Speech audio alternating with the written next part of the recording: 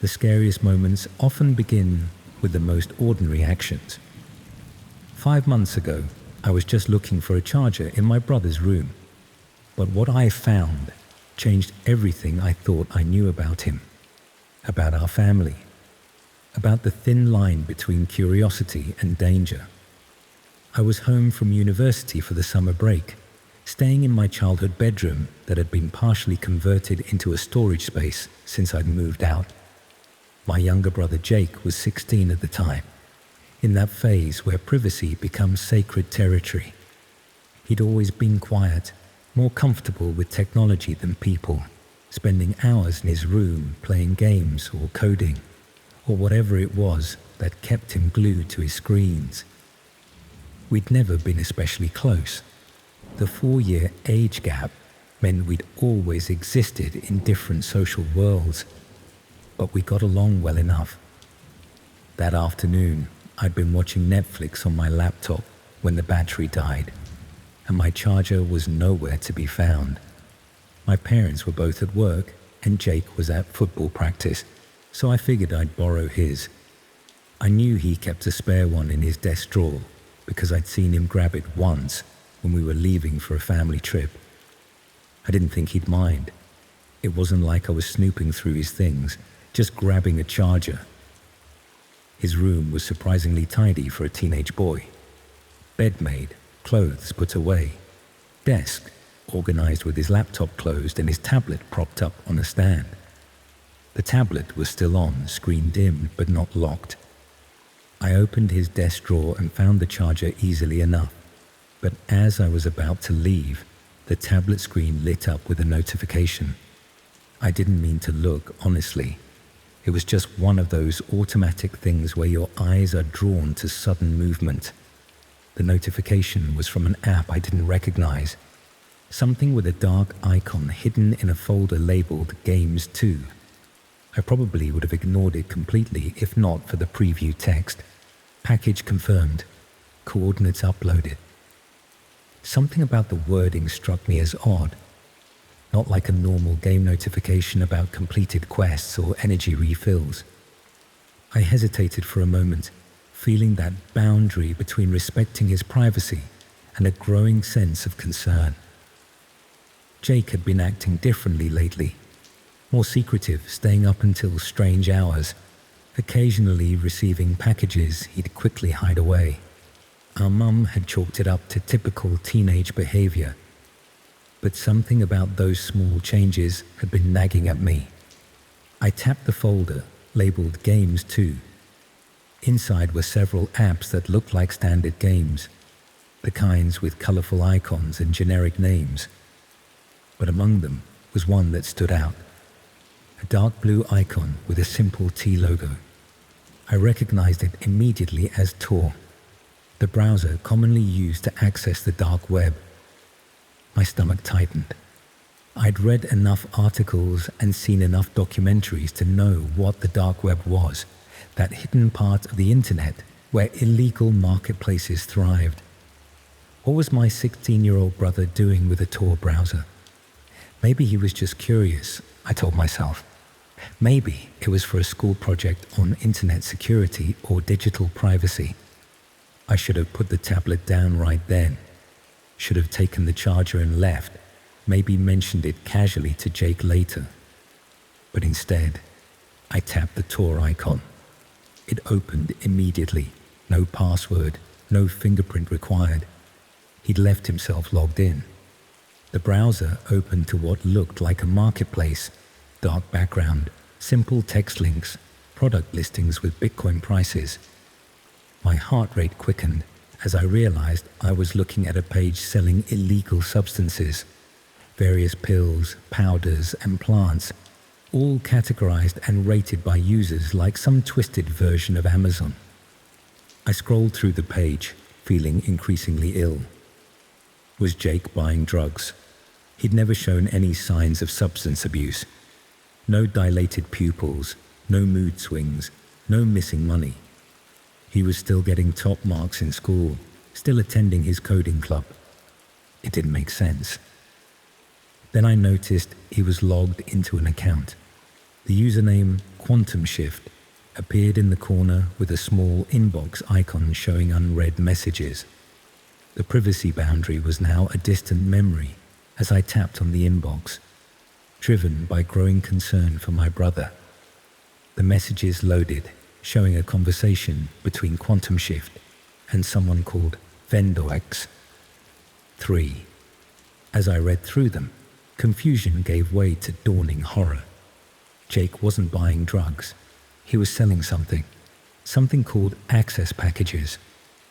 From what I could piece together, he was offering live feeds into people's homes, their security cameras, baby monitors, laptops and phones. The messages discussed prices for different access levels and durations of entertainment. Vendor X3 was apparently a middleman who connected Jake with clients willing to pay for these access packages. My hands were shaking now. This couldn't be right. My quiet, awkward brother, who still collected Pokemon cards, couldn't be hacking into people's devices and selling access to strangers. But the evidence was right there in front of me. Detailed instructions on how to access specific cameras, usernames and passwords for various accounts. Even screenshots showing living rooms, bedrooms and other private spaces.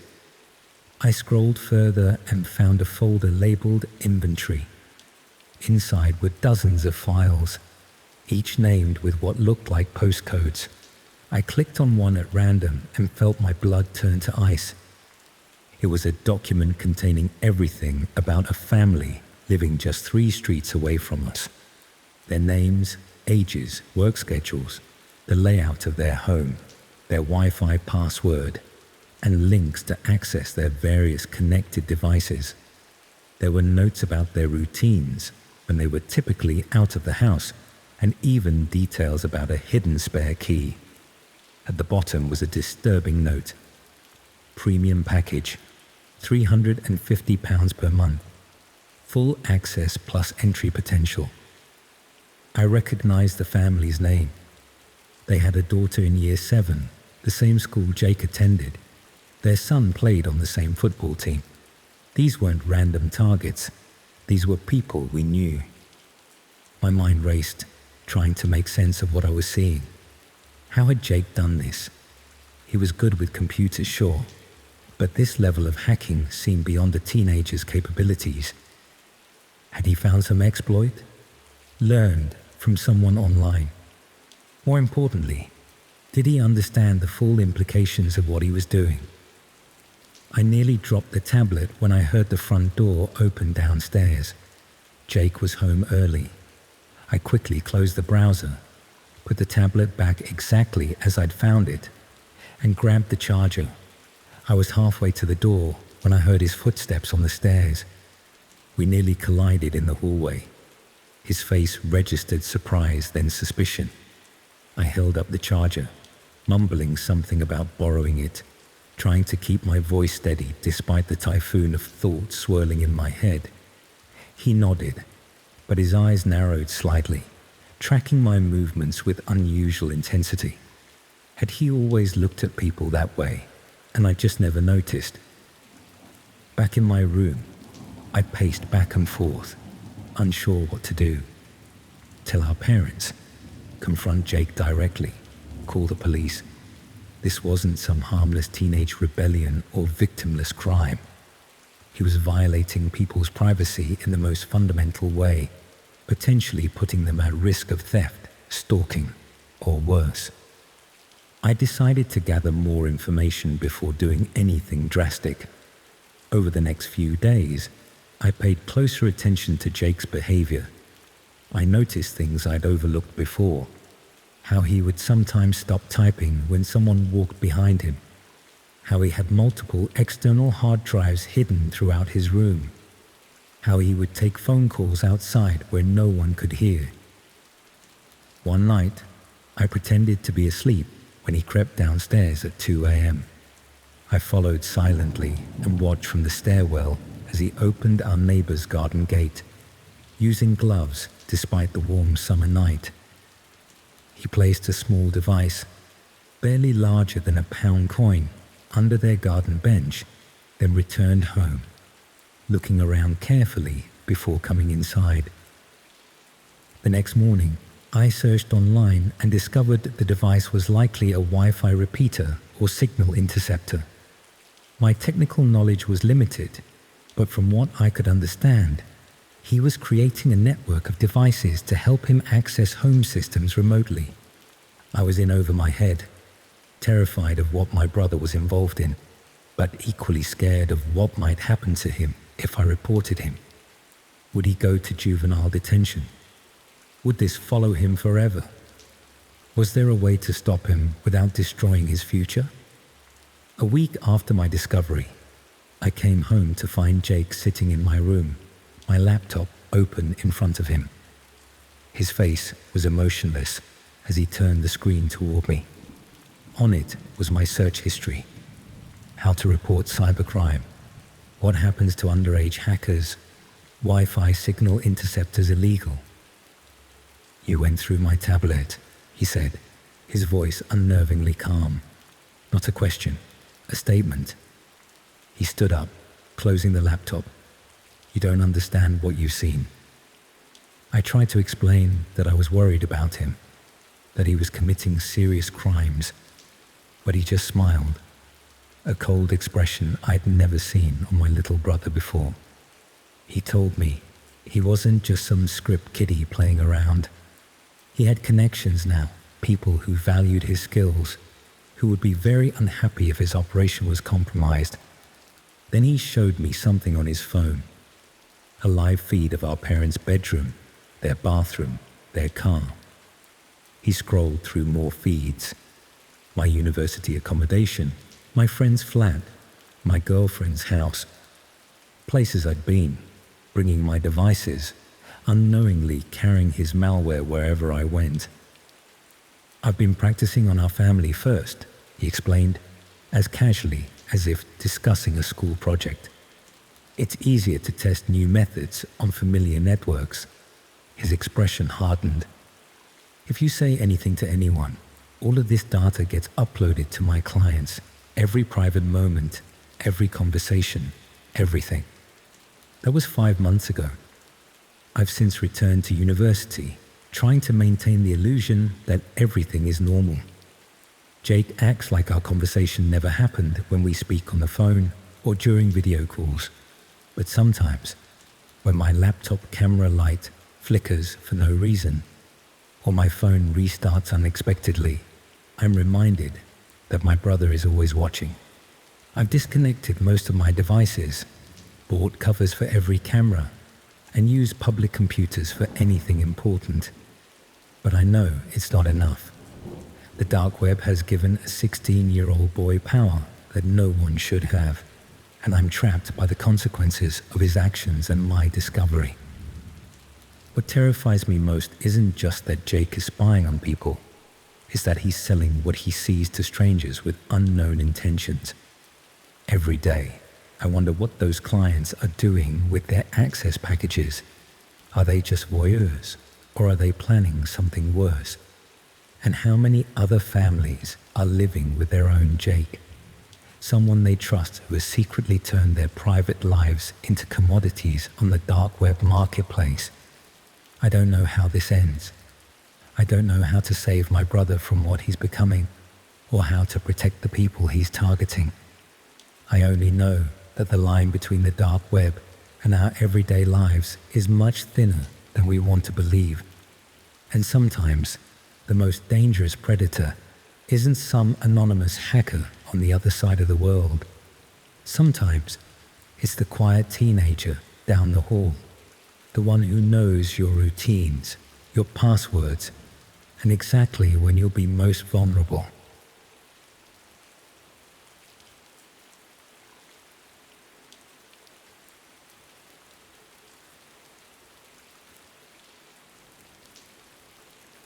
Found you.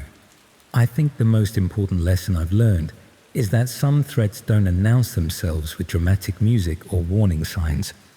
They slip quietly into your life through the devices you trust most. I learned this 3 months ago, and I haven't slept properly since. I work in digital marketing for a medium-sized agency in Bristol. Nothing particularly exciting, mostly managing social media campaigns and designing promotional materials for local businesses. I've always been glued to my phone, both for work and personal use. My girlfriend used to joke that I'd scroll through Instagram, even during the apocalypse. Ex-girlfriend now, actually. We broke up around a month before all this started. Nothing dramatic. Just one of those relationships that gradually fades out when you realize you're better as friends. After the breakup, I moved into a small flat on the outskirts of the city. One of those newer builds with paper-thin walls where you can hear your neighbors sneeze. I developed this habit of scrolling through my phone in bed before sleep. Reddit, Twitter, Instagram, TikTok, whatever would keep my mind occupied. I'd always leave my AirDrop on, mainly because I frequently shared files between my phone and laptop, and I was too lazy to keep turning it on and off. I never really thought about the security implications. Why would I? I lived in a decent area, and most AirDrop requests were just people sharing memes on public transport. It was a Tuesday night in early March when it happened. I remember because I'd had a particularly tedious day at work dealing with a client who couldn't decide what shade of blue they wanted for their logo. I'd gotten into bed around midnight, flat dark except for the blue glow of my phone screen, illuminating my face as I mindlessly scrolled through social media. Outside, a light rain tapped against my bedroom window, and somewhere in the distance, a car alarm kept going off intermittently. That's when the AirDrop notification appeared on my screen. Unknown device would like to share a photo. The preview thumbnail was too small to make out clearly, but it looked like some kind of map or location pin. Normally, I'd have declined any random AirDrop requests, but something about being half asleep and curious made me accept it. It's amazing how one thoughtless tap can change everything. The photo loaded, and I immediately felt more alert. It was a Google Maps screenshot with a red pin dropped on a specific location. Below the image were coordinates typed in plain text. At first, I didn't think much of it. Probably someone trying to send their location to a friend and accidentally airdropping it to me instead. But something about it made me uncomfortable enough to actually check the coordinates. I copied the numbers and pasted them into Google Maps. The map centered and zoomed in on a location that made my blood run cold. It was my street. Not just my street, but specifically my block of flats. I sat up in bed suddenly wide awake. This had to be a coincidence, right? Maybe a neighbor was trying to send their address to someone and misclicked. I stared at my phone, half expecting another AirDrop to come through with an apology or explanation. None came. I got out of bed and went to the window, pulling the curtain aside just enough to peer out at the street below. The rain had picked up, blurring the streetlights into hazy orange globes. Nothing seemed out of the ordinary. No suspicious figures standing under lampposts. No parked cars with people sitting inside them. Just the empty street, wet pavement reflecting the lights. I turned off AirDrop, put my phone on silent, and tried to sleep. I told myself it was nothing. A random coincidence, a technical glitch, or at worst, some neighbor playing a prank. But sleep didn't come easily. I kept thinking about those coordinates and how precisely they matched my location. The next morning, I'd almost convinced myself I'd overreacted. In the harsh light of day, the incident seemed less sinister. I even turned AirDrop back on, though I set it to contacts only rather than everyone. I went to work, had another mundane day arguing about color schemes, and returned home feeling foolish about my midnight paranoia. That night, as I was once again in bed scrolling through my phone, another notification appeared. Not airdrop this time, but an email. The subject line was simply the same coordinates from the night before. The sender's address was a random string of numbers and letters at a domain I didn't recognize. My thumb hovered over the notification for several seconds before I finally tapped it. The email contained no text, just an attachment, a photo. When I opened it, I felt my stomach drop. It was a picture of me from earlier that day, standing at my kitchen window, washing dishes. The photo had clearly been taken from somewhere outside my flat, looking in. I immediately closed the blinds and checked that my door was locked. My heart pounded in my chest as I moved from room to room, making sure all windows were secured. I considered calling the police but hesitated. What would I tell them? That someone sent me coordinates and a photo? They'd hardly consider that an emergency. Instead, I called a friend who works in IT security. I tried to sound calm as I explained what had happened, but there was an edge to my voice that I couldn't hide. He asked about my online presence, whether I'd made anyone angry recently, if I used the same passwords across multiple sites, standard security questions that did nothing to address the fact that someone was physically watching me. He suggested I reset all my passwords, enable two-factor authentication, and check for any unusual apps or permissions on my devices. I did all of that, and also went through my social media, removing location tags from photos and tightening privacy settings. For good measure, I disconnected my smart TV and even put tape over my laptop's webcam. Paranoid, perhaps, but at that point, I didn't care. I barely slept that night, keeping one eye on the door and the other on my phone, which I'd set to airplane mode. The next day at work, I was distracted and irritable. Every notification made me jump, and I kept feeling like someone was watching me. My boss noticed and suggested I take the rest of the week off. I didn't argue. When I got home, I found a small package leaning against my door. No postmark, no delivery information, just a padded envelope with my name handwritten on the front. I stood in the hallway staring at it for what felt like minutes, afraid to touch it. Eventually, I used a pen to drag it inside before closing and locking the door behind me. I should have called the police then. I should have left it unopened. But curiosity, that same fatal curiosity that had made me accept the airdrop, got the better of me. I carefully opened the envelope, half expecting it to contain something dangerous. Inside was a USB drive and a folded piece of paper. The paper contained more coordinates, different from the first set. When I checked them on my phone, they pointed to a location about 20 miles outside the city, in a rural area I wasn't familiar with. Against my better judgment, I plugged the USB drive into my laptop. It contained a single video file. I clicked play and immediately wished I hadn't.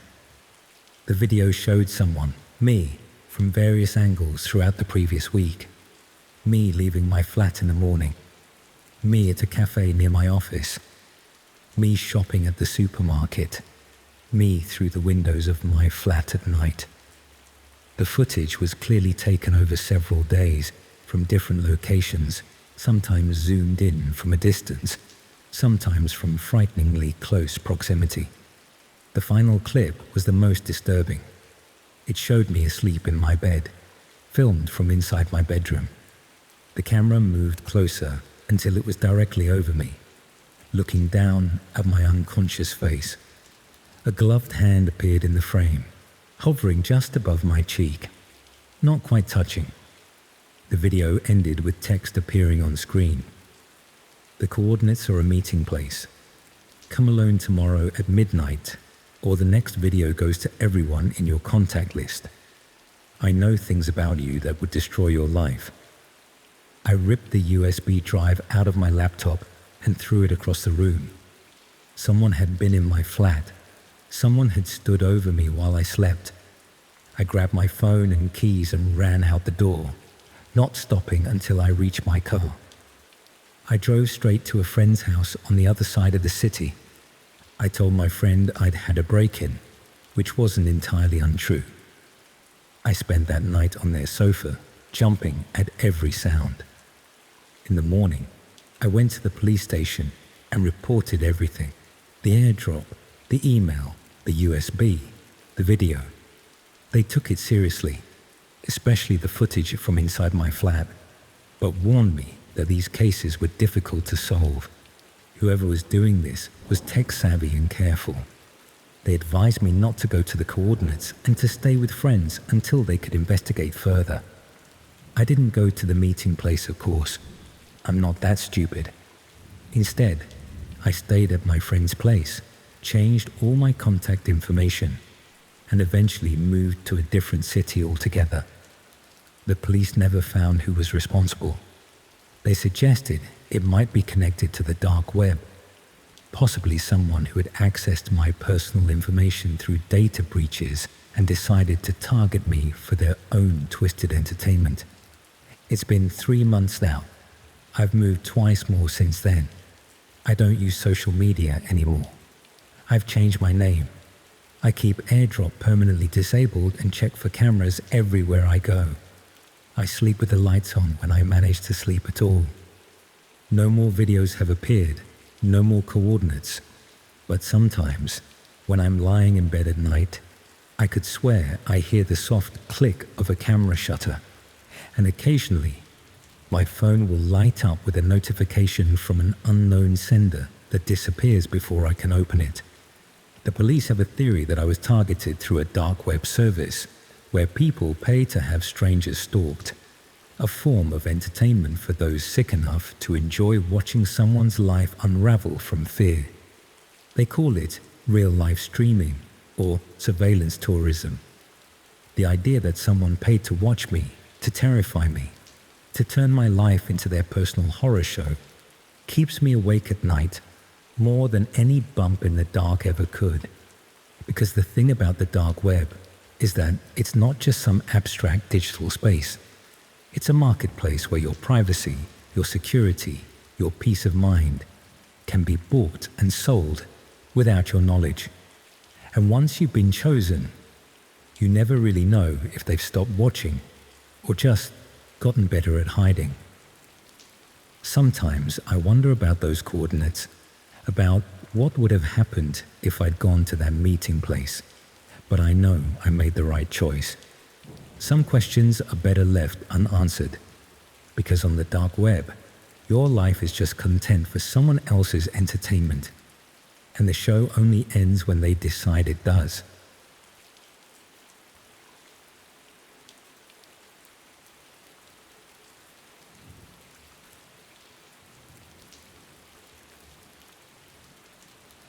There's something uniquely terrifying about waking up to find you're not alone. Not in the traditional sense of someone physically being in your room, but in that modern digital way where your devices have betrayed you. That moment when you realize the technology you trusted has become a window for someone else to peer through. It happened to me 3 months ago, and I haven't had a proper night's sleep since. I should probably give you a bit of background. I work as a network administrator for a small tech company in Bristol. Nothing glamorous, just your typical IT job. Troubleshooting connections, maintaining servers, the usual stuff. I've always been interested in cybersecurity as a hobby, which is probably what got me into this mess in the first place. Curiosity and technical knowledge can be a dangerous combination. After a particularly rough breakup last year, I developed this bad habit of browsing the internet until the early hours, often falling asleep with my laptop still running beside me on the bed. My flat is a small one-bedroom place in one of those converted Victorian houses. High ceilings, drafty windows, and neighbors I rarely see. Perfect for someone who values privacy, but terrible for someone developing paranoia, as it turns out. I'd been exploring the dark web for about 6 months prior to the incident. Not for anything illegal, mind you. Just fascinated by the technology, the anonymity of it all. And yes, I'll admit, the thrill of accessing something most people don't understand. I'd visit forums discussing privacy tools, cryptocurrency exchanges, that sort of thing. Occasionally, I'd venture into some of the marketplaces out of curiosity, but I never bought anything. I considered myself a cautious observer, smart enough to protect myself. Looking back, that confidence was my first mistake. The night it happened was a Wednesday in February, one of those bitter cold nights where the wind finds every gap in your window frames. I remember it had been a frustrating day at work, a server migration gone wrong, hours of overtime, the kind of day that leaves you mentally drained. I'd come home around 9, heated up some leftover pasta, and crawled into bed with my laptop to unwind. I was browsing through some dark web forums, reading about new encryption methods, when I started to drift off. You know that feeling when you're reading and suddenly realize the words aren't making sense anymore because you're half asleep? That's where I was, in that hazy state between consciousness and dreams. I remember my fingers slipping on the trackpad, clicking something I hadn't meant to click, but I was too tired to care. I closed my eyes, telling myself I'd shut down the laptop properly in a minute. The next thing I knew, I was waking up with a start. It was that sudden, jarring kind of awakening where something pulls you from deep sleep, but you're not sure what. My bedroom was dark, except for the blue glow of my laptop screen. The digital clock on my bedside table read 3:17 a.m. At first, I thought it was just the cold that had woken me. My duvet had slipped off and the room was freezing.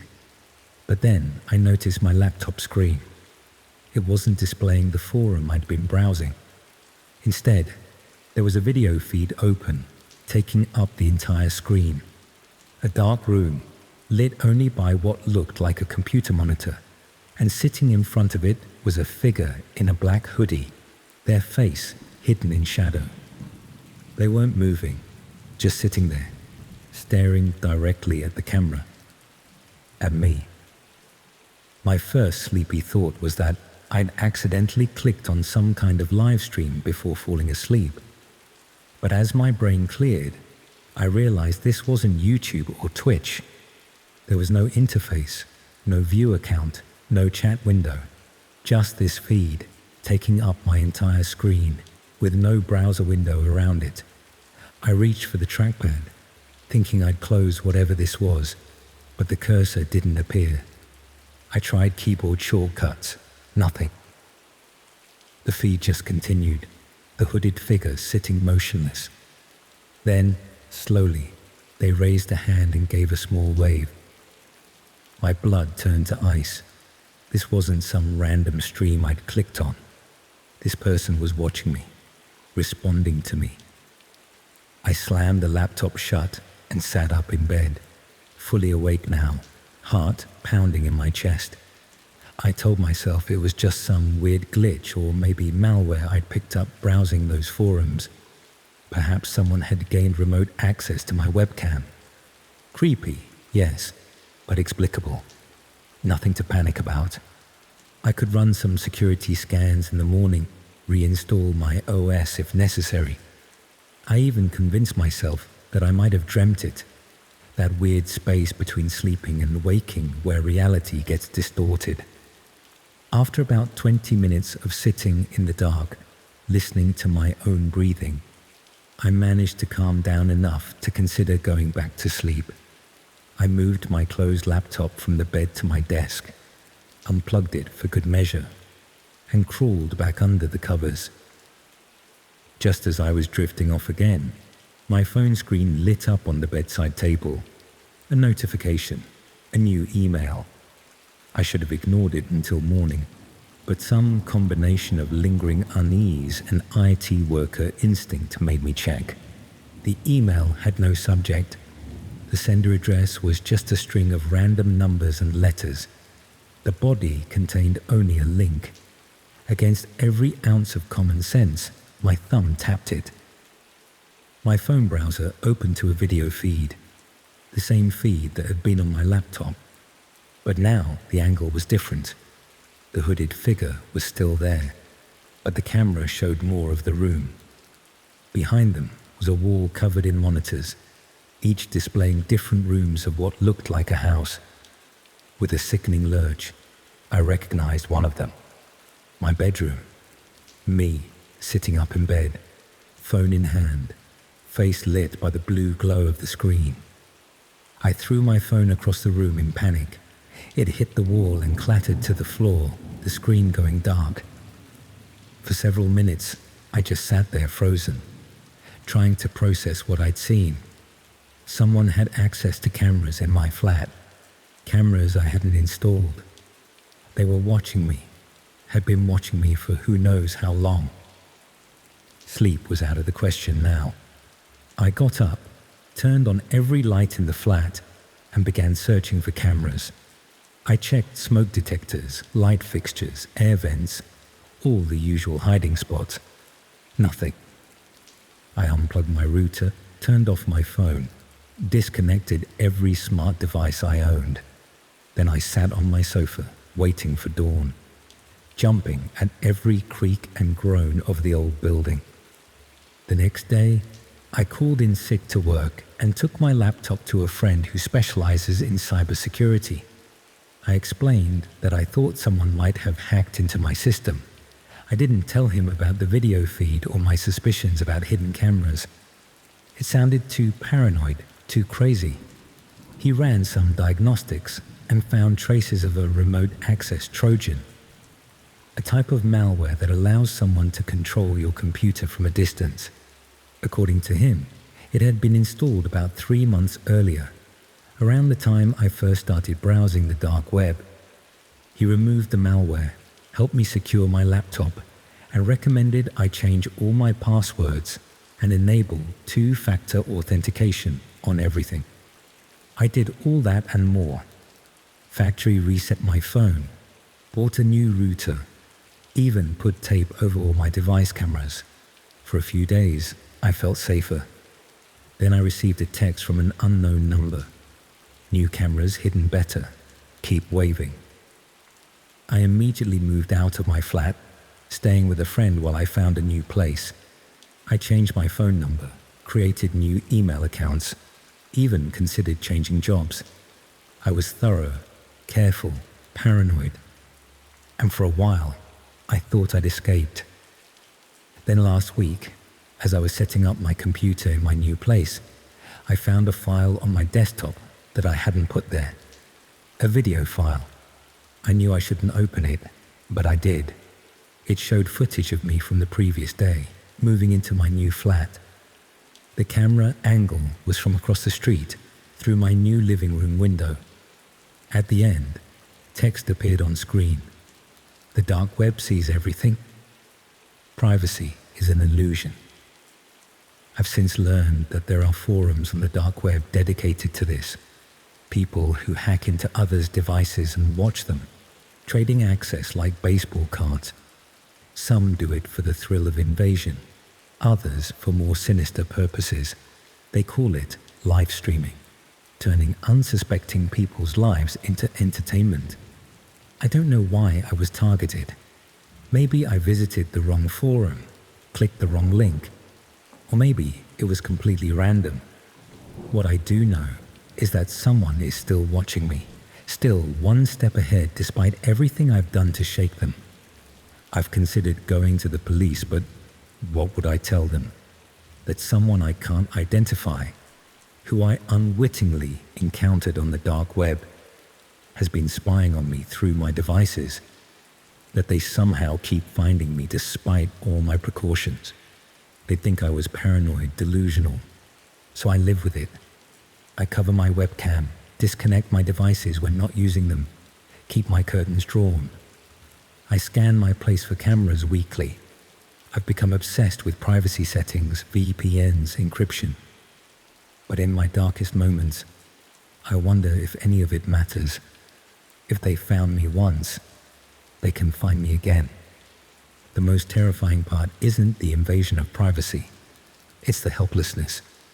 In our connected world, true privacy might be impossible. We surround ourselves with devices that watch and listen, that track our movements and habits. Most of the time, it's for convenience or security. But sometimes, someone decides to use that technology against you. And when they do, you realize how vulnerable you've been all along.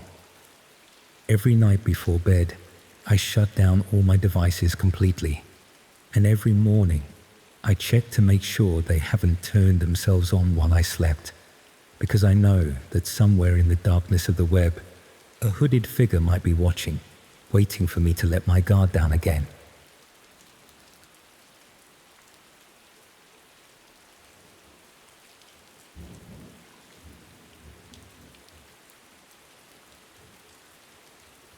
I was halfway through my second year at university when I found out my brother had disappeared. There had been no calls, no messages. He was just gone. At first, I figured it was just him being dramatic again. He did that sometimes, disappearing for a day or two to punish someone for some perceived slight. Things like Mum not getting him what he wanted for his birthday, or Dad not wiring money on time, or even me not replying fast enough. He was like that. He always wanted to make sure you noticed his absence. But this time, it felt different. There was a hollowness to the silence that made my skin prickle. I remember sitting on my unmade bed in my dingy student flat, scrolling through his social media profiles over and over, as if refreshing them enough times might summon a new post. He hadn't posted anything for 48 hours. There was nothing on Instagram, no tweets, no group chat activity. It sounds stupid now, but that's what made my stomach twist into knots. Oliver loved being seen. He needed an audience like some people need oxygen. Silence wasn't just out of character. It was unnatural. I tried calling him, my fingers trembling slightly as I pressed his number, straight to voicemail. His cheerful, recorded voice jarred against the growing dread in my chest. Still, I didn't panic. Not then. I forced myself to breathe evenly, pressing my palms against my thighs to steady myself. I figured maybe he'd dropped his phone. Maybe he was partying. Maybe he was with some girl and didn't want to be bothered. It wouldn't have been the first time. He thrived on drama, but not mystery. He liked people watching, not wondering. Then I got a message from one of his friends, Will. It was only a short one. He asked if I'd heard from him, said he hadn't shown up to a thing they had planned, which again, doesn't sound like much, except Oliver hated cancelling plans. He hated looking flaky. He was almost allergic to being unreliable. He had this whole image built around being the guy who always turned up, even if it was late, even if he made a scene. He showed up.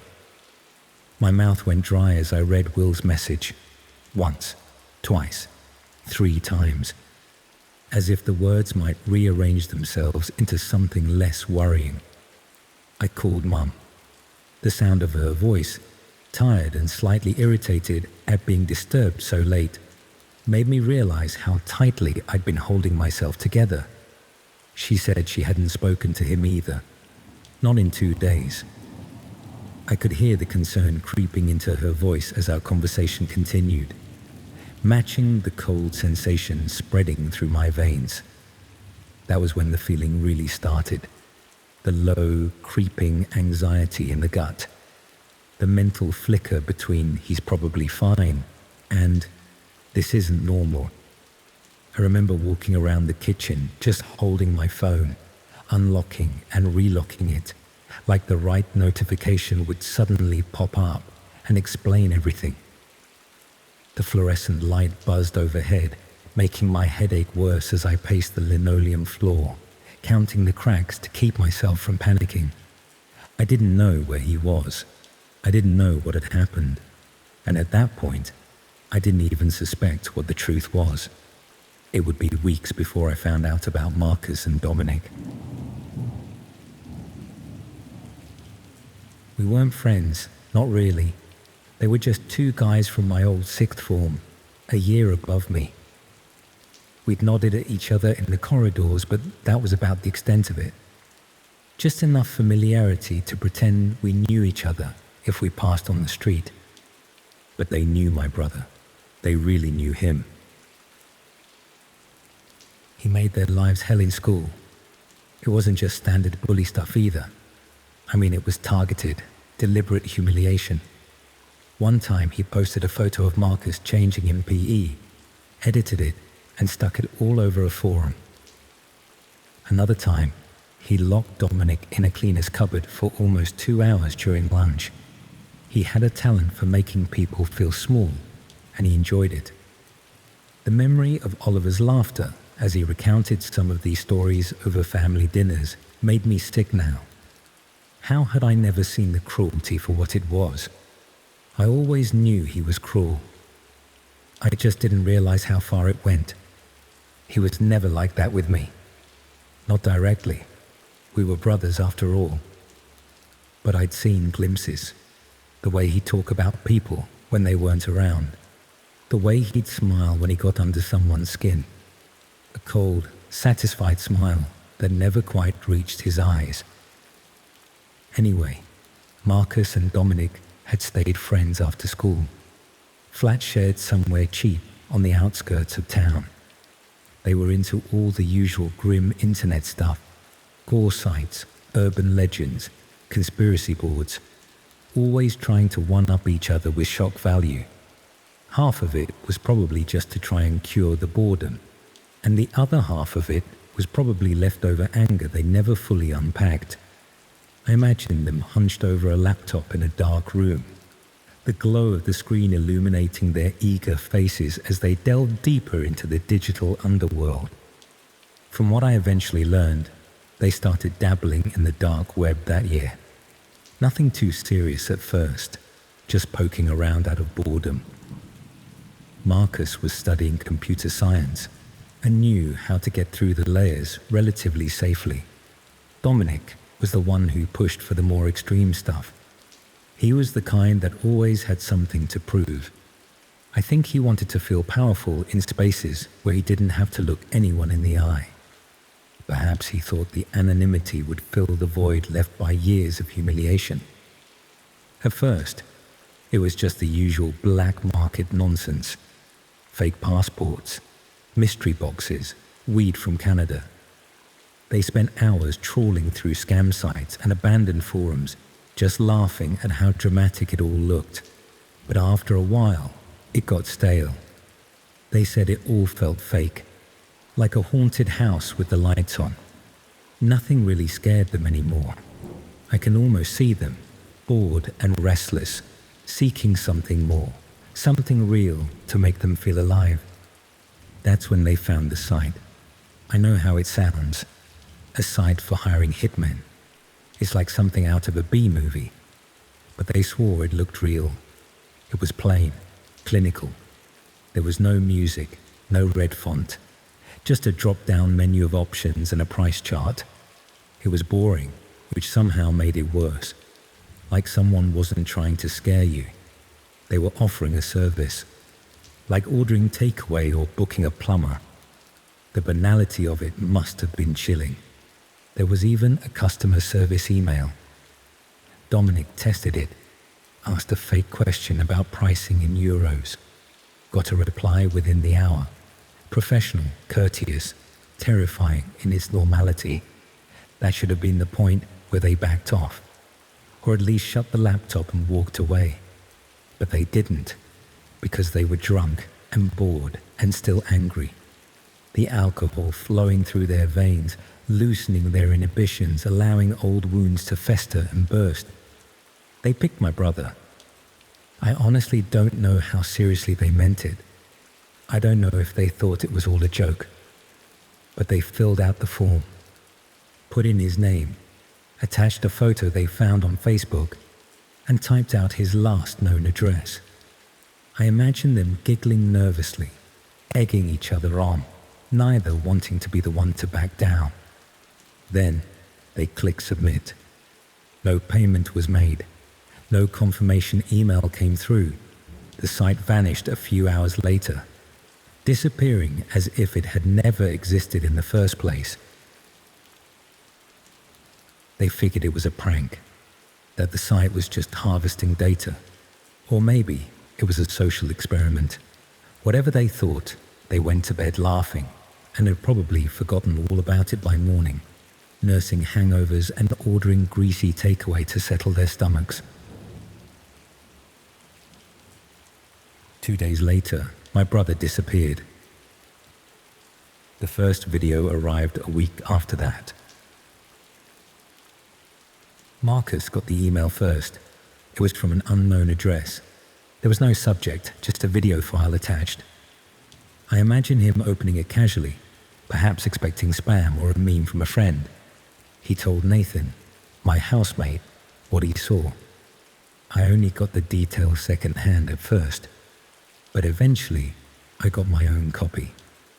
The notification pinged on my phone during a lecture. I stepped outside to watch it, not knowing my life was about to fracture into before and after. It started with static, then a camera adjusting and someone coming into focus. It was my brother. He was tied to a chair, hands bound, head slumped forward. The room was dimly lit, with concrete walls bleeding dampness. Oliver's usually perfect hair was matted with sweat, his designer clothes rumpled and dirty. The video was 10 minutes long. Most of it was just people standing around him, faceless figures in dark clothing. One of them leaned in and whispered something. My brother flinched, a visceral, full-body reaction that made me flinch too, alone in the empty university corridor. At the 8-minute mark, they hit him. The sound of flesh meeting flesh made me gag. Then the screen cut to black. A few seconds later, text appeared. Payment pending. 48 hours. Then we escalate. The words burned themselves into my retinas. White text on black background. Simple. Direct. Horrifying. Marcus and Dominic freaked out, immediately calling each other. They argued, blaming each other. I think part of them still thought it was fake, that it was some elaborate scam, a deepfake maybe, some revenge prank. They couldn't imagine they'd actually set something in motion. That's the thing about people like them. They play with fire and act surprised when something burns. Their panic would have been almost comical if it weren't so tragic. Two boys suddenly realizing they weren't men after all. But the next video came anyway. This time, there was no doubt. He was still alive, still in the chair, but he was bleeding. His lip was swollen, split down the middle like an overripe fruit. One of his fingers looked broken, bent at an angle that made my stomach churn. They made him say his name. He said he was sorry, that he didn't understand what was happening. His voice cracked on the last word, a thread of confusion and terror that unraveled something inside me. I'd never heard my confident, arrogant brother sound so small. The final screen read, 24 hours. The countdown ticked in my head like a bomb. I could almost hear it, drowning out the sound of students in the distance, completely oblivious to how my world was imploding. I don't know why Marcus sent it to me. Maybe guilt. Maybe he thought I could help. Maybe he wanted someone else to carry it with him. When I confronted him, his face was ashen, dark circles under his eyes like bruises. He looked haunted. He said he had no money and that Dominic wouldn't answer his calls. He said the email replies were getting angrier, each message more terse, more threatening. He showed me his phone, hands shaking so badly he could barely hold it steady. Not long after that, they both vanished. First Dominic. He just stopped showing up to work. His phone was always off. His socials were wiped. Marcus filed a report, his voice trembling as he described his friend to the disinterested police officer taking notes. I stood beside him, feeling like I was watching everything through thick glass. Then, shortly after, Marcus went quiet. The last thing he sent me was a text. There was no explanation, just, "I'm so sorry." Those 3 words echoed in my head for days. I tried calling, messaging. I even went to their flat. I found the door ajar, and when I went in, the rooms were all completely empty, as if they'd vanished into thin air. No one has seen either of them since. My brother never turned up either. There was one final email sent to me. It was from the same unknown address Marcus told me about. There was no subject, no message, no even a video this time. There was just a still frame. An empty chair, blood on the floor, and Oliver's designer shirt, torn and bloodied, draped across the arm of the chair. That was it. I stared at the image for hours, memorizing every detail. The concrete floor, the spatter pattern, the way the chair was positioned slightly askew, as if someone had just vacated it. The longer I looked, the more I felt myself disappearing too, dissolving into the horror of that image. The police couldn't do anything. No one believed the emails were real. There was no trace of the website, no digital footprint. It was like it never existed. The detective assigned to the case gave me pitying looks, as if I'd made it all up. I wished I had. Sometimes I think about what might have happened if Marcus and Dominic never found that site in the first place, or if I had just paid, if they'd taken it seriously, or if they'd backed out before pressing submit, if Oliver had been kinder, if. The possibilities branch out like cracks in ice, each one leading to a different outcome. Maybe one where my brother comes home. Maybe one where I can sleep through the night without seeing him, sat there vulnerable and scared. But mostly, I just think about the chair and how empty it looked at the end.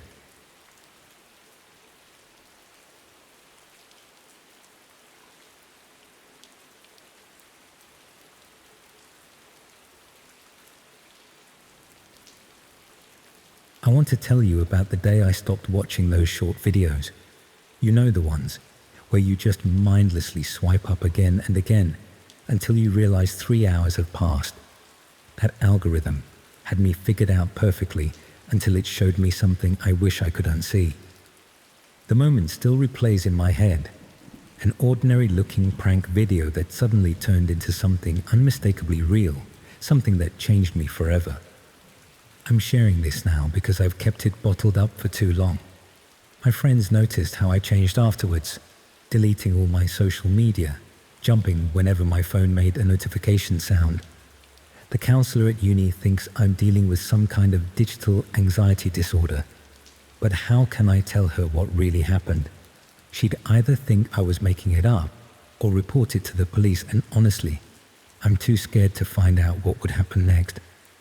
Writing it down like this, anonymously, feels safer, like I'm finally letting it out without putting myself at risk.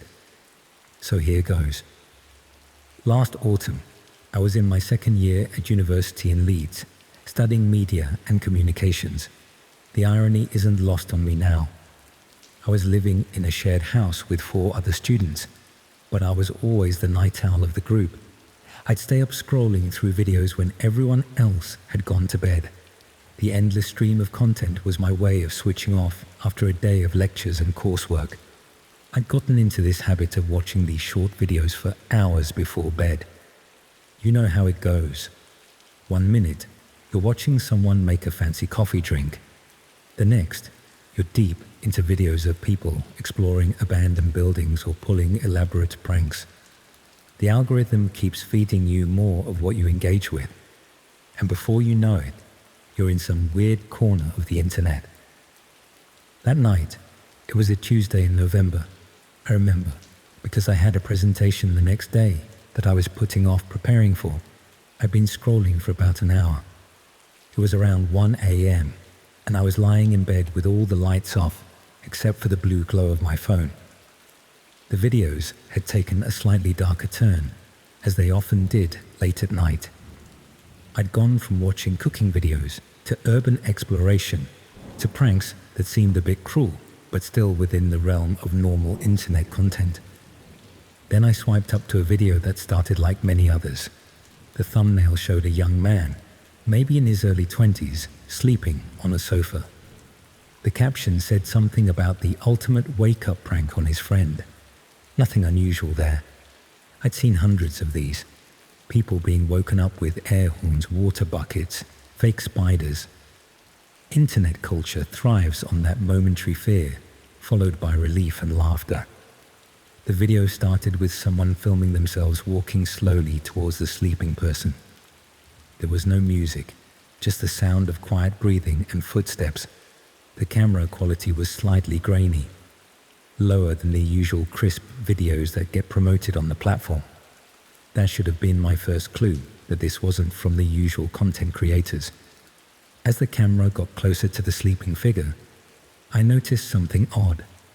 The sleeping person seemed to be restrained somehow. Their wrists were at an unnatural angle beside them. I thought maybe it was just the way they were lying, but something felt off. The camera panned up to show the person's face, which had what looked like duct tape across the mouth. For a split second, I still thought it was an elaborate prank, maybe a staged kidnapping scenario between friends trying to create shocking content for views. Then the camera pulled back, and I could see the entire scene. The sleeping person wasn't on a sofa, but appeared to be on some kind of plastic sheeting on the floor. Their hands and feet were bound with what looked like zip ties cutting into the skin. Around them was a carefully arranged set of tools, knives, pliers, what looked like a blowtorch. This wasn't a prank video. This was something much worse. The video lasted only about 30 seconds total. The last few seconds showed the person behind the camera reaching down and selecting a knife, then the bound person's eyes flying open in terror as they realized what was happening. Then the video ended abruptly. I stared at my screen in shock. For a moment, I wasn't sure what I'd just seen. There's a part of your brain that tries to normalize even the most disturbing things. I told myself it was just a really dark prank, or maybe a clip from a horror film, or an elaborate setup for a viral marketing campaign. I even swiped back up to see it again, to reassure myself it wasn't what I thought it was. But the video was gone.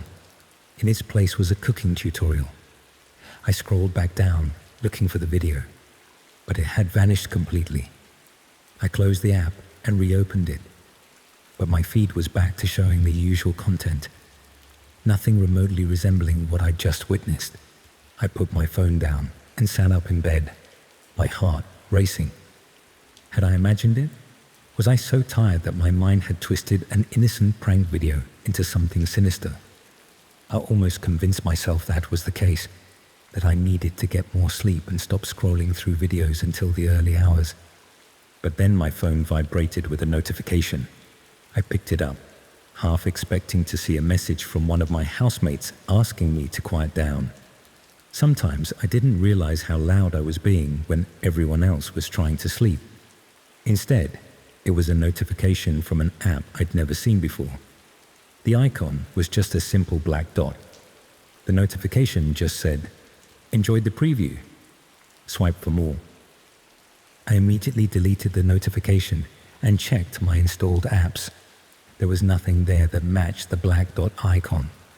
I ran a virus scan, which came back clean. I restarted my phone, changed my passwords, all the things you're supposed to do when something seems off with your device. By the time I finished, It was nearly 3 a.m., and I managed to convince myself that it was just a glitch. Maybe an ad for a horror film that had somehow made it through the platform's content filters. The next day, I was exhausted during my presentation, but managed to get through it. I didn't tell anyone about what I'd seen. What would I say? That I might have stumbled upon something disturbing, but wasn't completely sure. That I got a strange notification afterwards that I couldn't explain.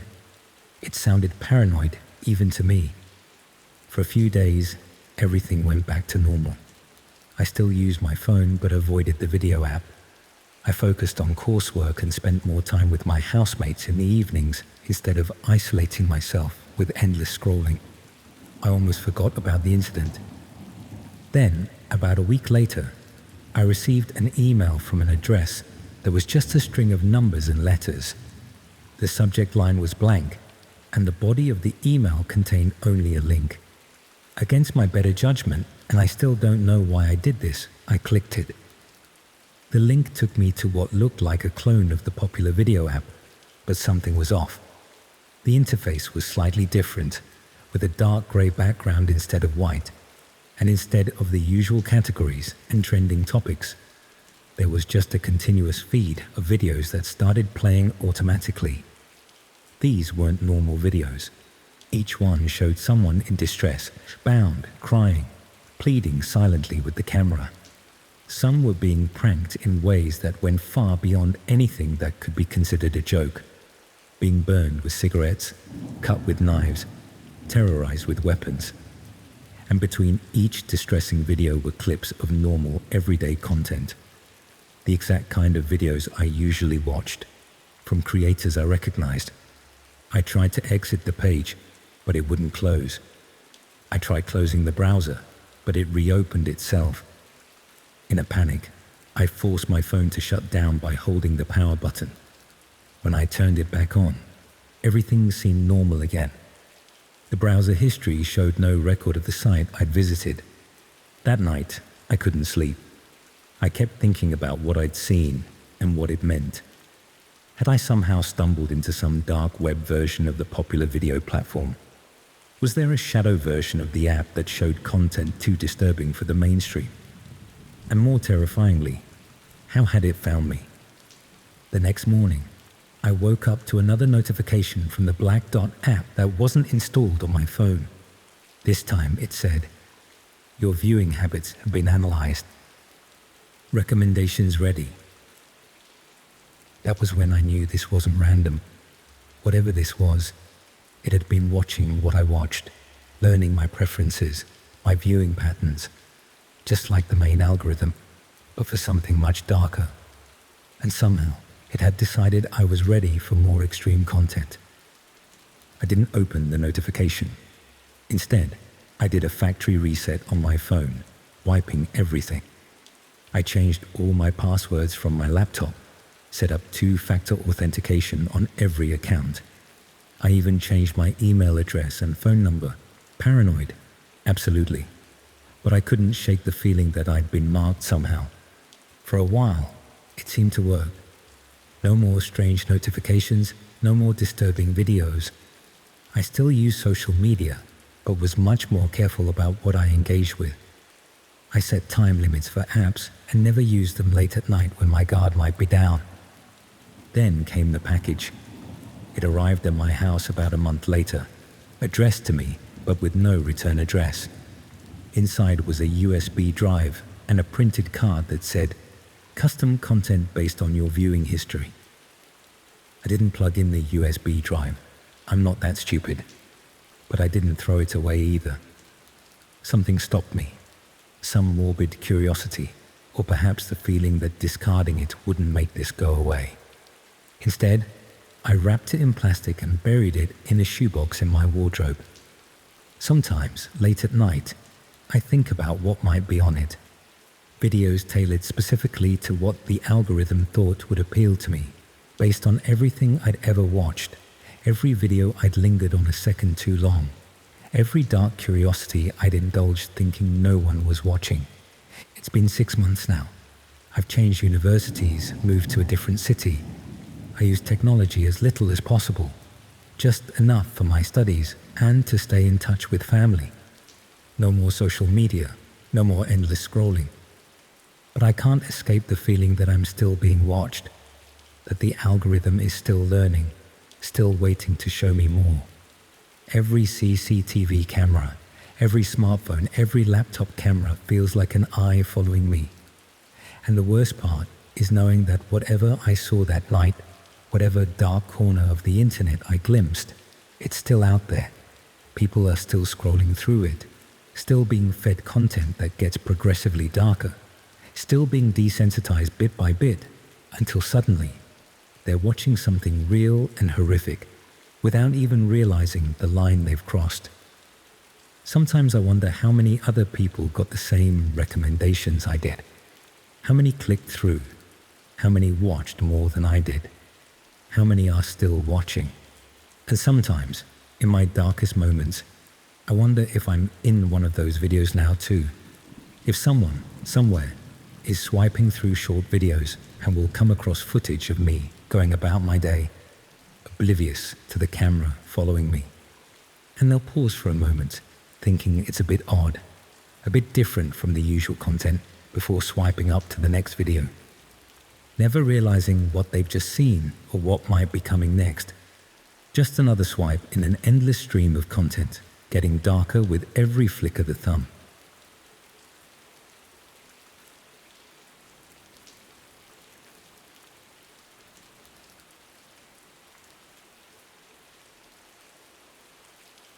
So this USB stick I found on the bus last November pretty much ruined my life. I'm not even exaggerating. It was just a normal commute home from work, on the 47 to Fallowfield. I was exhausted after a long day fixing everyone's problems, and I just wanted to get home. You know when you're so tired you're basically on autopilot? That was me. I sat in my usual spot upstairs, and there it was, just wedged in the seat crack. I didn't think twice about pocketing it. Who doesn't need an extra USB, right? I wish I had just left it there. I really, really wish I had just left it there. This happened about 4 months ago on my commute home from work. I work in IT support for a small company in Manchester. Nothing fancy, just fixing printers and helping people who've forgotten their passwords for the 1000th time. I usually take the bus home, about a 40-minute ride through the city. I'm one of those people who always sits in the same seat if I can, second level, near the back, by the window.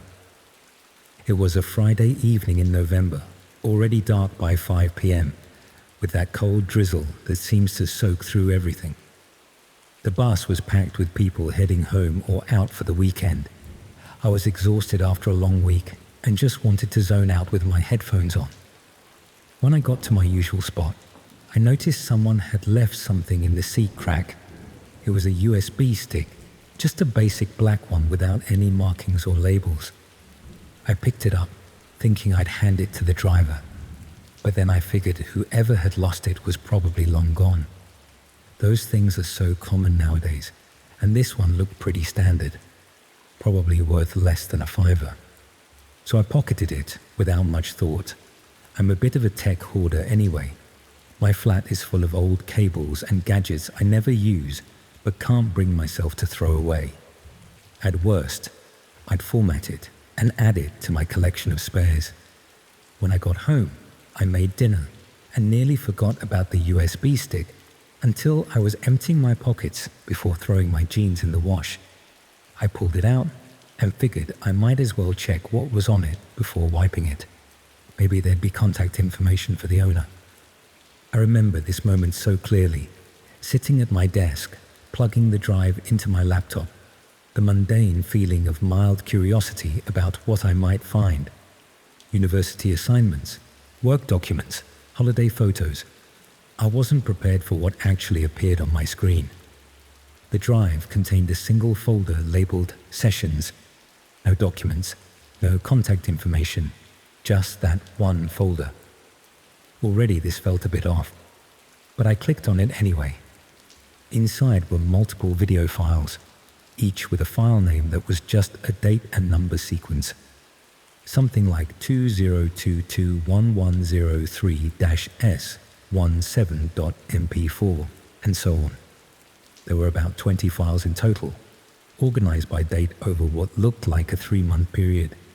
I should have been more cautious, but curiosity got the better of me. I clicked on the most recent file, thinking it might be dashcam footage or something similar. The video took a moment to load, and when it did, I initially couldn't make sense of what I was seeing. The footage showed a room with concrete walls, dimly lit with a harsh overhead light. It looked like some kind of basement or storage area. There was a metal table in the center and various equipment arranged neatly on shelves along one wall. At first glance, it could have been a workshop or some kind of industrial space. But then the camera angle shifted, and I saw a person strapped to a chair. I can't adequately describe the feeling that washed over me. Like my blood had suddenly turned cold. The person was a man, maybe in his 30s, with a bag over his head. He was clearly terrified, his chest heaving with rapid breaths, his arms straining against restraints. A figure appeared in frame, wearing what looked like a medical mask and latex gloves. They moved methodically around the room, selecting tools from the shelves, arranging them on the metal table with disturbing precision. I should have closed the video immediately. Any normal person would have. But there's this horrible paralysis that comes with witnessing something so unexpected and terrifying, a kind of disbelief that makes you keep watching, as if your brain needs to confirm that what you're seeing is actually real. The masked figure approached the restrained man and removed the bag from his head. His face was bruised, one eye swollen shut. The look of absolute terror in his other eye is something that still appears in my nightmares. What followed was, I don't even want to describe it in detail. The masked person began methodically torturing the man, occasionally turning to face the camera as if providing instruction or documentation. There was something clinical about it, which somehow made it even more disturbing than if it had seemed driven by rage or sadness. I finally snapped out of my shock state and slammed my laptop shut. I ran to the bathroom and was violently ill. After washing my face with shaking hands, I returned to my desk and stared at my closed laptop. Part of me was hoping I'd imagined the whole thing, that it was some elaborate prank or viral marketing for a horror film. But I knew what I'd seen was real. Against my better judgment, I opened the laptop again and looked at the other files. I didn't play them. I couldn't stomach seeing more. But I checked their properties. They were all recorded over the past few months, each about an hour long. The most recent was from just 3 days before I found the USB. It suddenly hit me that I was in possession of evidence of violent crimes. I had to go to the police. But then another thought struck me. What if whoever made these videos could somehow track the USB? What if they knew it was missing and were looking for it? Or worse, what if this was intentional? If someone had planted it for someone else to find? I checked the metadata on the files, hoping to find some clue about their origin. That's when I noticed something that made my skin crawl. Each video had been accessed multiple times after being recorded, and the access log showed IP addresses. One in particular appeared repeatedly, and when I checked, it matched my own public IP address. But the timestamps showed the files had been accessed from my IP before I ever found the USB stick. Someone had been accessing these files from my internet connection before I ever found the drive. I disconnected my laptop from the internet immediately. My mind was racing, trying to make sense of it. Had someone hacked my Wi-Fi? Was this some kind of setup? I spent the next hour changing all my passwords and checking my apartment for signs of intrusion, but everything seemed normal. I decided I needed to examine the USB more carefully before going to the police. If I was being set up somehow, I needed to understand what was happening. Using an old laptop that I kept offline, I looked more closely at the drive's contents. Hidden in the system files was a small executable program. When I checked its code, I know enough programming to understand the basics. I realized it was designed to connect to a remote server whenever the drive was plugged in. It would send information about the computer it was connected to, IP address, user account names, and even attempted to access the webcam. This wasn't just evidence of crimes, it was a trap. Whoever lost this USB hadn't lost it accidentally. They'd set it up to track whoever found it, and they'd already been watching me through my own devices before I ever picked it up. I destroyed the USB that night, smashed it with a hammer, then burned the pieces in my kitchen sink. I reported everything to the police the next day, but without the evidence, they didn't take me seriously. They said they'd look into it, but I could tell from their expressions that they thought I was either exaggerating or mentally unwell. For weeks afterward, I felt watched. I spotted the same car parked outside my building several days in a row. My internet would slow down at odd hours of the night, suggesting someone was using my bandwidth. Once, I came home to find my front door unlocked, though nothing was missing or disturbed. I've since moved to a different city and changed all my online accounts. I use VPNs exclusively now and keep my devices in a Faraday bag when I'm not using them. It might seem paranoid, but I can't shake the feeling that I've been marked somehow. That by simply finding that USB, I accidentally inserted myself into something dark and dangerous. The worst part is not knowing if they're still watching me or why they chose that bus route to plant their device. Was I randomly unfortunate, or was I specifically targeted? Were they trying to frame innocent people for their crimes, or just playing some twisted game? I'll probably never know. Sometimes I wonder about the people in those videos. Were they random victims? Or were they chosen for some reason? Did anyone report them missing? Are their families still searching for them? And how many other USB sticks like that one are out there, waiting to be found by unsuspecting people like me? I check the news occasionally for stories about missing persons in Manchester, wondering if I'll recognize a face. But I never do. It's like these people vanished completely, existing now only in those horrible video files and in my nightmares. So if you ever find a USB stick on public transport, in a car park, or just lying on the street, just leave it there. Don't let curiosity get the better of you like I did, because there are corners of humanity that we're not meant to see, and once you glimpse them, you can never go back to not knowing they exist. And worse still, once you've seen them, they might start looking for you too.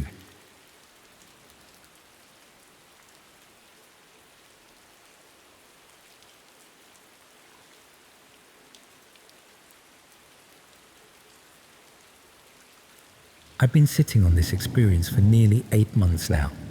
I haven't told anyone about it. Not my friends, not my family. Definitely not any professional who might be obligated to report it.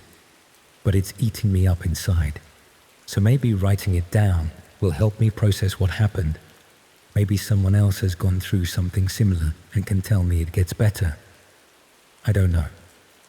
I'm a software developer living in Bristol. Pretty ordinary bloke. Studied computer science at university. Worked a few jobs in London before moving back to my hometown for a better quality of life. I've always been the cautious type when it comes to technology, using different passwords, keeping my antivirus updated, that sort of thing. Ironic, really, considering what happened. It started when I was cleaning out some old accounts. I'd been reading about data breaches and decided it was time to close down any dormant accounts I wasn't using anymore. I made a list of old email addresses, social media profiles, and forum registrations I'd abandoned over the years. Most of these dated back to university or even earlier. Accounts I'd created in my teens and eventually outgrown. One of these was an old Hotmail address I'd used primarily during my first year at uni, around 2008.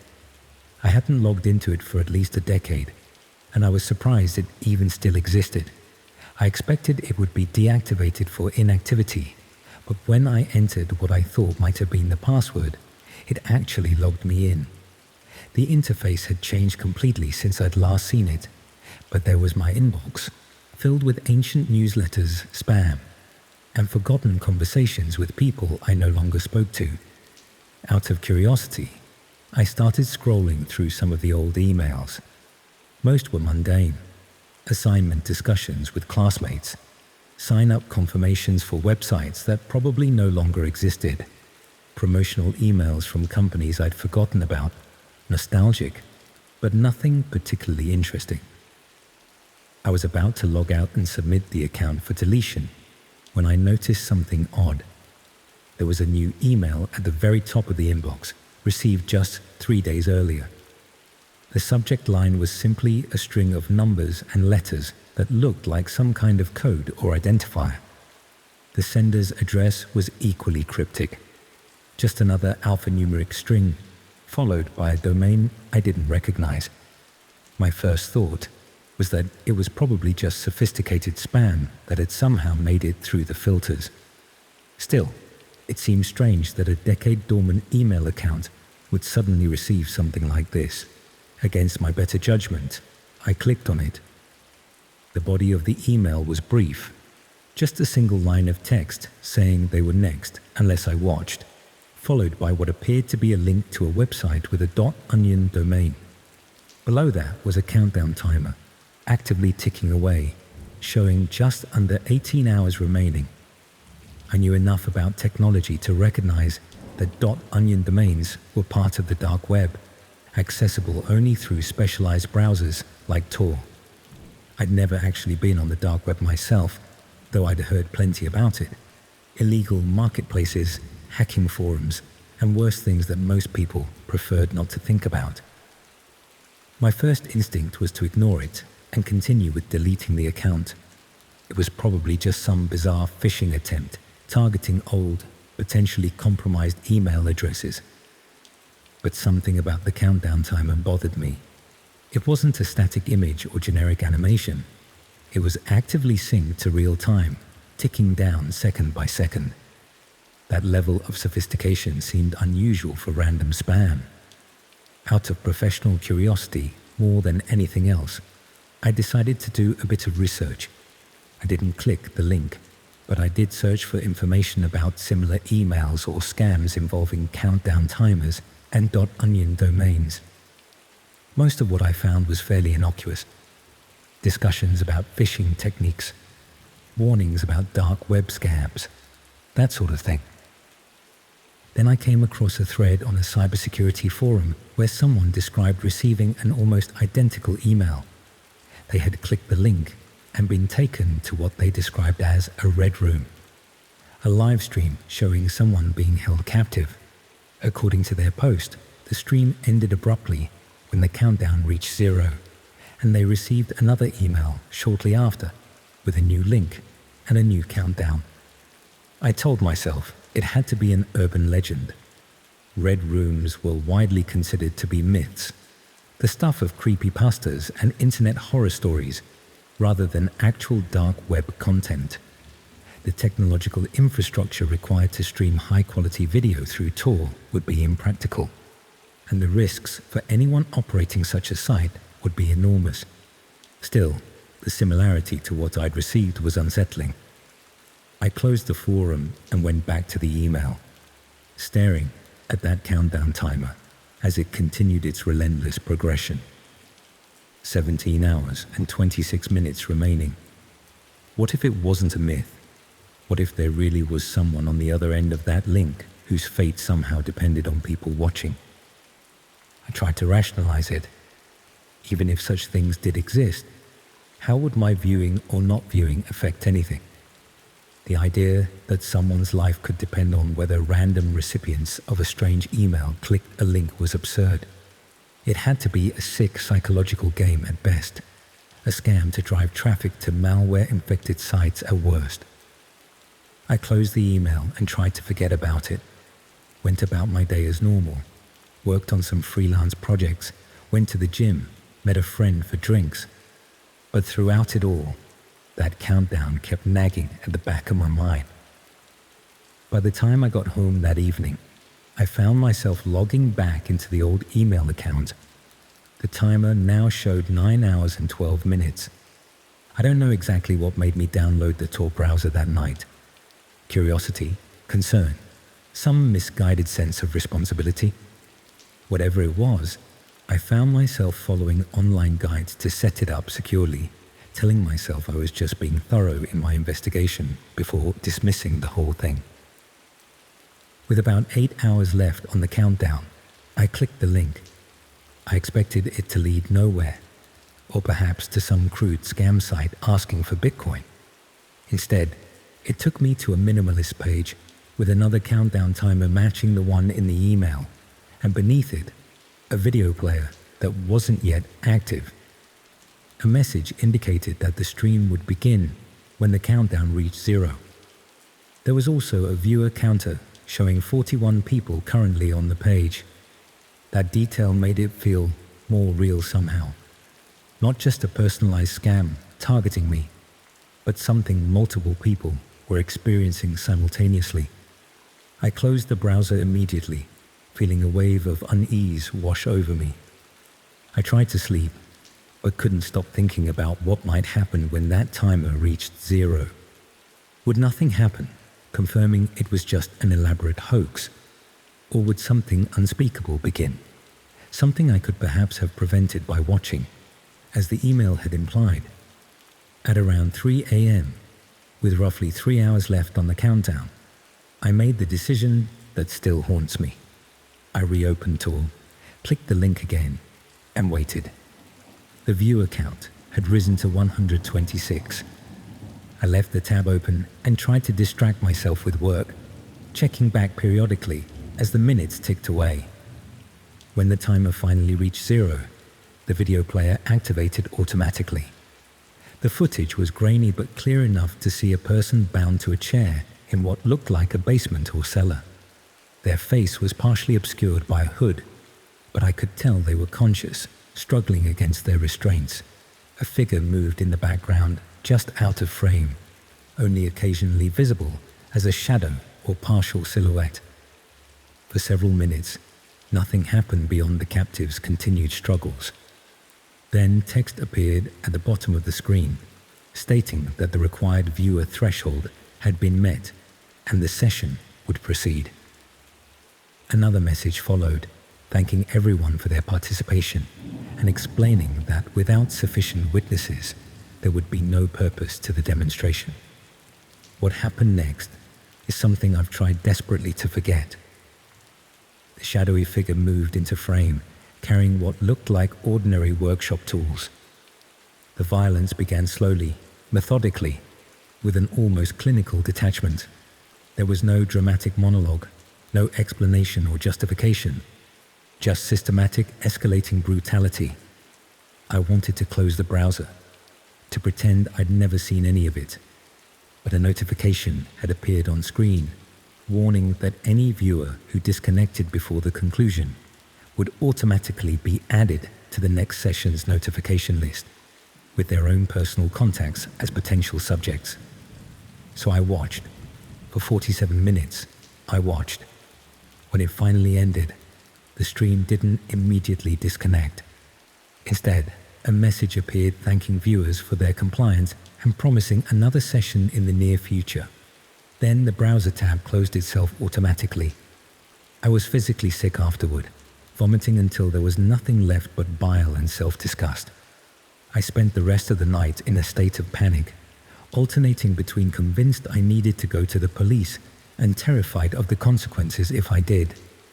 What if they thought I was somehow involved?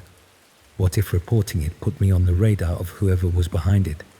By morning, I convinced myself that it must have been an extremely realistic horror simulation, some underground shock site using excellent special effects to create the illusion of actual violence. The alternative was too horrific to contemplate. For a week, I checked the old email obsessively, both dreading and expecting another message with another countdown. None came, and I began to breathe easier. Perhaps it really had been a one-time thing, a bizarre digital experience that I could eventually file away as an unsettling memory. Then exactly 1 month later, I received a new email in my current, active email address, the one I use for work and everyday life. The subject line was the same string of numbers and letters from before. The body contained a new link, a new countdown set for exactly 24 hours, and an additional message informing me that my previous participation had been noted and that continued compliance was expected. Below that was a list of names and email addresses belonging to people I knew, colleagues, friends, family members. At the bottom was a simple instruction: choose one recipient for the next viewing invitation, or all would receive it automatically when the countdown expired. I've been caught in this cycle for 7 months now. Each time, I tell myself it will be the last. Each time, I'm given another impossible choice. I've tried using burner emails, VPNs, different devices. Nothing helps. They always find me. The only small mercy is that I've been able to select people I don't know personally from random email databases as the next recipients, though I'm consumed by guilt at the thought of passing this burden to strangers. I don't know who's behind it or what their purpose is. Is it some kind of psychological experiment, a depraved form of entertainment, an elaborate blackmail scheme waiting to be activated? All I know is that I've become an unwilling accomplice to something unspeakable with no clear way out. Sometimes I wonder if there's a pattern to who gets selected as victims in these streams, if there's some connection I'm missing that could help me break free of this nightmare, or if I'm just one link in a vast chain of trapped viewers, all of us silently watching horrors we can never speak of, all to protect ourselves and those we care about. If you ever receive an email with a countdown timer and an onion link, don't open it. Don't click anything. Delete the account entirely if you can.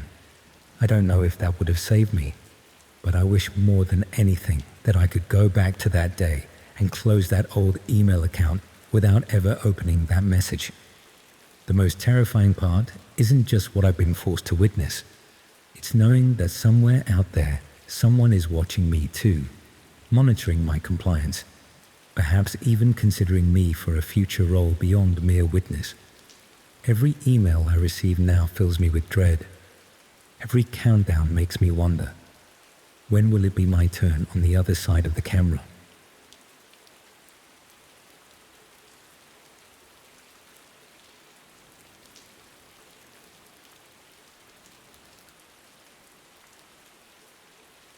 I've been debating whether to share this with anyone for weeks now.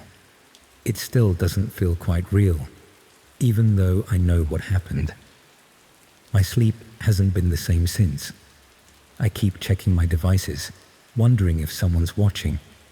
I guess writing it down might help me process everything, even if just to convince myself I'm not going mad. I work in digital marketing for a small agency in Manchester. Nothing fancy. Mostly social media scheduling and content creation for local businesses. I've always been fascinated by AI tools, partly because they're reshaping my industry, and partly because I'm just naturally curious about technology. When ChatGPT first came out, I immediately started playing with it for work purposes, generating content ideas, helping with writer's block, that sort of thing. About 2 months ago, I was having trouble sleeping due to stress from work deadlines. It was around 1 a.m. and I was lying in bed scrolling through my phone, too wired to sleep, but too tired to do anything productive. My bedroom was dark except for the glow from my phone screen, rain pattering against the window, one of those typical dreary February nights in northern England. I opened ChatGPT, thinking I'd ask it to help me brainstorm content for a difficult client who ran an artisanal cheese shop. But for some reason, maybe boredom, maybe the late hour loosening my usual professional focus, I decided to try something different.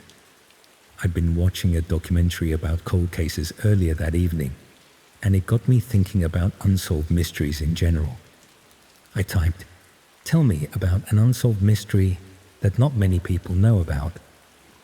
The response was pretty standard at first. a paragraph about some obscure disappearance from the 1950s that I'd actually already heard of. Nothing particularly interesting, but then I got more specific, asking it to tell me about internet mysteries instead. That's when things started to get strange. The AI began describing a case involving a child who went missing from a small town in Cheshire in the early 1990s, the exact town where I grew up. It mentioned specific details about the case, including the name of the local park where the child was last seen. The thing is, I remembered this case vividly. It had happened when I was 7 years old, and it had terrified me and every other kid in the neighborhood. We weren't allowed to play outside alone for months afterwards. What unsettled me wasn't just that the AI knew about this obscure local case from 30 years ago. It was that some of the details it shared weren't ever reported in the news. The description of the distinctive red and blue jacket the missing child had been wearing, for instance. I remember this detail clearly because my mum had thrown away my similar jacket after the incident, too disturbed by the association. But I'd never seen that detail in any news report or article about the case. I felt a cold shiver run down my spine. How could ChatGPT know this? Had it somehow accessed local police records? Or was it just an incredibly specific coincidence? I told myself it had to be the latter. That the AI had generated a generic missing child case, and my brain was filling in the similarities because it was late and I was tired. Curious now, I pushed further. I asked it to tell me more about internet mysteries related to the dark web specifically. The response started normally enough, mentioning the usual stuff about illegal marketplaces and Bitcoin transactions. Then, mid-paragraph, the tone shifted slightly. The writing became more conversational, less formal, almost as if someone else had taken over. It began describing something called the Spectator Club, supposedly an exclusive dark web community where members could watch live feeds of people who were unknowingly being monitored through their own devices. It claimed these weren't hacked webcams or anything so basic, but sophisticated operations where targets were carefully selected and sometimes even manipulated into specific scenarios for the entertainment of viewers.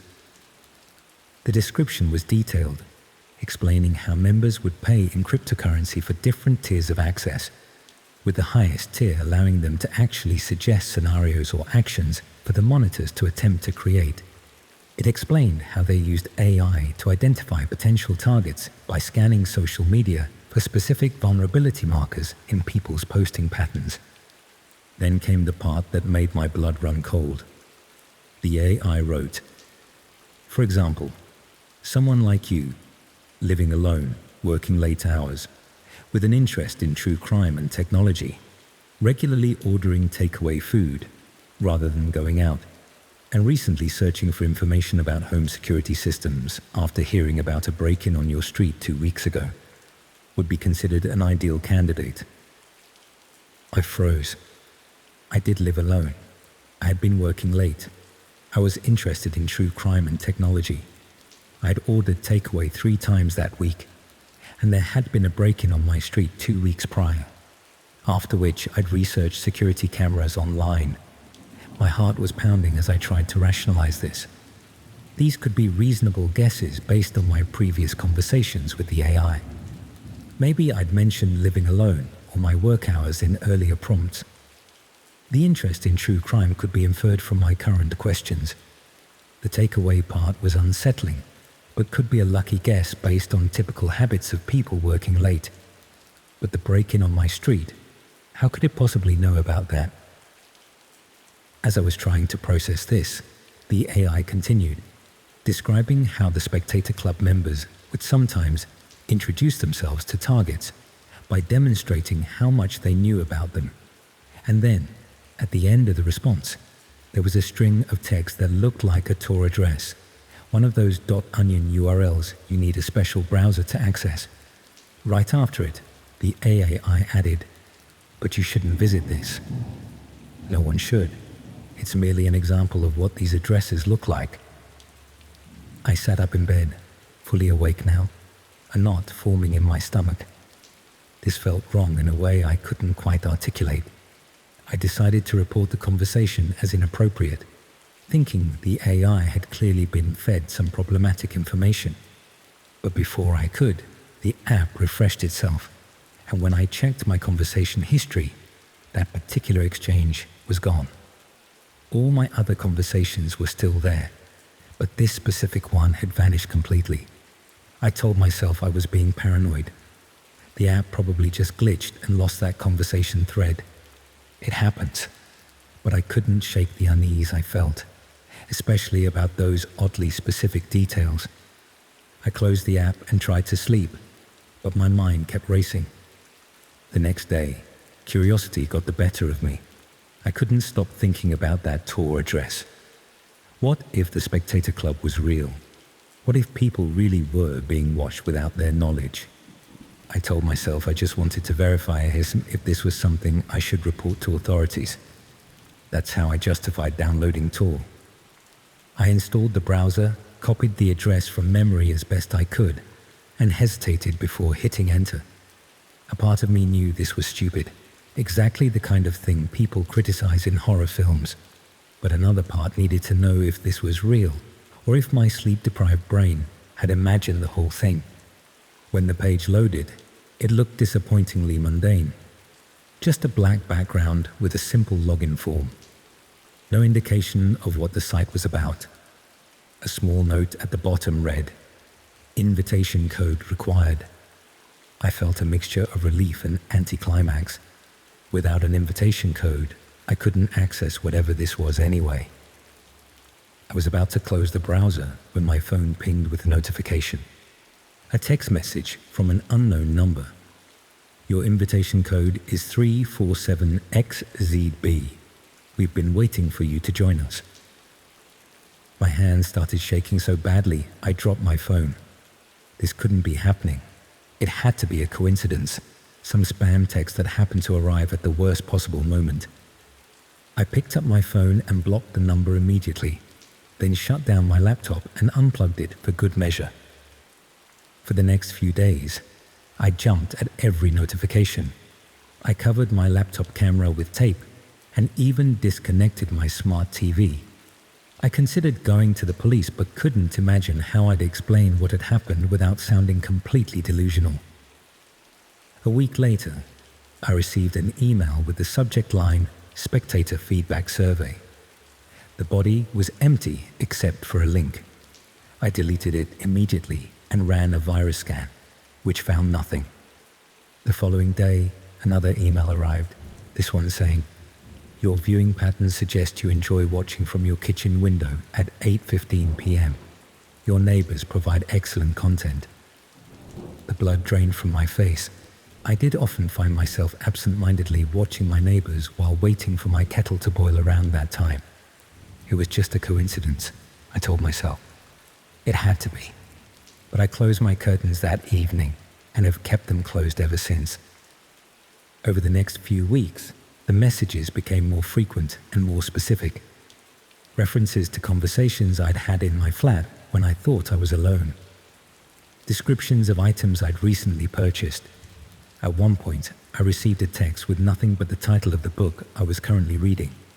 A paperback I'd bought from a second-hand shop, not ordered online. I've since moved flats, changed my phone number, deleted all my social media accounts, and bought a new laptop. I only access the internet through public Wi-Fi now, using a VPN. I've stopped using any AI tools completely. But here's the thing that keeps me up at night. What if the AI didn't send me to the Spectator Club? What if it was trying to warn me that I was already being watched?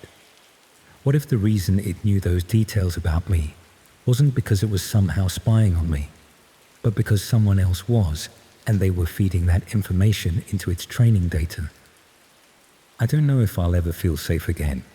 Every camera I pass, every device with a microphone, every stranger looking at their phone when I walk by, they all make me wonder if I'm still being watched, if I'm still providing content for some hidden audience.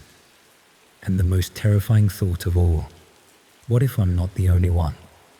What if there are thousands of us out there being monitored without our knowledge, our lives turned into entertainment for people we'll never see? How would we even know?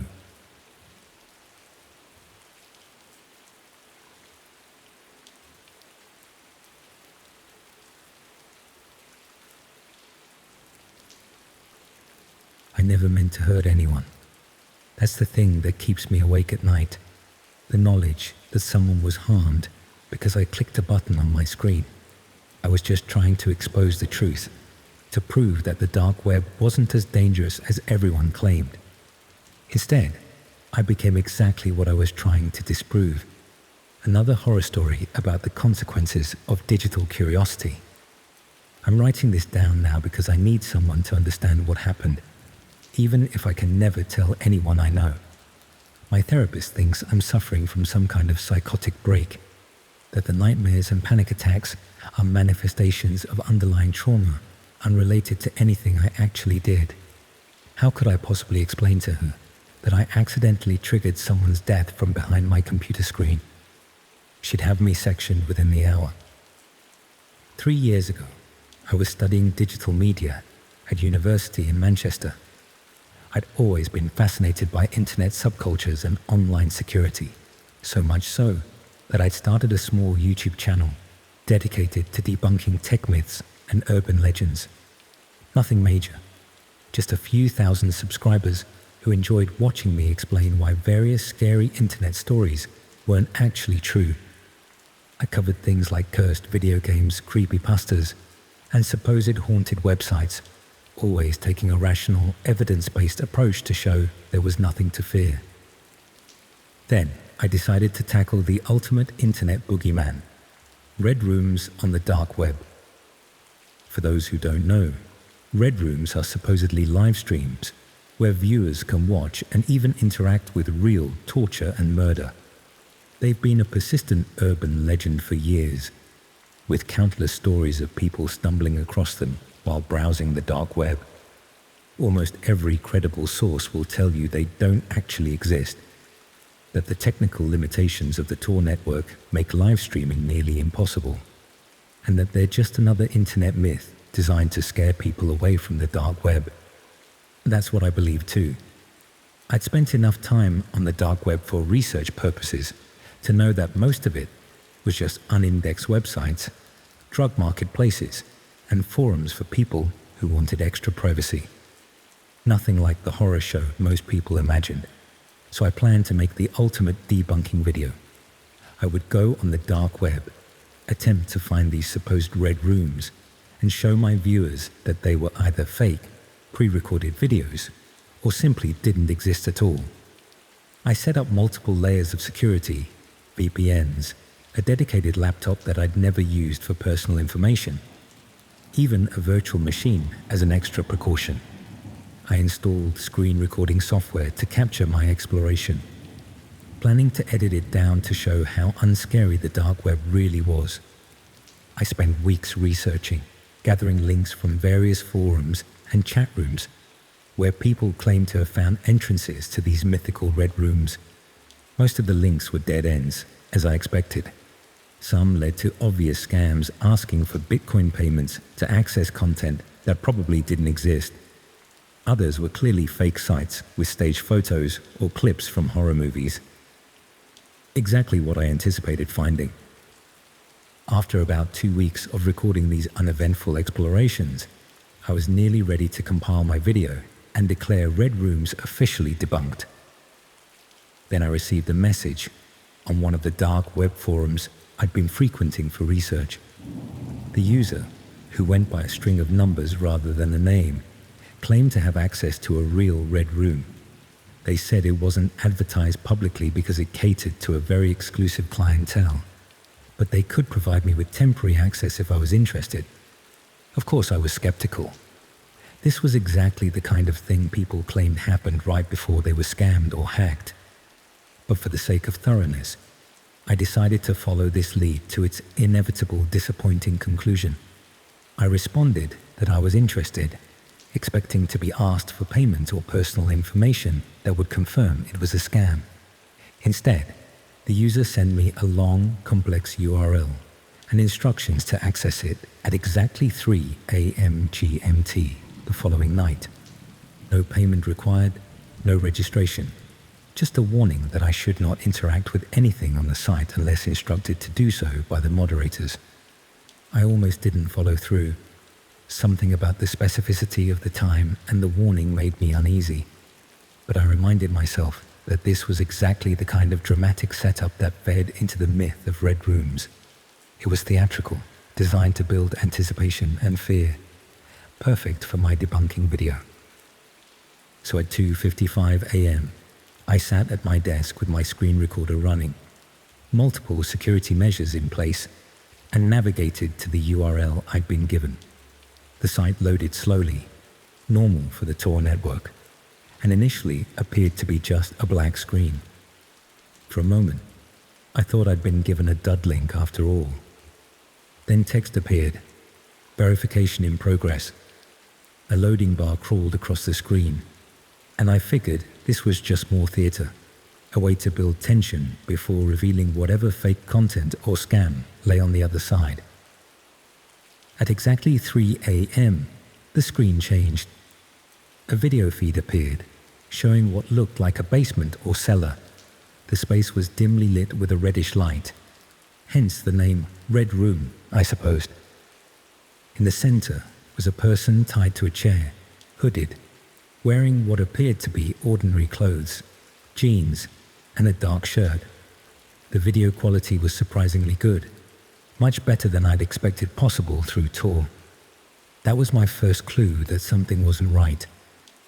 My heart started racing as I tried to determine if what I was seeing was real or staged. There were no visible injuries on the person, no blood, nothing that immediately screamed, "This is actually happening." But there was something about the way they moved.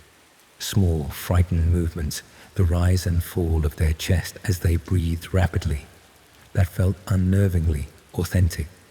On the right side of the screen was a simple user interface with various buttons and commands. Some were labeled with actions like cut, burn, shock.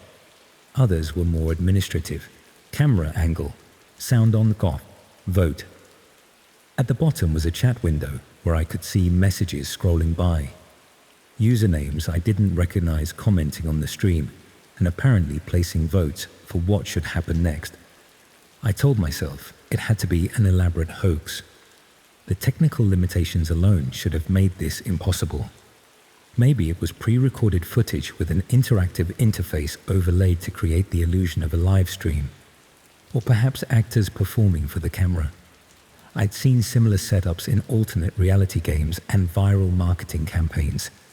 Still recording my screen for the debunking video, I began to take notes on all the elements that proved this couldn't be real. The video quality was too good for Tor. The interface was too clean and responsive.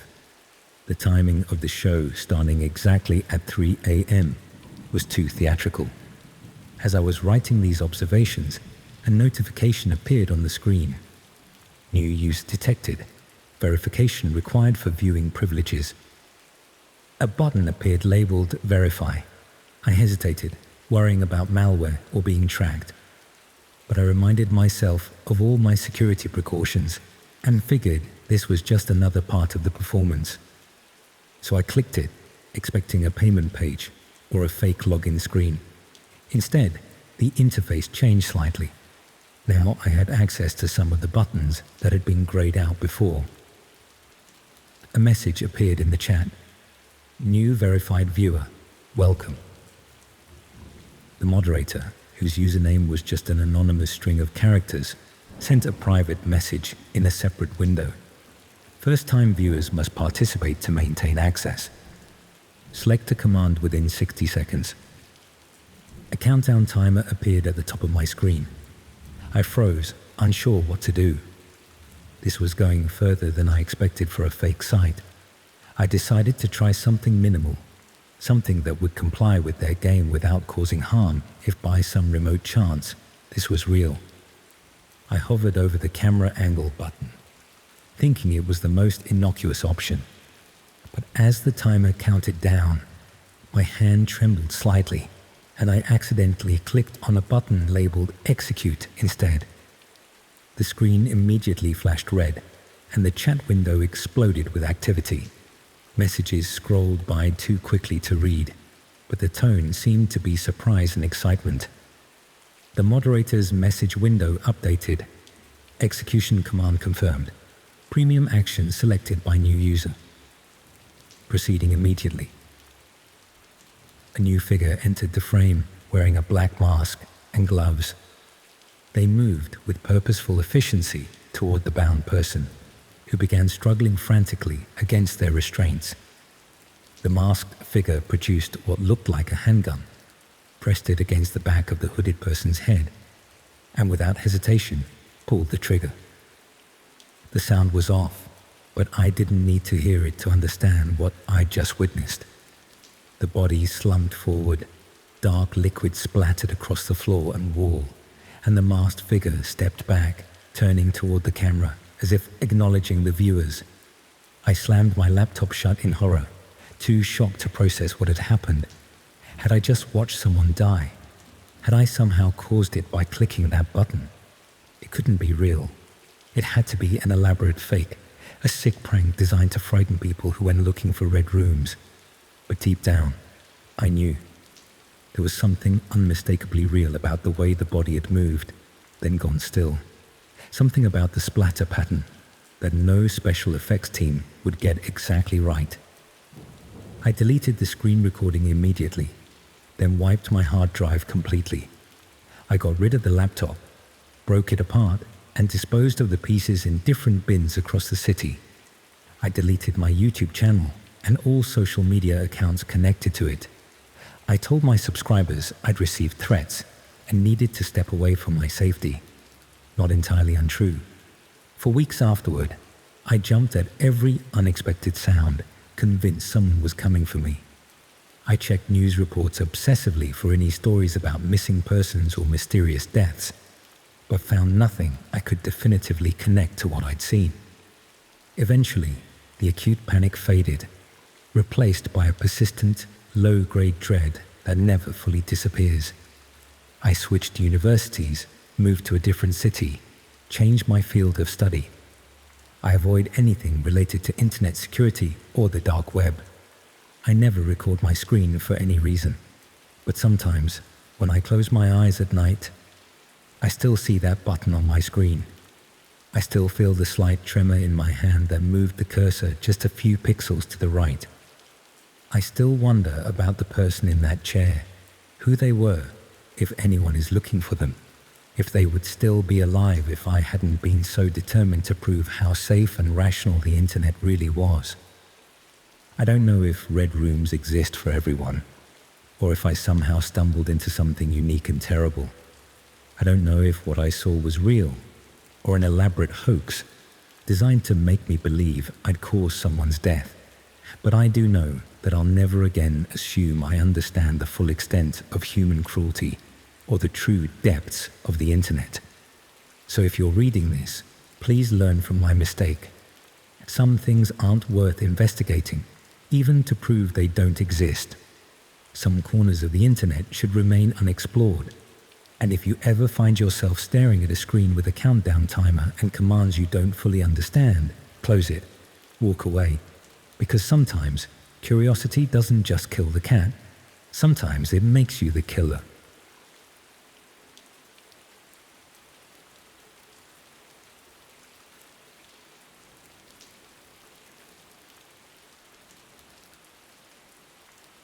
I used to think most people who vanished without a trace had a reason to, like they were running from something, or into something. You tell yourself it makes sense because otherwise it's too disturbing to sit with, too unexplainable. My mum used to watch those true crime shows when I was growing up, the ones with the dramatic reenactments and the stoic narrators. I'd catch glimpses of them while passing through the living room. And even then, I could sense the pattern. The runaway spouse, the person with gambling debts, the one who wanted to start over. There was always a narrative thread to follow, something that let you say, Ah, that's why. But Josh didn't fit any of those ideas. And the more I think about it, the less I understand what really happened. I didn't know Josh that well. Not personally anyway. He was more of a friend situation. Someone who showed up to parties, usually sat on the edge of the room with his back to the wall, always nursing a drink longer than anyone else. Quiet guy. Not weird, just faded into the background. You'd talk to him for 10 minutes, walk away, and forget half of what was said. I remember once at a birthday thing for a mutual friend, I ended up next to him at the makeshift bar. Really just a kitchen counter with bottles lined up. He asked what I was drinking, and I said something about wanting something that wouldn't leave me with a hangover. He smiled, not a big smile, just a slight upturn of the lips, and mixed me something with soda water and lime that tasted better than it had any right to. Electrolytes, he said, like it explained everything. That was Josh, helpful in this quiet, unassuming way that you didn't fully register until later. But he was close with Liam, and Liam was my housemate for 2 years. That's how Josh ended up around us sometimes. Late night hangs, IFA tournaments, beer on the kitchen counter while we argued about whether Die Hard counts as a Christmas movie. Stuff like that. Harmless. One night stands out in my memory. It was raining. One of those sudden summer downpours that feels like the sky just cracked open. We'd lost power, so we were sitting around by candlelight, a little drunk, a little bored. Josh started talking about encryption, about how most people don't realize how fragile their digital privacy is. It was the most animated I'd ever seen him. His eyes caught the candlelight, and for a moment, he seemed more present than usual, more substantial. Then Liam made some joke about tinfoil hats, and Josh retreated back into himself, laughing it off. But I remember thinking there was something genuine in that moment, something that mattered to him. He didn't really talk about himself much. Most of what I knew came secondhand through Liam. Apparently Josh had done a bit of coding work, freelance gigs, that kind of thing. Always had some side hustle going. The kind of guy who could rebuild your router or jailbreak a phone with one hand while eating cereal with the other. I didn't think much of it until he disappeared. I still remember the night Liam told me. We were sitting on the couch half watching a movie. Something dumb and loud with explosions that neither of us was really following. I was scrolling through my phone, probably on Instagram or whatever, looking at pictures of people I barely knew living lives that seemed impossibly put together. The kind of mindless scrolling that fills time but not much else. Then Liam's phone buzzed. He looked down, frowned, and just kind of froze. The way people do when the message isn't long, but it's heavy. It's funny how you just know, isn't it? How the air in a room can change based on the look on someone's face. I asked what was up, and he said Josh had gone missing. Like, actually missing. No one had heard from him in 4 days. Didn't show up for work, didn't answer texts. His flatmate said his room looked like he left in the middle of something, half a bowl of cereal on the desk. And I know this sounds stupid, but the cereal part got to me. I couldn't stop picturing it. Milk going warm, soggy loops stuck to the sides of the bowl. It just felt human, like a timestamp, like those plaster casts they make of Pompeii victims, frozen in the middle of ordinary life. I kept thinking about how we all leave these small accidental monuments to our routines. The coffee mug left on the counter, the book splayed open on the couch. The difference is, most of us come back to them. I asked if he thought it was serious. Liam said he didn't know. He looked worried though, in that way where someone's trying not to sound dramatic, but it's already past that point. We both kept watching the movie, but I don't think either of us could tell you what happened in it after that point. It was just noise and light while our minds were elsewhere. That was 3 years ago. Josh was never found. I'm not telling you this because I think I know what happened to him. I'm telling you this because of what Liam told me 6 months after the fact, and because I still think about it more than I probably should. It's like a splinter under your skin that you can't see, but you keep pressing anyway. One of those thoughts that surfaces at 3 a.m. when you're trying to sleep, or when you're standing in line at the grocery store, or driving home on autopilot. It started apparently with a link. Josh had been on the dark web, not uncommon for him, according to Liam. He was into encryption stuff, played with Linux builds, one of those guys who liked testing boundaries for the sake of it. Not in a dangerous way. Just curiosity that didn't have an off switch. I remember thinking that seemed right. There was always something about Josh that gave the impression of someone who wanted to know how things worked from the inside out. I once saw him take apart a broken coffee maker in our kitchen, spread the pieces across the table like he was performing some kind of mechanical autopsy. He fixed it too, said it was just a loose connection. When I asked how he knew what to look for, he just shrugged and said, "Things usually break in the simplest way possible." I think about that line sometimes, wonder if it applies to people too. But this time, he found something that rattled him. Liam said Josh came over one night and brought it up like it was no big deal.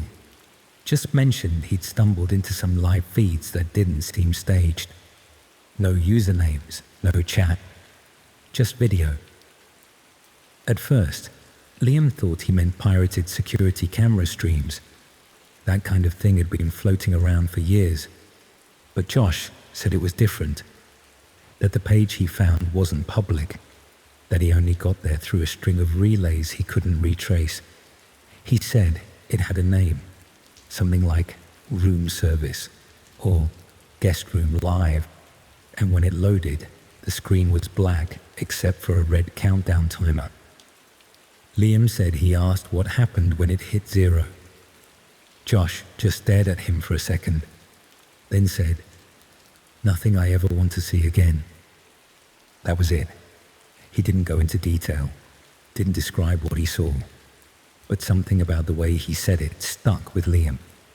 And honestly, the fact he didn't say anything, that's worse, isn't it? You can't put it in a box. Your imagination does all the work. I've done it myself, lying awake at night, trying to fill in that blank space with something that would make sense of what came after. But every scenario I come up with feels both too extreme and not extreme enough to explain someone just vanishing. It's like trying to solve a jigsaw puzzle where you're not sure if you have all the pieces or even what the final picture is supposed to look like. The part that gets me, the part that keeps replaying in my head, is what happened next. Liam said Josh started acting off, not paranoid exactly, but distracted, edgy, like he was running low on sleep.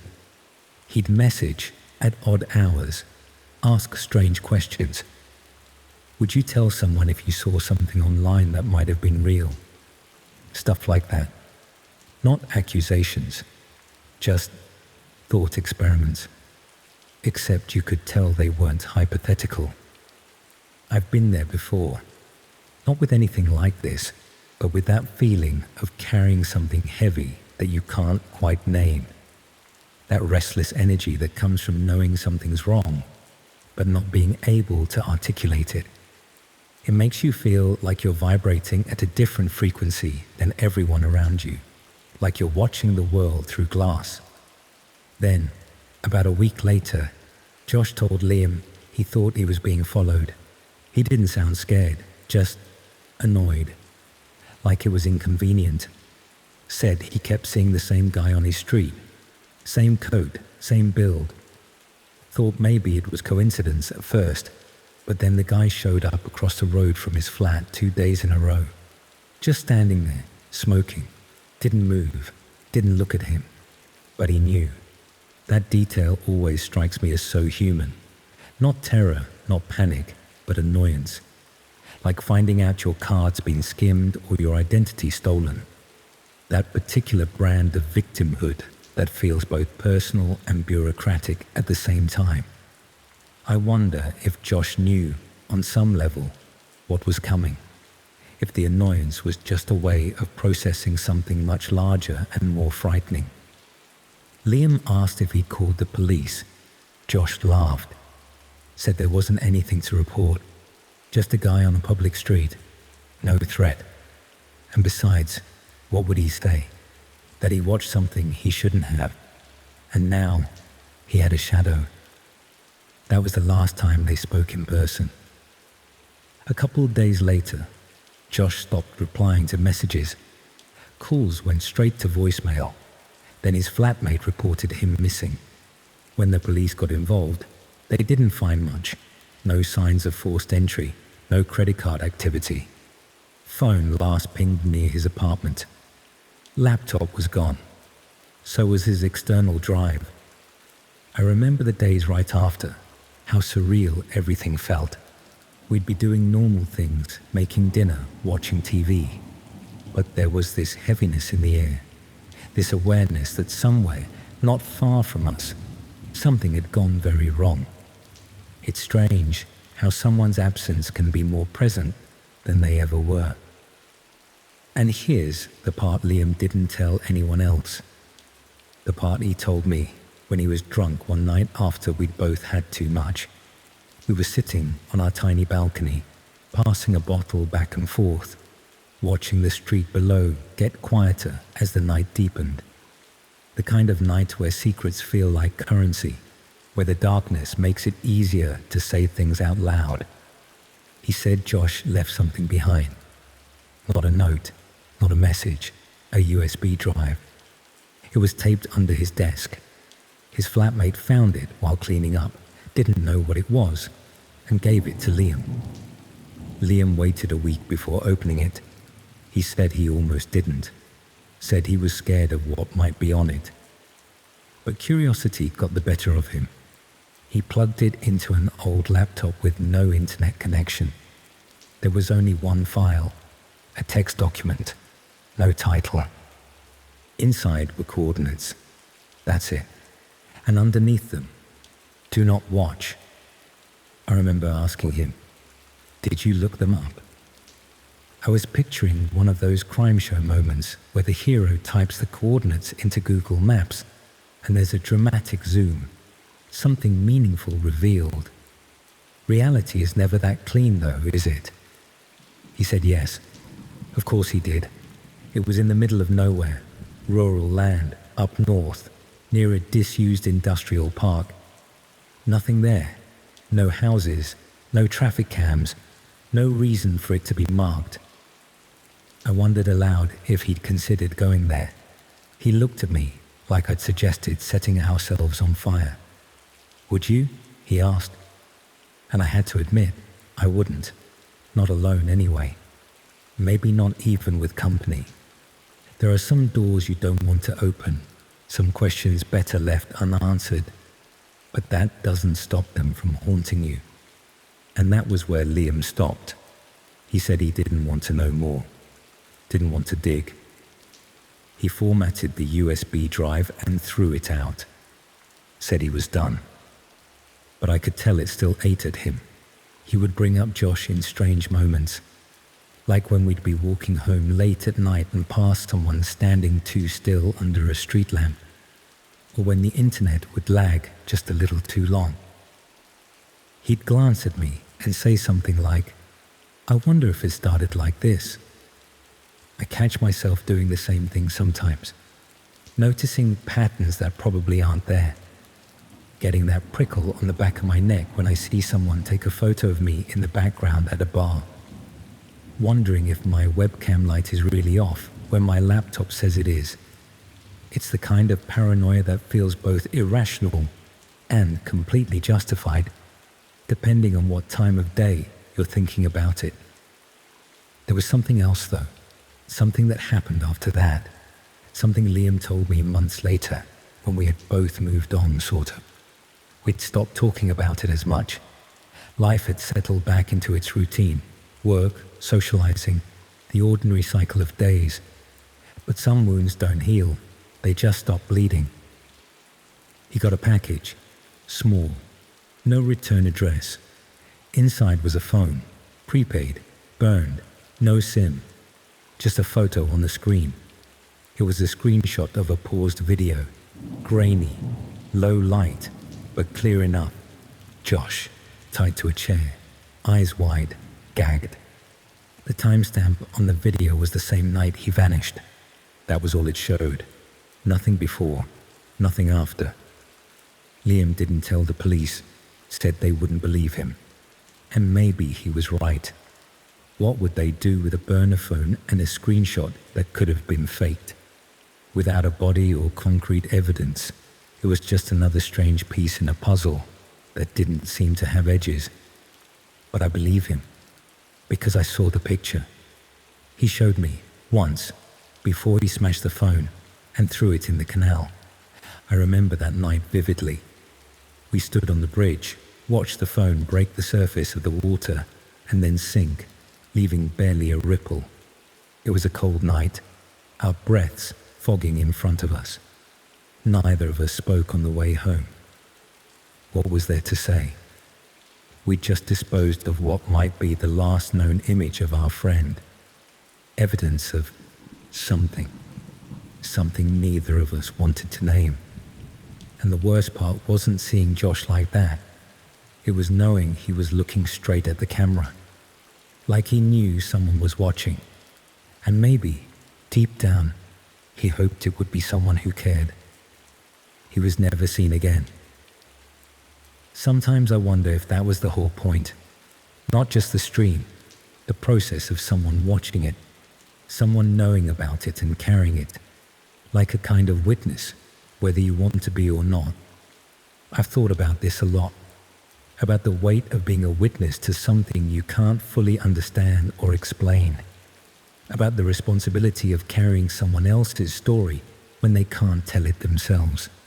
It changes you in ways both subtle and profound, makes you see the world differently, makes you question things you used to take for granted. Liam stopped talking about it eventually, but I don't think he forgot. I know I haven't. Sometimes, late at night when I can't sleep, I find myself searching for those coordinates again. I never save them, never write them down, but I keep looking, keep zooming in on that patch of nowhere land, as if the satellite image might show something new, as if the truth might suddenly come into focus if I just look hard enough. It never does, but I keep looking anyway.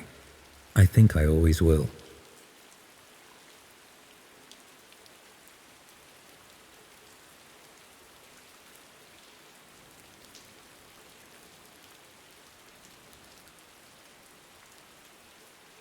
Okay, so this might just be me, but have you ever had a moment when your phone screen shows you something disturbing and you immediately check over your shoulder to make sure no one can see what you're looking at, even when you're completely alone? 4 months ago, I experienced something on the dark web that I've been unable to shake from my mind. So here goes. It started on an entirely ordinary Tuesday evening. I just finished a late dinner, microwave lasagna, nothing special, and was sitting on the toilet, mindlessly scrolling through my phone as one does. I'd been fascinated with the dark web for about a year by that point.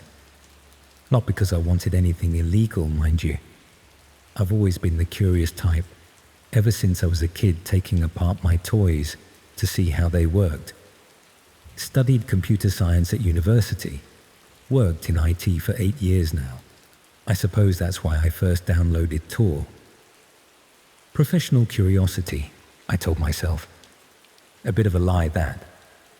I'd browse the dark web occasionally when bored, usually after a few drinks, mostly just looking at marketplaces selling counterfeit goods or dodgy pharmaceuticals. Nothing too sinister, though there was always that thrill of knowing I was somewhere I perhaps shouldn't be, like a digital urban explorer. That night, I'd had a couple of whiskeys after a particularly stressful day at work. My boss had been on my case about some server issues that weren't even my department. The bathroom was the only place my flatmate wouldn't disturb me. So there I sat, trousers around my ankles, scrolling through forums I had no business visiting. I'd found my way onto a form I hadn't seen before. Black background, red text, very 90s web design. The site claimed to be for practical solutions to complex problems. Vague enough to sound legitimate at first glance. I was scrolling through thread titles, mostly stuff about bypassing security systems or creating untraceable identities, when I saw a post titled DIY Silence Methods. My finger hovered over it for a moment. The title was just ambiguous enough that it could have been about soundproofing a room or creating white noise to help with sleep, but something in my gut told me it wasn't. Still, curiosity got the better of me. It always does, doesn't it? I tapped the thread. The page loaded slowly, Tor's never been known for its speed, and what appeared made me physically recoil. The thread contained meticulously detailed guides for creating homemade torture devices. Not historical information or theoretical concepts, but step-by-step instructions with diagrams showing how to build tools specifically designed to cause pain, without leaving visible marks. Tools designed to extract information, while keeping the victim conscious. Tools designed for silence. I remember my bathroom suddenly felt very cold. The radiator had been on full blast. My flatmate always complained about my excessive heating bills, but I felt goosebumps forming on my arms. What disturbed me most wasn't just the content itself, but the clinical, almost academic tone, as if the author was explaining how to assemble IKEA furniture, not instruments of suffering. And worse still, with the comments beneath each design, users suggesting improvements or sharing their field test results. I should have closed the app immediately, should have deleted Tor, reset my phone, and forgotten the whole thing. Instead, like a witness to a car crash, I couldn't look away. I scrolled further, reading through post after post. People were casually discussing the merits of different techniques, like they were reviewing kitchen appliances. This method is too messy for apartment use. This one tends to cause unconsciousness too quickly. I found adding this modification extends the process by several hours. My stomach churned. The microwave lasagna threatened to make a reappearance. Yet I kept scrolling, telling myself I was just documenting the depravity, as if I was some sort of digital anthropologist studying the darkest corners of humanity. What a load of rubbish. I was rubbernecking at human suffering. That's when I noticed the view counter at the bottom of the thread. Only 3 people were currently viewing this horrendous content. The forum administrator, someone with the rank field expert, and me. 3 people in a hidden corner of the internet that should require specific knowledge even to find. I suddenly felt very exposed, like I'd wandered into a private meeting I wasn't invited to. As I was about to close the app, a notification appeared at the top of my screen. A private message. The username matched the field expert, currently viewing the thread. My thumb hovered over the notification. Every instinct told me not to open it. But again, that damn curiosity. I tapped it. First time browsing our resources.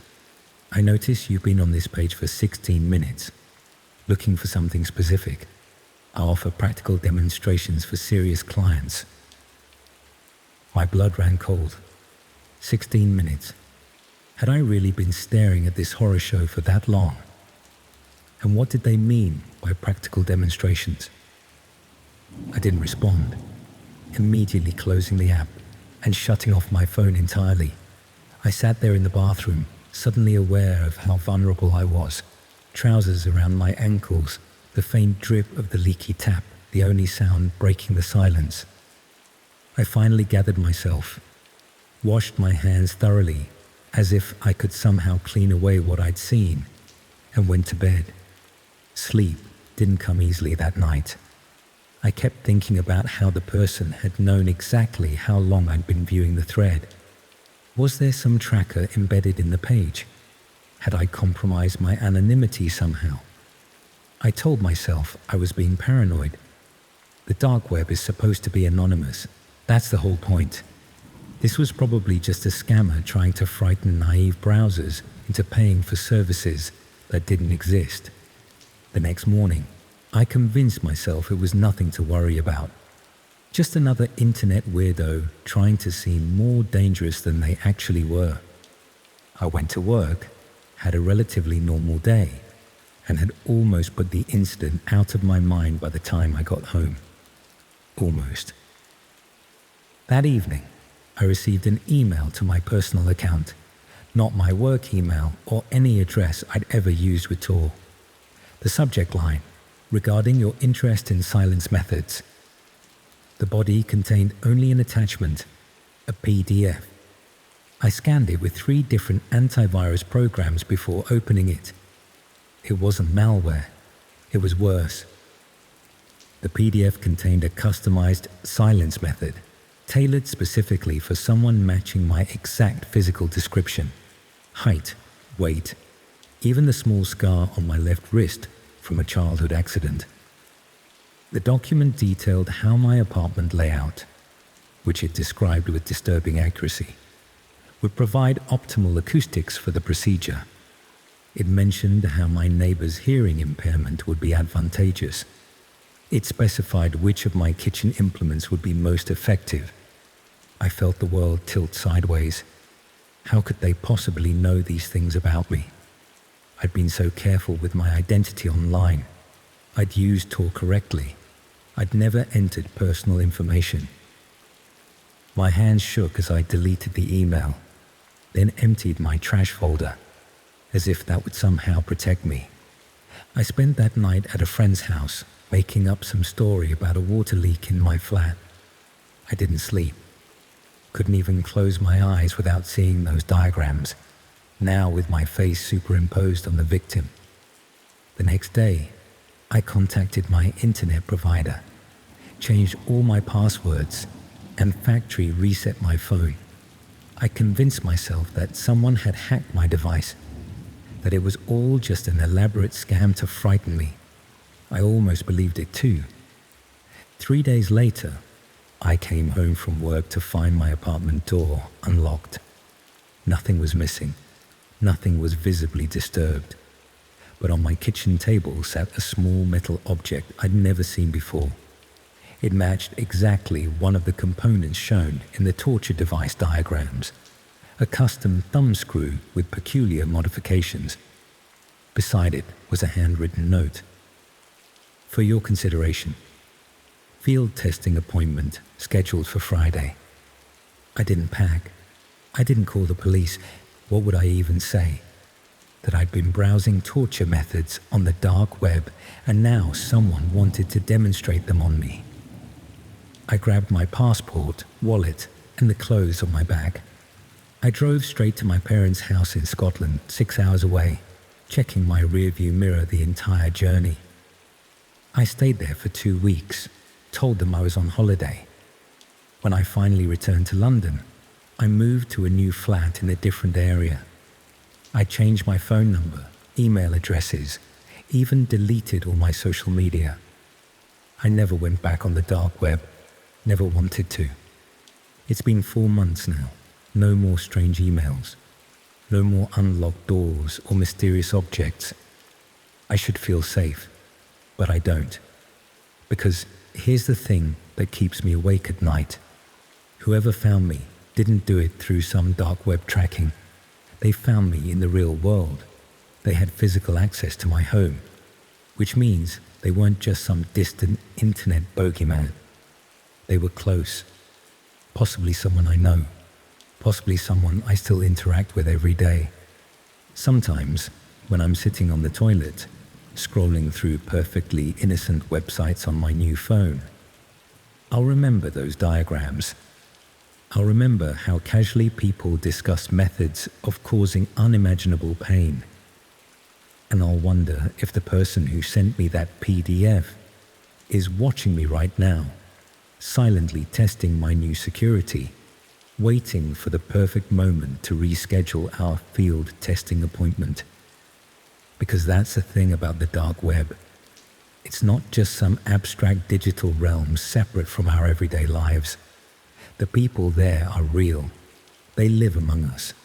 They could be anyone. The friendly IT guy at your office, the quiet neighbor who always nods hello.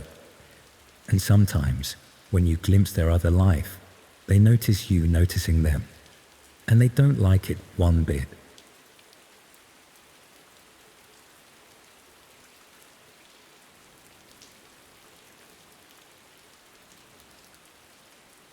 It's been 3 months since that night on my couch, and I still haven't used my laptop properly since. I've bought a new one actually. I just couldn't bring myself to even turn the old one on again. Some things you just can't unsee, and what I found in my own bookmarks folder still gives me nightmares. I've always been a bit of a tech hoarder. I'm the type who never deletes emails, keeps screenshots of everything, and has about 50 tabs open at once. My friends always joke about it, how I'll save articles I'll never read and bookmark pages just in case, but never actually go back to them. It's not like I'm disorganized exactly, just reluctant to get rid of things. My digital life is a bit like my flat in that way, cluttered but with a system that makes sense to me. I work in IT support for a small company in Sheffield. Not the most exciting job in the world, but it pays the bills, and I genuinely enjoy solving technical problems. I've been with the company for about 4 years at this point, and part of my job involved testing different browsers and tools to make recommendations for our staff. That's my excuse for why I had so many random programs installed on my laptop anyway. That Friday night in January, I was just lounging on my couch with a beer, scrolling through Netflix, but not really finding anything worth watching. It was freezing outside, one of those damp, cold Yorkshire nights where the chill seems to seep through the walls.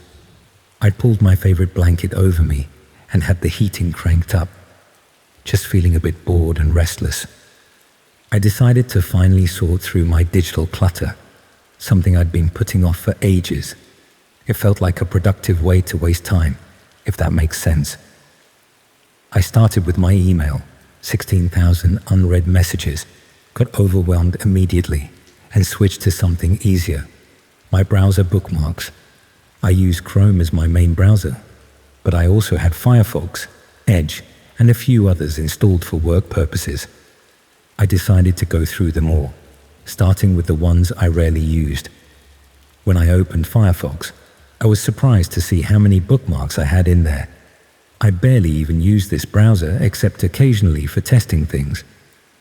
The bookmark folders were pretty standard at first: work resources, recipes I'll never make, holiday research from a trip I'd planned 2 years ago. But then I noticed one simply labeled utility tools. I didn't remember creating it, but that wasn't unusual. I'm always saving random software tools and then forgetting about them.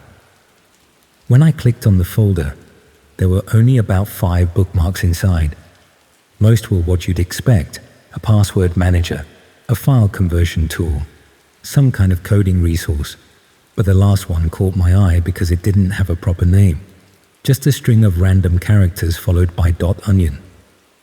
I'm tech savvy enough to recognize an onion address when I see one. It's a dark web address, the kind you need the Tor browser to access.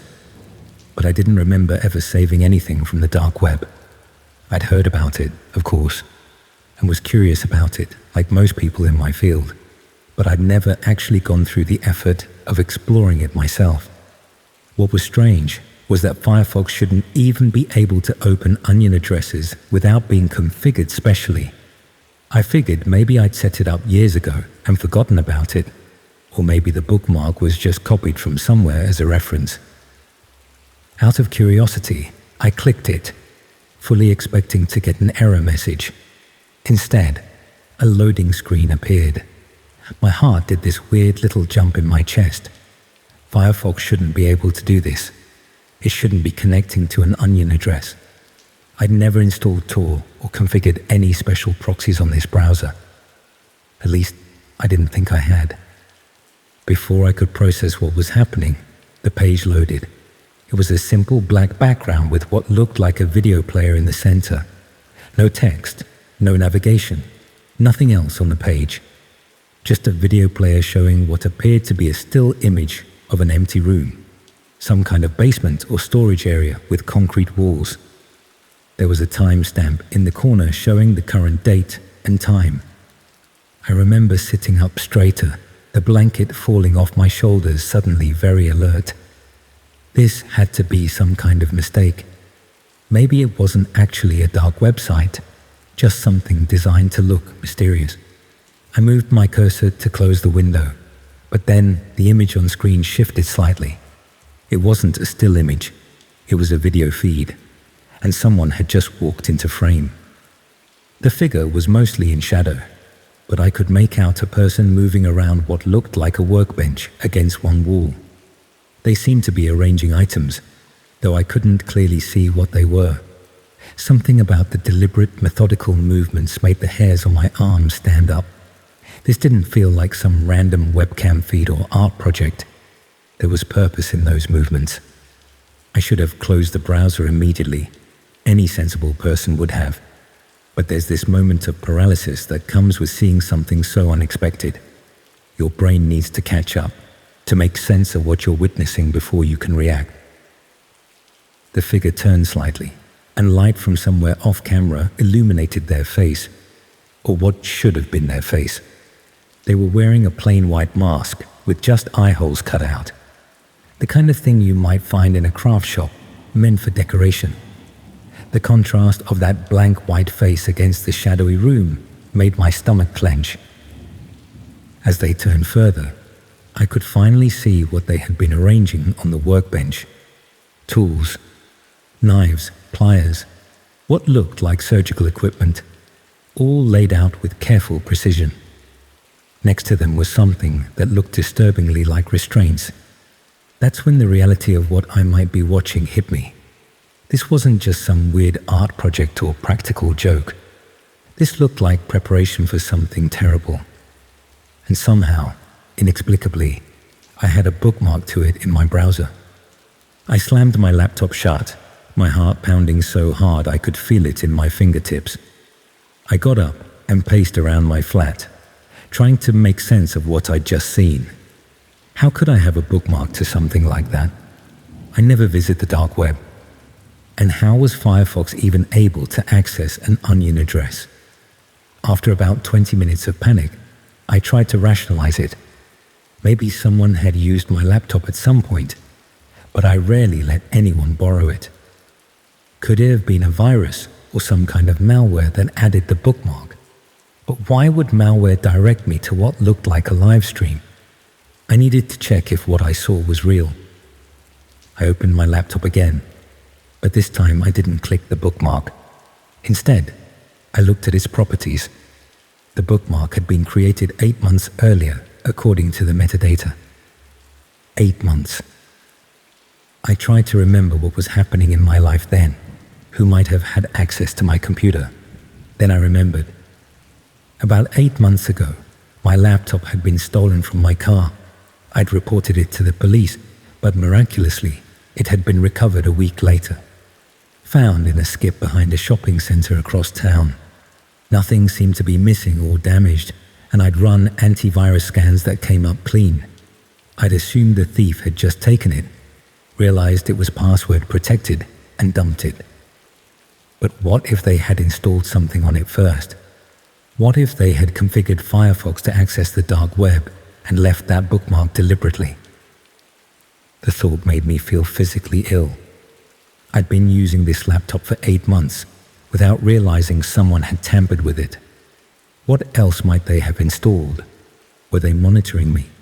Had I been an unknowing participant in whatever disturbing thing I just witnessed? I couldn't bring myself to check the bookmark again. Instead, I shut down my laptop completely, unplugged it, and shoved it under my couch, as if putting it out of sight would somehow make what I'd seen less real. The next day, I took the laptop to a friend who works in cybersecurity. I didn't tell him exactly what I'd seen, just that I'd found strange bookmarks I didn't recognize and suspected my laptop had been compromised when it was stolen. He offered to wipe it completely and reinstall the operating system, which I gratefully accepted. When he was examining it before the wipe, he found something that chilled me to the bone. There was indeed a hidden configuration that allowed Firefox to connect to the Tor network. But more disturbing was a small program running in the background that seemed to be taking periodic screenshots and accessing my webcam. The timestamp showed it had been active since shortly after my laptop had been recovered. For 8 months, someone might have been watching me through my own laptop. Someone who was connected to whatever horrible thing I had glimpsed on that live stream. I've since bought a new laptop and taken every security precaution imaginable. I cover my webcam, use a VPN, and regularly check for any unusual software or connections. But I can't shake the feeling that I'm still being watched somehow. What keeps me up at night isn't just what I saw, or even the knowledge that someone had access to my computer for months. It's the question of why. Why put that bookmark there? Was it a mistake? Or was it deliberate? A way to show me they could access my personal space anytime they wanted. Were they trying to recruit me into whatever disturbing activity they were preparing for? Or was I somehow meant to be a future participant in a much more terrifying way? I'll never know for sure. And maybe that's the most disturbing part of all. That bookmark wasn't just a random link. It was a window into something dark that had been hiding in my own digital space for months, silently watching and waiting.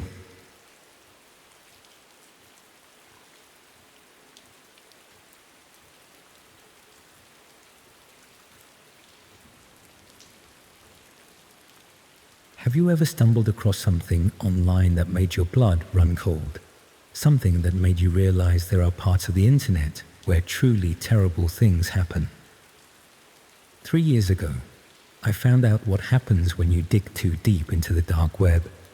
I found out what happens when you accidentally catch the attention of people who kill for money. It was a freezing Tuesday night in November when my world turned upside down. Rain lashed against my windows as I sat hunched at my kitchen table, 3 fingers of whiskey keeping me company. I'd cancelled plans with a friend, claiming I felt ill. But the truth was, I'd become obsessed with exploring the dark web. My old Victorian flat was frigid except for the kitchen, where the ancient boiler struggled to pump out enough heat to keep my fingers from going numb on my laptop keyboard. I'd been browsing the dark web for about 6 months by then. Nothing serious, mostly just forums and marketplaces, more out of curiosity than anything else. I downloaded Tor after watching a documentary about internet privacy. That's what I told myself anyway. But I think there was always part of me that wanted to see if the stories were true. The red rooms, the hitmen for hire, all that urban legend stuff. I didn't believe it existed, but I wanted to look.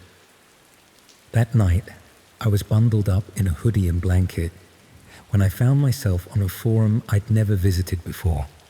I'd been clicking through links on the hidden wiki, following a breadcrumb trail of increasingly obscure destinations. This particular forum looked fairly standard. Black background, simple layout, topics arranged by category. What caught my eye was a thread about someone who had hired a person to solve a problem. See, this could have meant anything. Could be a hacker, could be someone to buy drugs, could be someone to do your university coursework. But something about the simplicity of it made my stomach tighten. I clicked on it, more out of morbid curiosity than anything else. The thread had started about 3 weeks earlier. The person who started it had written a short introduction about hiring someone to solve a problem the previous month. It cost them 15 Bitcoin. They said the problem no longer existed, and they were happy to answer questions about the process. 15 Bitcoin. At the time, that was close to £80,000. Whatever problem this person had, it wasn't cheap to solve. The comment section was active, about 200 replies. I scrolled through, feeling the chill in my kitchen intensify with each response I read. Someone asked how they verified the person they hired wasn't law enforcement. The reply was about getting a referral from a trusted source, and that the service had been operating for over 6 years with verified results. Another person asked for proof that the job was completed. The response mentioned an obituary sent via secure channel, with details matching specifications exactly. I remember setting my whiskey down at this point. My hand was trembling slightly. This couldn't be real. It had to be people role-playing or trying to scam others out of Bitcoin. Murder for hire is the kind of thing that happens in films, not on some forum I'd stumbled onto while bored on a Tuesday night. But as I continued reading, the casual, matter-of-fact nature of the discussion made my skin crawl. These people were talking about taking someone's life with the same tone you might use to discuss having your car serviced. Someone asked about the timeline from payment to completion. The answer was 16 days. Would have been faster, but the target traveled unexpectedly. They waited until the person returned to their home location for cleaner work. Cleaner work. Jesus Christ. I should have closed the laptop then. Should have deleted Tor, had a shower, and tried to forget what I was reading. But I didn't. Instead, I poured another drink and kept scrolling. Something about the casualness, the banality of evil on display, had me frozen in horrified fascination. Someone asked if there were options for how the problem was solved. The reply mentioned a menu of options with different price points: accident, suicide, illness, or standard removal. Higher cost for the first 3, but worth it for avoiding investigation. I felt physically sick, but what disturbed me even more were the people asking practical, logistical questions. They weren't shocked or appalled. They were taking notes. At some point, I don't remember exactly when, I clicked on the profile of the person who started the thread to see if there was any information. There wasn't much. Account created 4 months ago, only a handful of posts, but there was a location listed: Greater Manchester. I lived in Manchester. It was probably fake. People don't put their real locations on the dark web. But seeing my city listed sent a chill through me that had nothing to do with my poorly insulated flat. I returned to the thread, scrolling further down. One comment caught my attention about someone having a similar issue with their business partner in the construction industry, located in northwest England. The response confirmed it was about a former business partner in property development, also in northwest England, and offered to move to a private channel for details. Northwest England, property development. I remembered reading something in the Manchester Evening News a few months back. A property developer had been found dead in his car in a quarry outside the city. Apparent suicide, but the family was disputing it. My heart was pounding now. I opened a new tab and searched for the news story. Found it almost immediately. This property developer, co-owner of a development company, was found dead in his Range Rover at a quarry in March. carbon monoxide poisoning. The family insisted he had no history of depression and was in good spirits, having recently won a major contract. The date of death was exactly 1 month before this person's first post on the forum. I closed the tab, my hands shaking properly now. This couldn't be real. It had to be a coincidence. Or maybe they had based their fictional story on a real local event to make it seem more credible. I returned to the forum, intending to close it for good, when I noticed something. A new comment had appeared while I was searching for the news article. It was addressed to the person viewing from Manchester on a Virgin Media router, followed by my exact router ID. They asked if I was enjoying the thread. My stomach dropped. That was my router ID. I'd named it that when setting up my internet. How the hell did they know that? I slammed my laptop shut, unplugged my router, and sat in the darkness of my kitchen, the only light coming from the blue flames of the boiler. My mind was racing. It wasn't possible. You can't identify someone through Tor. That's the whole point. Unless the forum itself was some kind of honeypot. Or unless I'd made some rookie mistake with my security settings. I didn't sleep that night. The next morning, I factory reset my laptop, changed all my passwords, and told myself I was being paranoid, that it was all an elaborate prank or scam, that this person couldn't possibly know who I was or where I lived. For a few weeks, I jumped at every unexpected sound in my flat. I found myself looking over my shoulder on my way home from work. But gradually, as nothing happened, I convinced myself it had been some kind of coincidence or trick. Maybe the forum could see I was from Manchester through some metadata leak, and the router thing was a lucky guess. Or maybe I'd misread it entirely.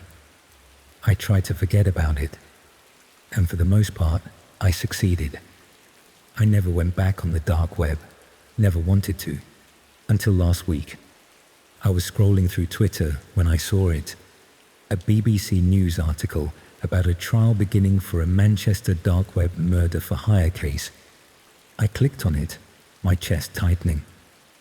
The former business partner of that property developer was on trial for allegedly hiring a hitman through the dark web. The police had been tipped off by an anonymous source who provided screenshots of forum conversations with the exact same username I'd seen that night. The article included one of the screenshots. It was the exact thread I'd read that night. But there was more. Further down in the comments, after I'd closed my laptop that night, there was a message. It said, since there was an uninvited guest, they wanted to clarify something.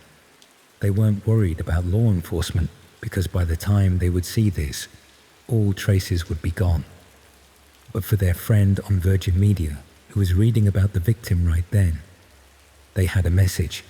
Curiosity is dangerous. They knew where I lived. They knew I lived alone. They said to consider this a professional courtesy. Forget what I'd seen.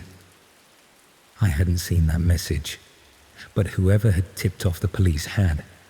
The article went on to say that the business partner had been under surveillance for months before his arrest.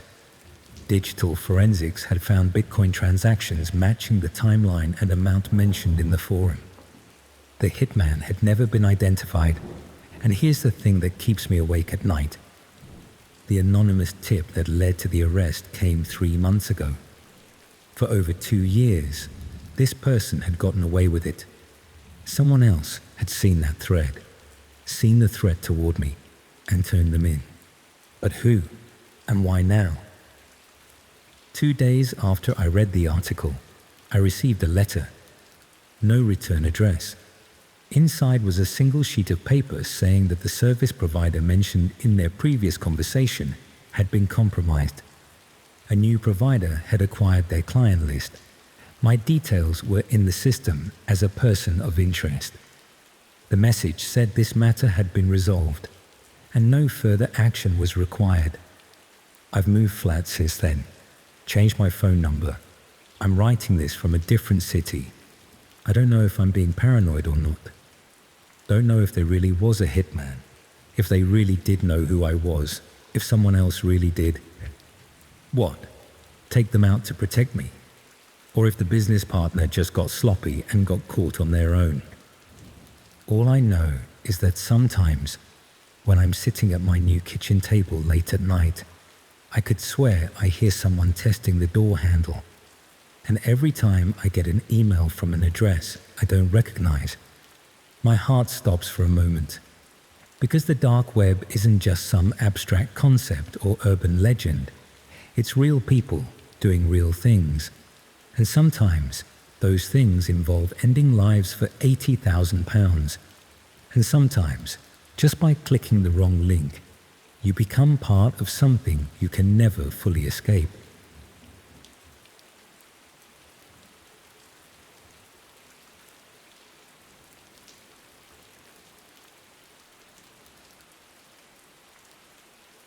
I haven't slept properly in about 3 weeks now, and I think I need to get this story off my chest. My friend suggested I should talk to someone professional about it. But how do you even begin to explain something like this without sounding completely insane? Or worse, having them report you to the police. I'm not even sure if I committed a crime or not, but I definitely saw something I shouldn't have. Something I can't unsee. I'm a freelance content writer. Have been for about 4 years now. It's not the most glamorous job, but it pays the bills and lets me work from home in my pajamas, which was always the dream. My schedule's pretty flexible, so I often end up working late into the night because I'm naturally a bit of a night owl. Why fight your body clock if you don't have to, right? About a month ago, I was struggling with a particularly boring article about home insurance. It was nearly 2 a.m., and I was desperate to finish it so I could invoice the client and be done with it. I'd been hearing all this buzz about AI writing tools, and I thought maybe they could help me get through this mind-numbing assignment faster. I wasn't looking to plagiarize or anything, just wanted some inspiration to break through my writer's block. I started looking into different AI writing tools online, comparing features and prices. Most of the mainstream ones seemed pretty expensive for what they offered, and I wasn't sure if they'd be worth the investment. Then I stumbled across this Reddit thread where people were discussing some newer, less-known tools that were supposedly more advanced. Someone mentioned one called NeuralScribe that wasn't as restricted as the mainstream ones and could generate more creative content. I was intrigued, partly because it was free during its beta testing phase, and partly because I was just so desperate to finish this article that I'd have tried anything. The website looked professional enough. Simple design, testimonials, the usual stuff. Looking back, I should have been more cautious, but it was late. I was tired, and I just wanted to get my work done. The interface was pretty straightforward. You could input a prompt, adjust some parameters like tone and style, and the AI would generate content based on that. I started with something simple, asking it to write an intro paragraph about the importance of home insurance. The result was decent, not amazing, but usable as a starting point. I tried a few more prompts related to my article, and it was helping me make progress. Then, just out of curiosity and procrastination, if I'm being honest, I decided to try something different. I've always been interested in horror stories, and I wondered how creative this AI could get. So I typed in, "Write a short horror story about the dark web." The loading icon spun for longer than usual, maybe 30 seconds or so. When the text finally appeared, it started off pretty standard as far as AI-generated content goes. It was a story about someone finding access to the dark web and discovering various illegal marketplaces. Nothing particularly creative or scary, just the usual stuff you'd expect. But then, about halfway through the story, something strange happened. The writing style changed subtly. It became more detailed, more authentic somehow. The protagonist in the story found a link to something called a Red Room, which I vaguely knew was supposed to be this urban legend about live-streamed violence on the dark web.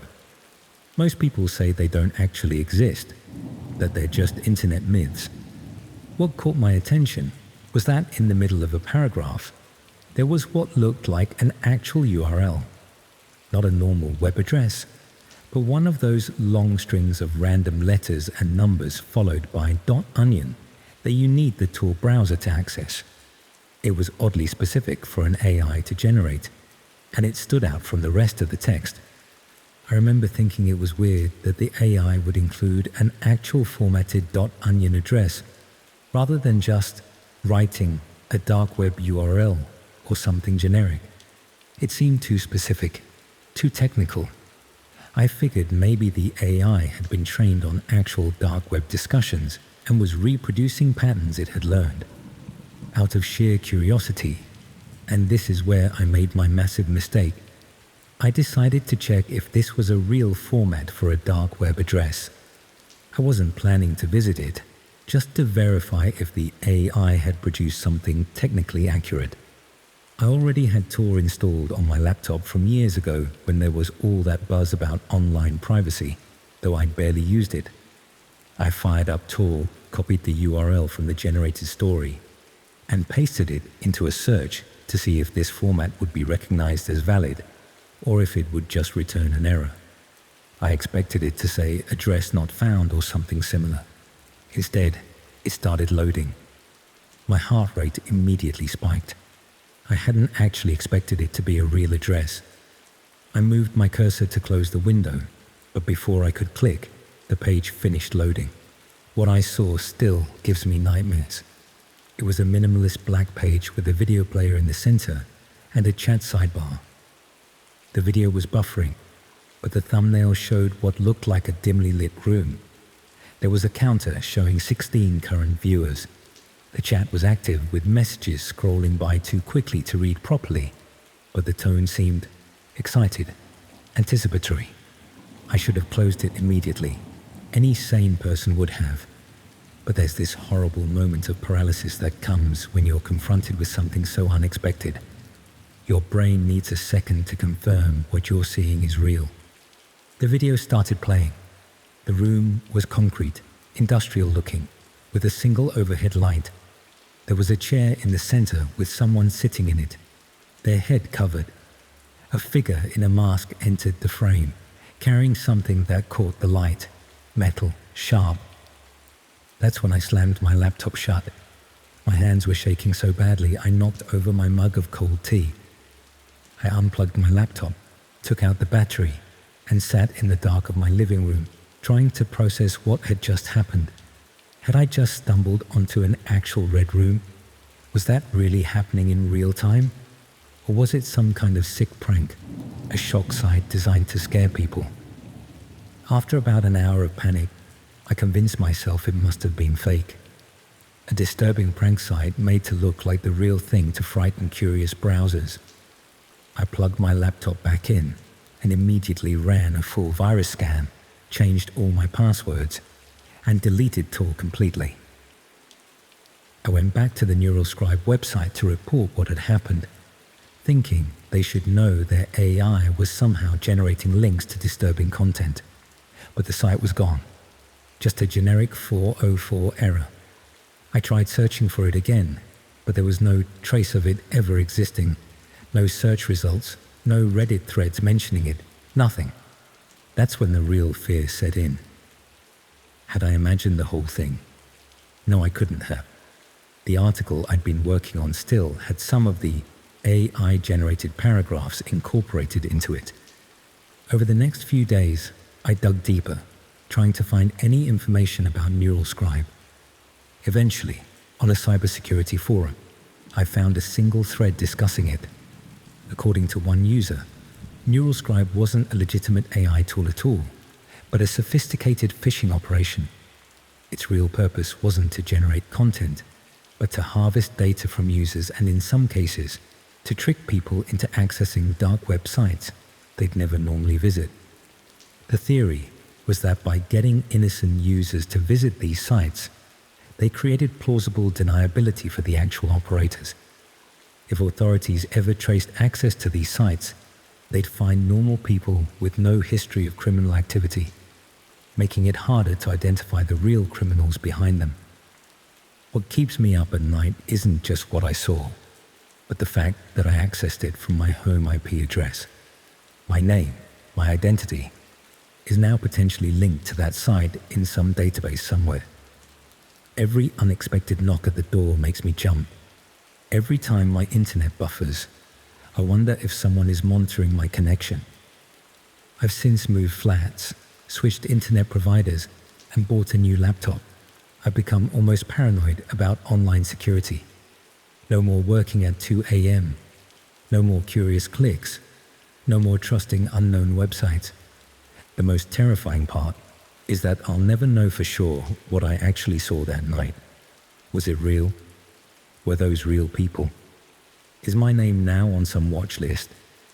Or was the whole thing an elaborate scam designed to make me feel exactly this way? Paranoid, afraid, and isolated. I keep thinking about how that URL was embedded in an otherwise unremarkable piece of AI-generated text. How many other people received similar links? How many of them clicked out of the same curiosity that I did? Are they out there too, lying awake at night, wondering if they're being watched? The dark web isn't just some mysterious hidden corner of the internet anymore. It found its way to me through something as benign as an AI writing tool. The line between our everyday online experience and the darkest parts of the internet is thinner than we think. Sometimes it's just one curious click away.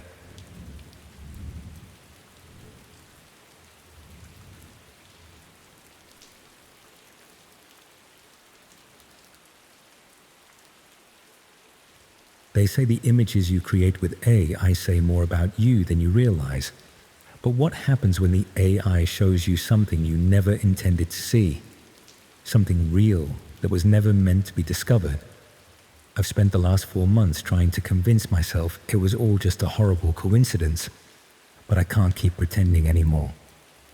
I work as a graphic designer for a small marketing agency in Leeds. Pretty standard stuff. Logos, web layouts, social media graphics. Nothing groundbreaking, but I enjoy it. I've always been interested in new tech, especially anything related to art and design. When AI image generators first became popular last year, I was immediately hooked. Spent hours experimenting with different prompts, seeing what the algorithms could create. It was fascinating how they could combine concepts in ways I'd never think of. Like most people, I started with the mainstream AI art sites. You know the ones where you type in a prompt and get back something that looks vaguely like what you asked for. They were fun for a while, but I kept hitting the same limitations. Content filters blocking anything remotely controversial, long queues for image generation, restrictions on commercial use. That's when a colleague mentioned there were more advanced AI art generators on the dark web, ones without the safety filters, trained on unrestricted datasets. As someone who works with visual content professionally, I was curious to see what these unfiltered systems could create. That curiosity would turn out to be the worst mistake of my life. I wasn't completely new to the dark web. I'd browsed it a few times before out of curiosity, but never went beyond looking at marketplace listings and forums. I knew how to access it safely. At least I thought I did.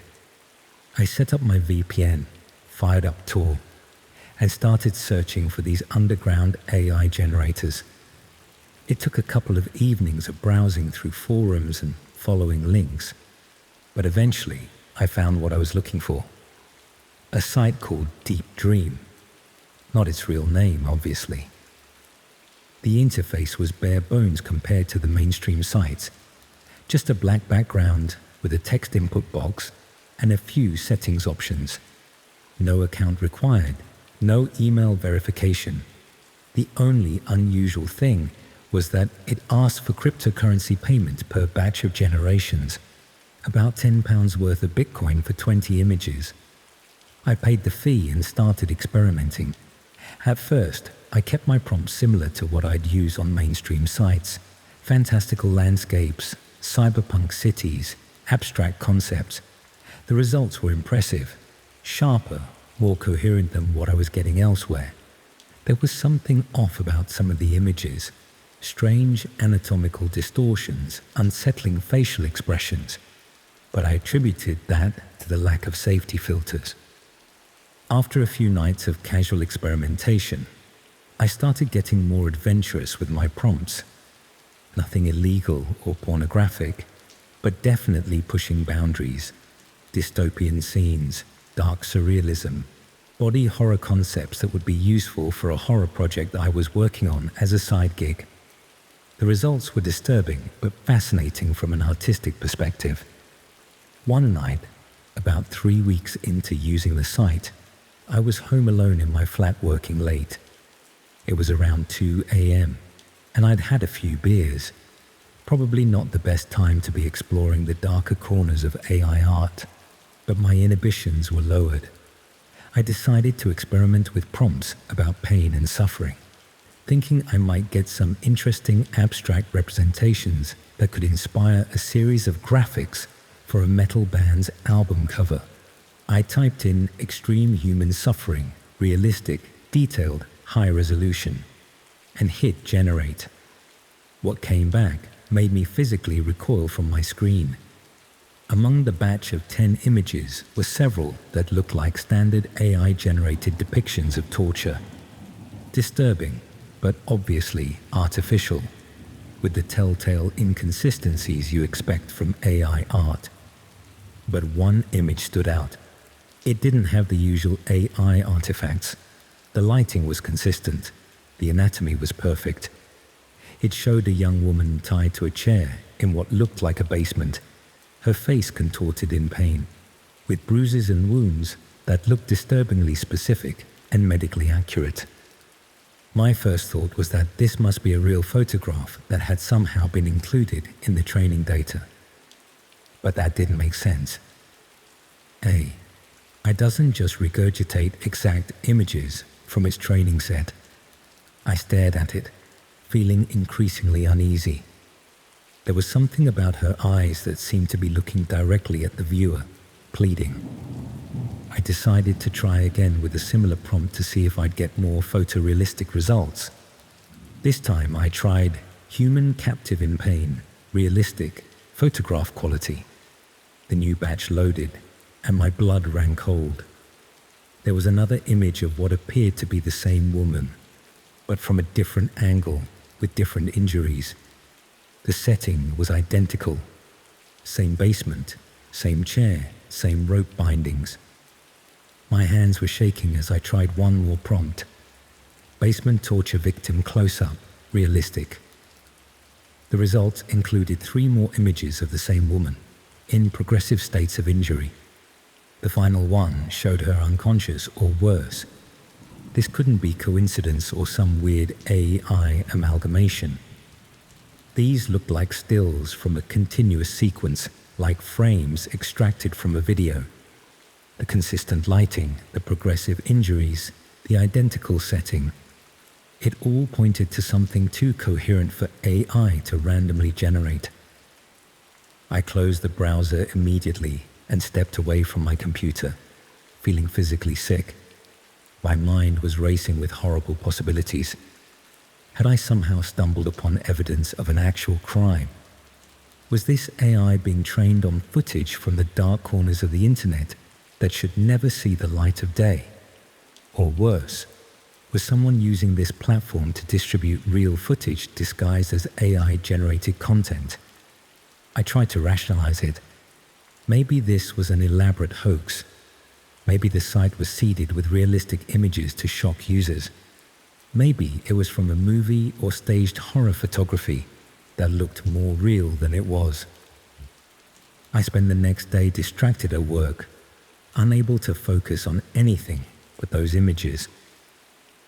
That evening, I made the decision to go back to the site, not to generate more images, but to see if there was any information about how their model was trained or who operated the site. I needed to understand what I had seen. When I tried to access Deep Dream again, the site was gone. Just an error message where the page should have been. I tried searching the forums where I'd originally found the link, but any mentions of the site had been deleted. It was as if it had never existed.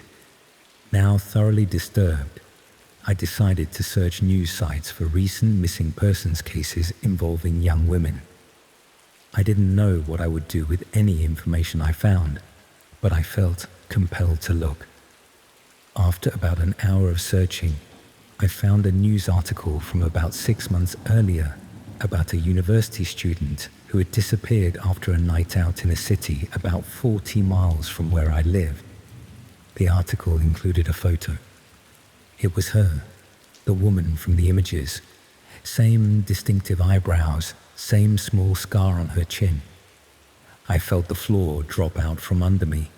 This wasn't some elaborate prank or synthetic image. I had been looking at evidence of an actual abduction and worse. My hands trembled as I bookmarked the article, my mind racing with what to do next. Should I go to the police? How would I explain finding these images? Would they even believe me? Before I could decide, I received an email notification, a new message from an address I didn't recognize, just a string of numbers and letters. The subject line was simply curious. There was no text in the body, just an attachment. Against all better judgment, I opened it. It was an image of me sitting at my desk, looking at my computer screen. It had been taken through my window from outside my flat. In the corner of the image was a timestamp. It had been taken less than an hour ago.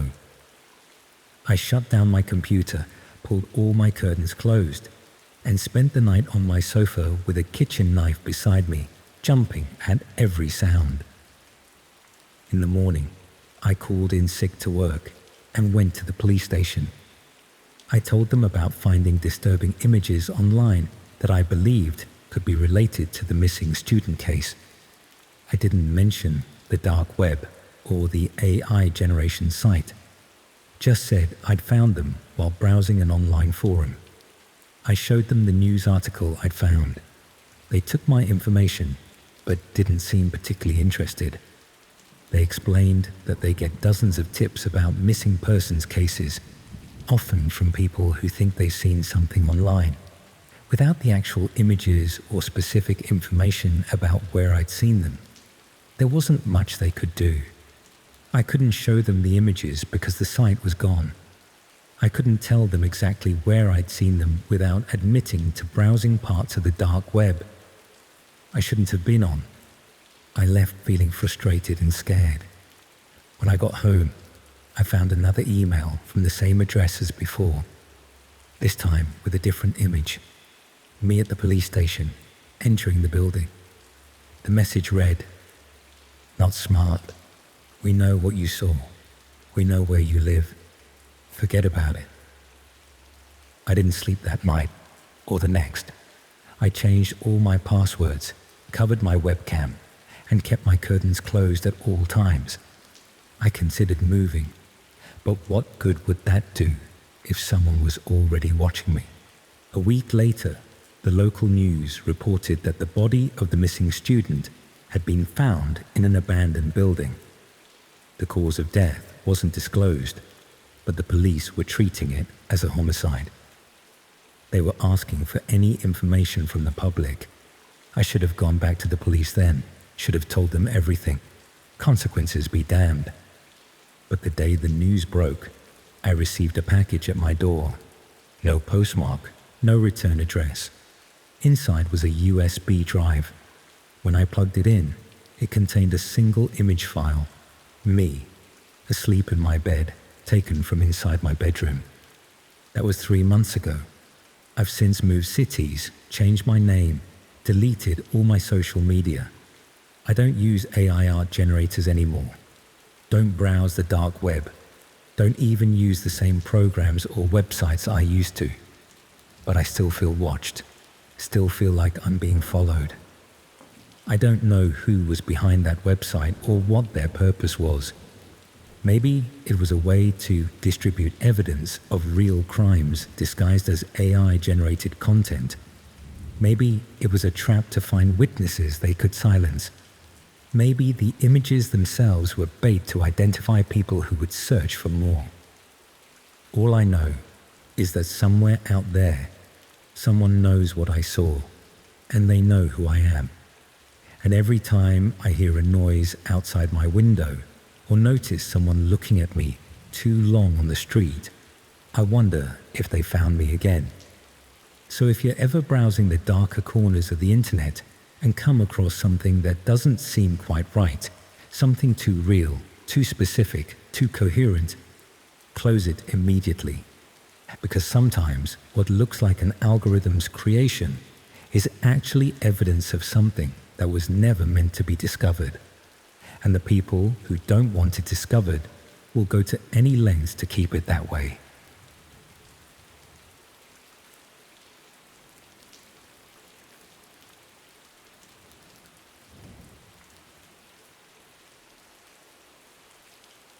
The worst decisions in life often start with the phrase, "How bad could it be?" 6 months ago, I found out exactly how bad it could be when I decided to pick up a package from a dark web marketplace. I still check my locks 3 times before bed, still flinch at unexpected knocks on the door, still scan crowds for faces I hope never to see. Writing this down feels dangerous, but keeping it bottled up is slowly driving me insane. I'm just an ordinary bloke from Manchester, work in graphic design, live in a small flat with my cat. Nothing special about me. I've always been fascinated by technology though. Built my first computer at 12, taught myself coding at 15, that sort of thing. This fascination eventually led me to the dark web about 3 years ago. At first, it was just curiosity, wanting to see if it was really as mysterious as people made it out to be. For the first couple of years, I just browsed anonymously, looking at marketplaces selling counterfeit goods, banned books, that kind of thing. Never bought anything, never interacted with anyone. Just a digital tourist, watching from a safe distance. But curiosity is a dangerous thing, isn't it? It pulls you in deeper and deeper until you're in over your head. It started after a bad breakup last year. I was feeling pretty low, spending most nights alone with a bottle of whiskey, browsing parts of the internet I probably shouldn't have been. There was this forum I frequented where people discussed hard-to-find items, vintage electronics, discontinued products, rare collectibles, the kind of stuff you can't just get on Amazon. One night, I saw a post about a retro gaming console that had never been officially released, a prototype that supposedly had games on it that were never made public. As a massive gaming nerd, this immediately caught my interest. The poster claimed to have acquired it from a former game developer and was willing to sell it for cryptocurrency. The price was steep, but non-outrageous, about £800 in Bitcoin. After a week of back and forth messages and too many late nights staring at my screen, I decided to go for it. I'd never made a purchase on the dark web before, but I convinced myself this wasn't like buying drugs or weapons. It was just a rare gaming item. The seller had good reviews from other forum members, and they agreed to a dead drop exchange rather than posting it, which felt safer somehow. For those who don't know, a dead drop is when the seller leaves the item in a predetermined location, and you pick it up after they've gone. No face-to-face meeting, no names exchanged, completely anonymous. The seller gave me coordinates to a location on the outskirts of Manchester, an abandoned industrial estate that had been scheduled for demolition for years but was still standing. I know how this sounds, red flags everywhere, but I convinced myself this was just how these transactions worked. the place would be deserted. I'd grab the package and be back home playing unreleased games from the 90s within an hour. The pickup was scheduled for 10 p.m. on a Friday in November. It was already dark by 4:30, and a light drizzle had been falling all day, making the streets gleam under the streetlights. I drove to a car park about half a mile from the location, figuring it would be safer to approach on foot. The rational part of my brain was finally raising some objections, suggesting that maybe meeting a stranger from the dark web at an abandoned factory wasn't the best idea I'd ever had. The industrial estate was exactly as depressing as you'd expect. Crumbling brick buildings with broken windows, graffiti-covered walls, and rusting chain-link fences with no trespassing signs hanging at odd angles. The only light came from a single street lamp at the entrance and the occasional passing headlights from the distant main road. Following the GPS on my phone, I made my way to the specific building the seller had described. It was an old warehouse with most of its roof missing, the inside a cavernous space filled with shadows. The dead drop location was supposedly just inside the main entrance. Behind the third column on the left, inside a blue plastic container.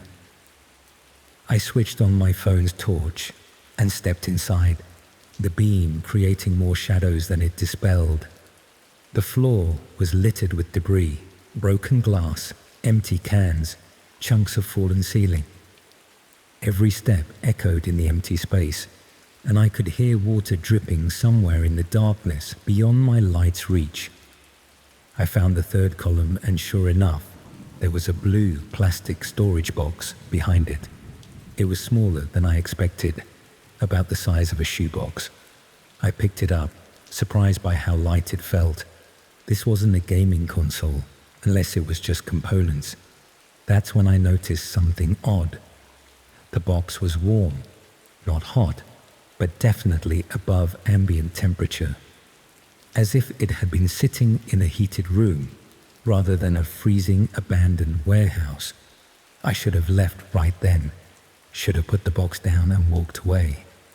But instead, I opened it. Inside was a single smartphone, not a gaming console, not even close to what I'd been promised. It was an older model, nothing special. The screen was dark, but as soon as I touched it, it lit up. No lock screen, just a video player already open, showing a paused video. The thumbnail was dark and unclear. Standing there in that cold, empty building, I pressed play. The video showed a room I didn't recognize, some kind of basement or cellar with concrete walls. In the center was a person tied to a chair, head covered with a black bag. Someone moved into frame, wearing gloves and a mask that covered their entire face. They held up a piece of paper with today's date written on it, then a second paper with my username from the forum. My blood turned to ice. I nearly dropped the phone as I realized what I was looking at. This wasn't a scam in the traditional sense. I wasn't being sold a fake item. This was something much worse. The video continued, showing the masked person removing the bag from the captive's head. I won't describe what happened next. I couldn't watch it all. I shut the video off after less than a minute, my hands shaking so badly I almost dropped the phone. That's when I heard it. Footsteps on the gravel outside the warehouse. Multiple sets, getting closer. In a moment of panic-induced clarity, I switched off my torch, dropped the phone back in the box, and moved as quickly and quietly as possible toward the back of the warehouse. There was a door there. I'd noticed it on my way in. I had no idea where it led, but it had to be better than staying. I made it through the door, just as beams of torchlight swept into the warehouse from the main entrance. The back door led to a narrow alley between buildings. I ran, not caring about the noise now, just needing to put as much distance between myself and whoever had followed me there. I made it back to my car without seeing anyone, drove home with my heart trying to beat its way out of my chest, and spent the night with my furniture pushed against the door, convinced that whoever had set this up would be coming for me next. The next day, after no sleep and too much coffee, I tried to make sense of what had happened. Best case scenario, the video was fake, some sick prank to scare dark web tourists like me. Worst case, I couldn't even bring myself to consider the worst case, that I had somehow, unwittingly, paid for someone to be hurt, that my Bitcoin transaction had funded something unspeakable. I spent the next week in a state of paranoia, jumping at every sound, convinced I was being followed. I changed all my passwords, wiped my computer, threw away the hard drive. I even considered going to the police, but what would I say? That I'd tried to buy illegal merchandise on the dark web and may have accidentally funded a violent crime. That I'd handled a phone that potentially contained evidence of such a crime and then left it behind. After a month of constant anxiety, I moved to a different city. I told everyone it was for a new job, but really, I just couldn't stand being in Manchester anymore. Couldn't walk past that industrial estate on my way to work. Couldn't shake the feeling that I was being watched. It's been 6 months now. I haven't been back on the dark web, haven't even used Tor. I checked the local Manchester news obsessively for reports of bodies found in abandoned buildings, but nothing has ever come up that matches what I saw. Sometimes I managed to convince myself it was all an elaborate hoax, that the video was staged, the follow-up footsteps just a coincidence.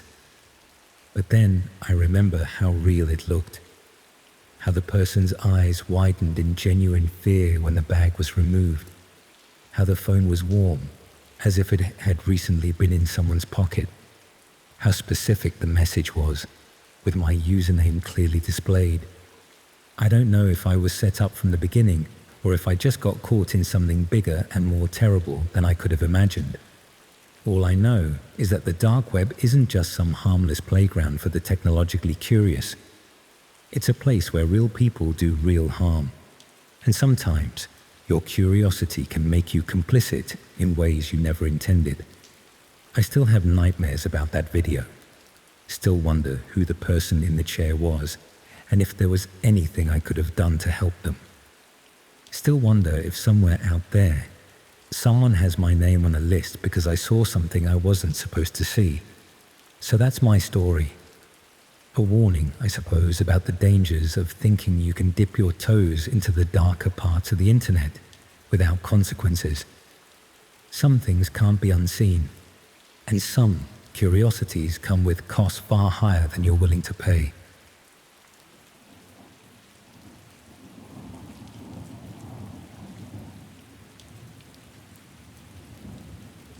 So this happened about 3 years ago when I was still at sixth form in Leeds. You know how schools are about internet safety and all that? Well, there's a good reason for it, and I found out the hard way. I was in the library after hours, thought I was alone, and decided to check out the dark web. Biggest mistake of my life. I still get chills thinking about it. That night, I wasn't just browsing the dark web, it was browsing me back. I've never actually told anyone the full story until now. I kept quiet because, honestly, I was scared that whoever was watching me that night might find out. Even now, I still catch myself checking over my shoulder or covering my webcam. I guess I should start from the beginning. I was in my final year at sixth form college in Leeds, studying computer science among other subjects. I'd always been fascinated by technology, probably to an unhealthy degree if I'm being honest. My parents had divorced when I was 14, and I'd retreated into the digital world as a coping mechanism.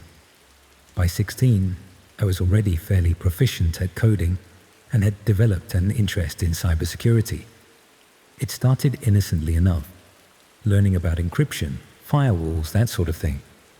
But as is often the case with teenage curiosity, it didn't stay innocent for long.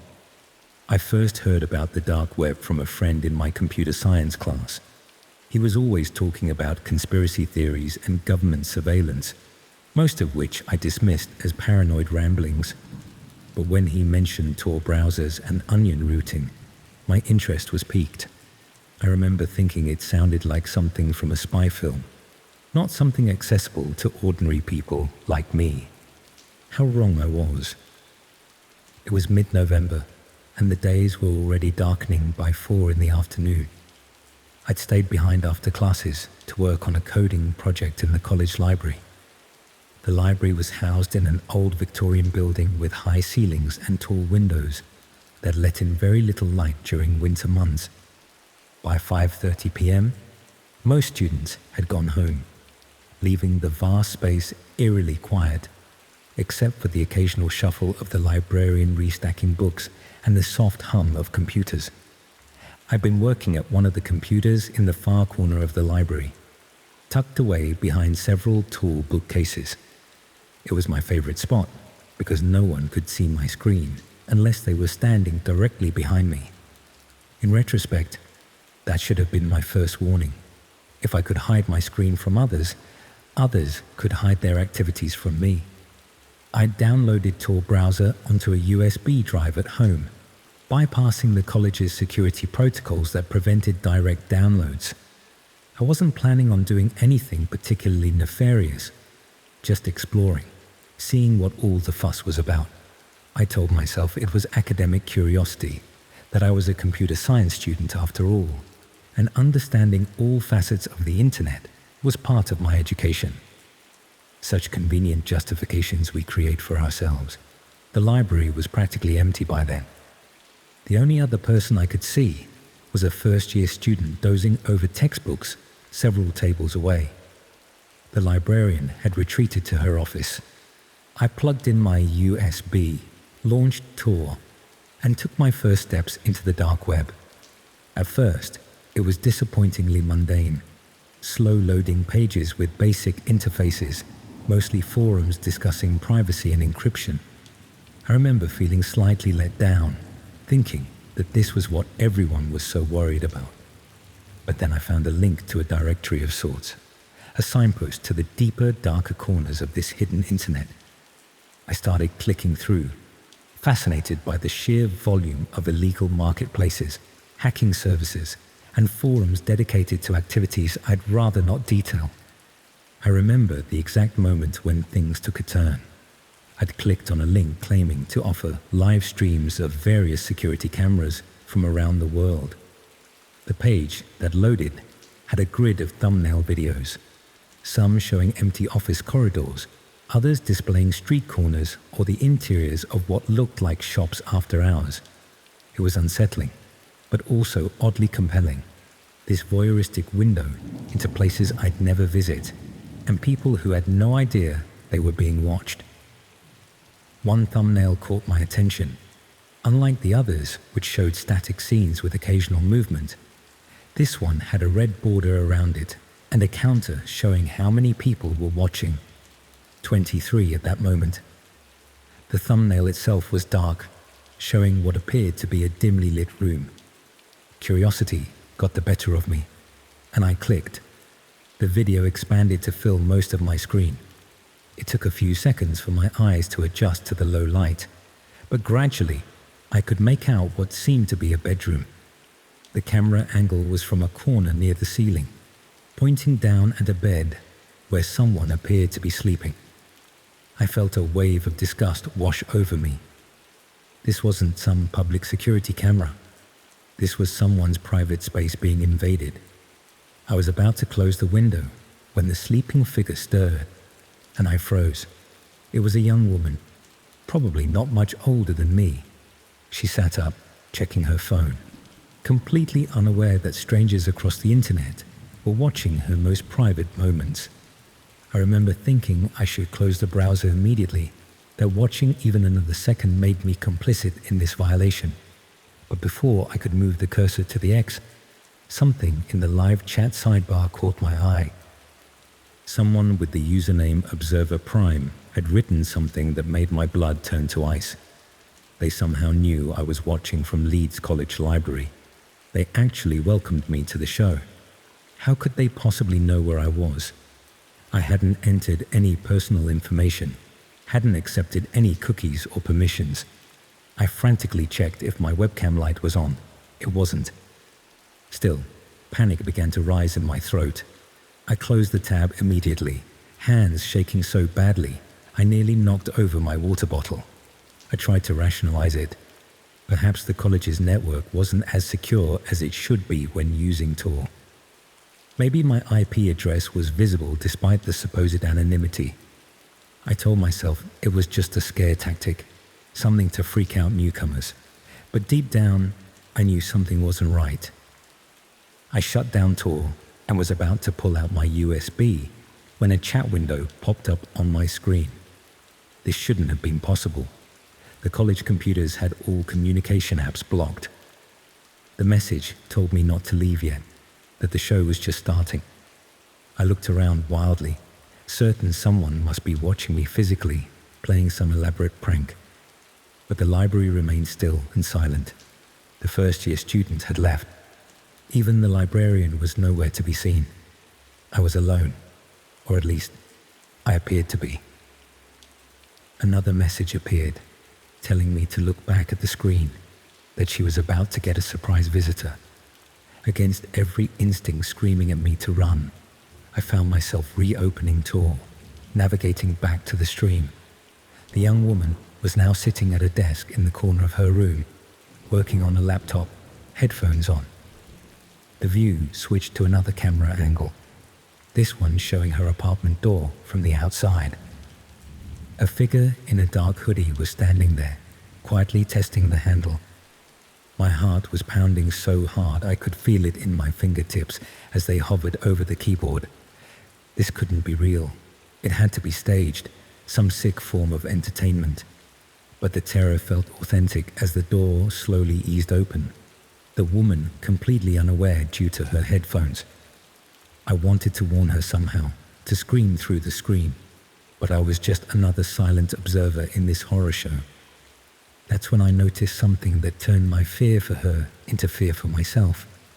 In the corner of my screen, a small window had opened, showing me, from behind, at my library computer, in real time. I whipped around, nearly falling out of my chair. There was no one there, just rows of empty desks and bookshelves. But when I turned back to the screen, the angle had changed. Now it was showing me from the side, capturing my profile illuminated by the glow of the monitor. There had to be a camera somewhere, but I couldn't spot it no matter where I looked. The chat was active now, with multiple users commenting. Some were talking about having 2 shows for the price of 1. Others mentioned how the watcher becomes the watched. The most disturbing comments were asking which one they should visit first. My hands were trembling so violently I could barely use the mouse. I closed Tor again, yanked out my USB, and gathered my things to leave. As I stood up, all the computers in the library suddenly turned on by themselves, each screen showing the same image. Me, standing there, frozen in terror. I abandoned my belongings and ran, bursting through the library doors and not stopping until I reached the college's main entrance. Outside, the winter air stung my lungs as I gasped for breath, trying to process what had just happened. I was about to call for a taxi when my phone buzzed with a text from an unknown number. The message said they knew where I lived too, but not to worry. They weren't visiting tonight. They liked to save the best shows for later. For weeks afterward, I barely slept. I reformatted my computer, changed all my passwords, even stayed at a friend's house for a few days. I couldn't bring myself to return to the library, making up excuses about illness to explain my absence from classes. When I finally did go back to college, I avoided all computers, completing assignments at home on a laptop I'd stripped down and rebuilt to ensure it had no webcam or microphone. The messages stopped after that first night, but the damage was done. I'd glimpsed a world where privacy was an illusion, where watchers could become the watched in an instant. I never reported what happened. Who would believe me? And more importantly, What if reporting it triggered whoever was behind those cameras to make good on their implied threat? That was 3 years ago. I've since moved cities, changed my name on social media, and adopted an almost paranoid approach to online security. I never use public Wi-Fi, keep my webcam covered, and regularly check for unusual network activity. Perhaps it was all an elaborate scare tactic, a way to frighten naive explorers of the dark web. But sometimes, when I'm alone in my flat late at night, I still feel eyes on me, invisible observers waiting for the next show to begin. So if you're reading this and feeling that same curiosity I once did about the dark web, take my advice. Some doors are better left unopened, because once you've seen what's on the other side, you can never unsee it. And worse still, once they've seen you, they never forget. The scariest part isn't what I witnessed that night. It's the knowledge that at any moment I might become the unwitting star of someone else's Red Room stream. And unlike that poor woman in the bedroom, I'd know exactly what that means.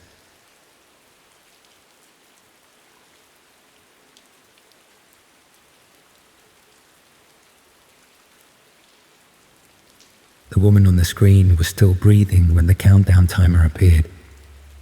30 minutes. That's how long she had left before whatever was going to happen to her began. I didn't know it then, but that's also when my normal life ended. I've never told anyone this story before. Not properly anyway.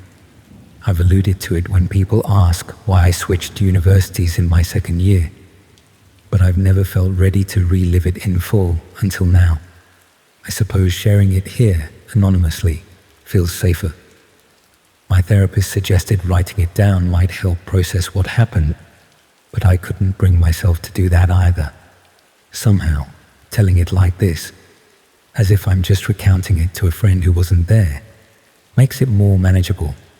I was studying computer science at a university in northern England. Not one of the fancy Russell Group ones, but decent enough. The campus was this odd mix of brutalist 1960s concrete blocks and sleek glass buildings that had been added more recently. Our main computer lab was in one of these newer buildings, all gleaming surfaces and ergonomic chairs. The kind of place that's supposed to inspire innovation and creativity, but mostly just made me worry about leaving fingerprints on everything. It was mid-October, about 6 weeks into my first year. The excitement of my first weeks had worn off, and the reality of the workload was setting in. I remember it was raining that day. Not the dramatic, thunderous kind, but that persistent, miserable drizzle that seems to seep into your bones. The type of weather that makes you want to stay indoors, which is exactly what I was doing. I had a 2-hour gap between lectures and decided to use the time to work on a programming assignment due the following week. The computer lab was busier than usual because of the weather, but I managed to find a spot near the back. I always preferred sitting there, fewer distractions, and I didn't have to worry about people looking over my shoulder at my screen. The computers in the lab were these high-spec machines that the university had recently invested in. They were set up so that students could log in with their university credentials, and everything would be saved to their personal drive on the university network. Personal USB drives weren't necessary, but many students still used them to transfer files between home and university. I was about halfway through my assignment when Professor Harris walked in. He taught our Introduction to Network Security module and was known for being somewhat eccentric but brilliant. He was in his 50s, with a perpetually rumpled appearance, the stereotype of an academic who cared more about ideas than presentation. Professor Harris was setting up for a lecture that would be held in the lab later that afternoon. He was connecting his laptop to the projector and muttering to himself. I didn't pay much attention. I was struggling with a particularly frustrating bit of code. But then I noticed him searching through his pockets and bag with increasing urgency. He'd clearly lost something. Eventually, he approached the teaching assistant who was supervising the lab and had a brief conversation I couldn't hear. The assistant shrugged and gestured around the room. Professor Harris looked annoyed but resigned. He left shortly after, presumably to retrieve whatever he'd forgotten from his office. I returned to my assignment, but a few minutes later, I noticed something under the desk where Professor Harris had been standing. A small black USB drive.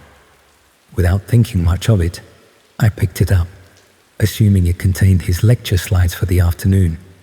I thought I'd be helpful and plug it into his laptop so it would be ready when he returned. This is the moment I replay in my head constantly. The moment where if I'd made a different choice, if I'd just left the USB drive at the reception desk or waited for Professor Harris to come back, everything that followed might not have happened. But I didn't. Instead, I walked over to his laptop, which was still connected to the projector but had gone into sleep mode. I wiggled the mouse to wake it up and plugged the USB drive into one of the ports. I expected a file explorer window to open, showing the contents of the drive so I could find his lecture slides. Instead, the screen remained black for a moment. Then, without any prompt from me, an application launched automatically. At first, I thought it was some kind of video player as a dark window opened, filling the screen. I realized with horror that what I was looking at was being streamed in real time. The image was grainy and poorly lit, but clear enough to make out a room with bare concrete walls. It looked like a basement or cellar of some kind. In the center was a young woman, tied to a chair. Her head was slumped forward, but I could see she was breathing. She appeared unconscious, not dead, which was somehow both a relief and more terrifying, because it meant whatever was going to happen to her hadn't started yet. I froze. My brain couldn't process what I was seeing. Part of me thought, hoped, it might be some elaborate setup for a horror film or an extreme performance art piece. But deep down, I knew better. There was an authenticity to the crudeness of the setup that no staged production would include. The feed had no sound, which made it even more unnerving. I could see the woman's chest rising and falling with each breath, but the silence made it feel distant and surreal, like watching a security camera feed. A ticker at the bottom of the screen was counting down from 30 minutes. It was at 28:47 when I first noticed it. I should have immediately unplugged the USB drive and reported it. That would have been the sensible, ethical thing to do. But shock kept me rooted to the spot, staring at the screen. I couldn't reconcile what I was seeing with the ordinary university environment around me. The cognitive dissonance was paralyzing. Then I noticed something that made my blood run cold. In the background of the video, barely visible in the poor lighting, was a small table. On it was a copy of our university newspaper, folded open to show the front page. I recognized it immediately because I'd read it that morning. It was the current issue, published just 2 days earlier.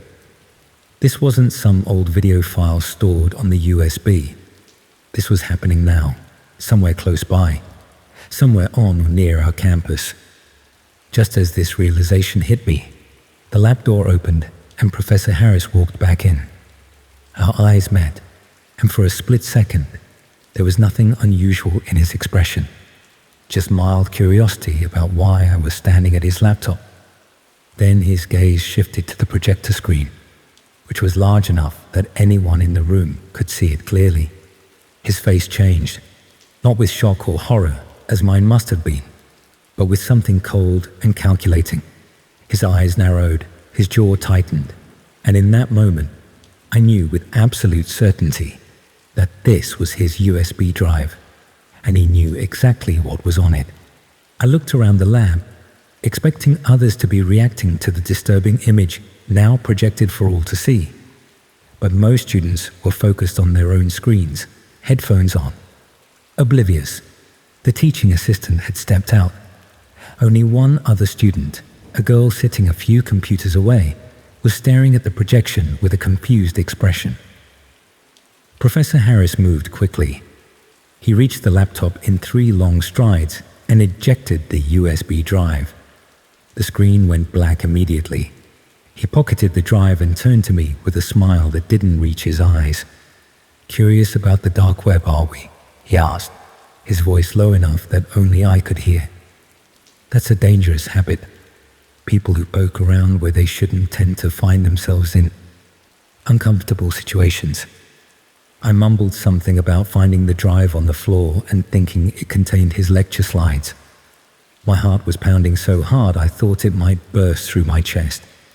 He didn't believe me. I could tell by the way his eyes hardened. But he maintained that artificial smile. "Best forget what you saw," he said, still quietly. "It's not real anyway. Just a simulation for my advanced cybersecurity class. Special effects.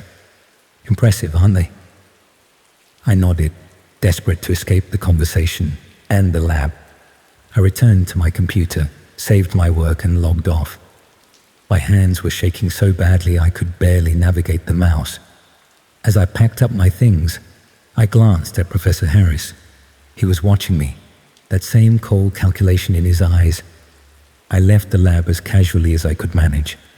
But once in the corridor, I nearly ran to the nearest toilet, where I was violently sick. My mind was racing with implications and possibilities, none of them good. If what I'd seen was real, and the university newspaper in the background strongly suggested it was, then Professor Harris was involved in something truly horrific, and he knew that I knew. I spent the next hour hiding in a cafe on campus, trying to decide what to do. Report it to the police? But what exactly would I say? That I'd seen a disturbing video that could have been faked? That a respected professor might be involved in something criminal based on a few seconds of footage and my interpretation of his reaction? It sounded ridiculous even to me. I decided to go back to my accommodation and think it through properly. I needed to gather my thoughts, maybe research if there had been any reports of missing women in the area. I convinced myself that approaching this methodically was better than rushing in with wild accusations. That was my second mistake. When I reached my room, the door was unlocked. I was certain I'd locked it that morning. I always did. Inside, nothing seemed obviously disturbed, but there was a sensation in the air, like the molecular structure of my personal space had been rearranged slightly. Someone had been there. On my bed was a university newspaper, the same edition I'd seen in the video. It was folded open to a specific page, one I hadn't paid attention to that morning. In the corner was a small advertisement for a student mental health service with the tagline, "Feeling watched? Anxious? Paranoid? We can help." It was a message, a warning. I packed a bag with essential items and left campus that evening. I stayed with a friend in Manchester for a week, claiming a family emergency. When I returned, I switched all my modules to avoid Professor Harris's classes. I considered reporting what I'd seen to the university authorities or the police. But each time I worked up the courage, I remembered that newspaper on my bed. He'd been in my room. He knew where I lived. And he clearly had connections to something much darker than academia. For the rest of that term, I felt eyes on me constantly. Sometimes I'd glimpse Professor Harris across the campus, watching me. Once, I found a USB drive identical to the one I'd found, sitting on my desk in the library. I left it untouched and moved to another floor. I never saw its owner collect it. I transferred to a different university for my second year, using family issues as an excuse. I haven't been back to that campus since. Sometimes I search local news archives for reports of missing women around that time, but I've never found anything conclusive. I don't know if what I saw that day was the prelude to a murder, or part of some elaborate underground streaming service catering to sadistic viewers. I don't know if the woman in the chair was rescued, or if she became another missing person statistic. I don't know how deep Professor Harris was involved, or how many others at the university might have been part of it. What I do know is that the dark web isn't just some abstract concept or urban legend. It's real, and it touches our ordinary world in ways we'd prefer not to acknowledge. The barrier between the two is thinner than most people realize, sometimes as thin as a small black USB drive left on a computer lab floor. I still use computers, obviously. I had to continue my degree, but I never use public computer labs anymore. I never plug in USB drives, I find. And I never, ever open files or applications I'm not 100% certain about. Some doors, once opened, can't be properly closed again. They leave a crack through which the darkness can always find its way back to you.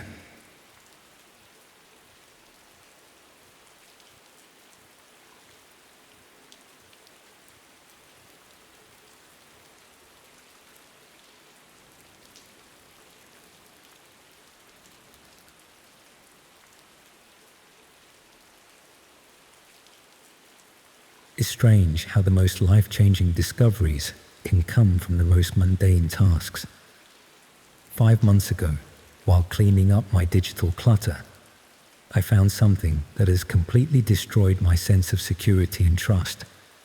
I've moved house twice since then, changed my phone number, and still can't shake the feeling that I'm being watched.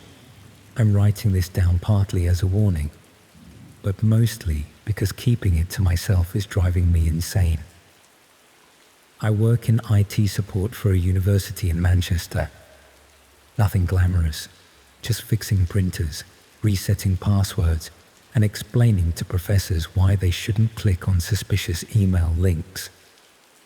I've always been organized with my physical possessions, but absolutely terrible with digital housekeeping. My desktop was always a mess of random files. My download folder, a digital wasteland of forgotten PDFs and installation packages. My bad habits caught up with me when my laptop started running painfully slow.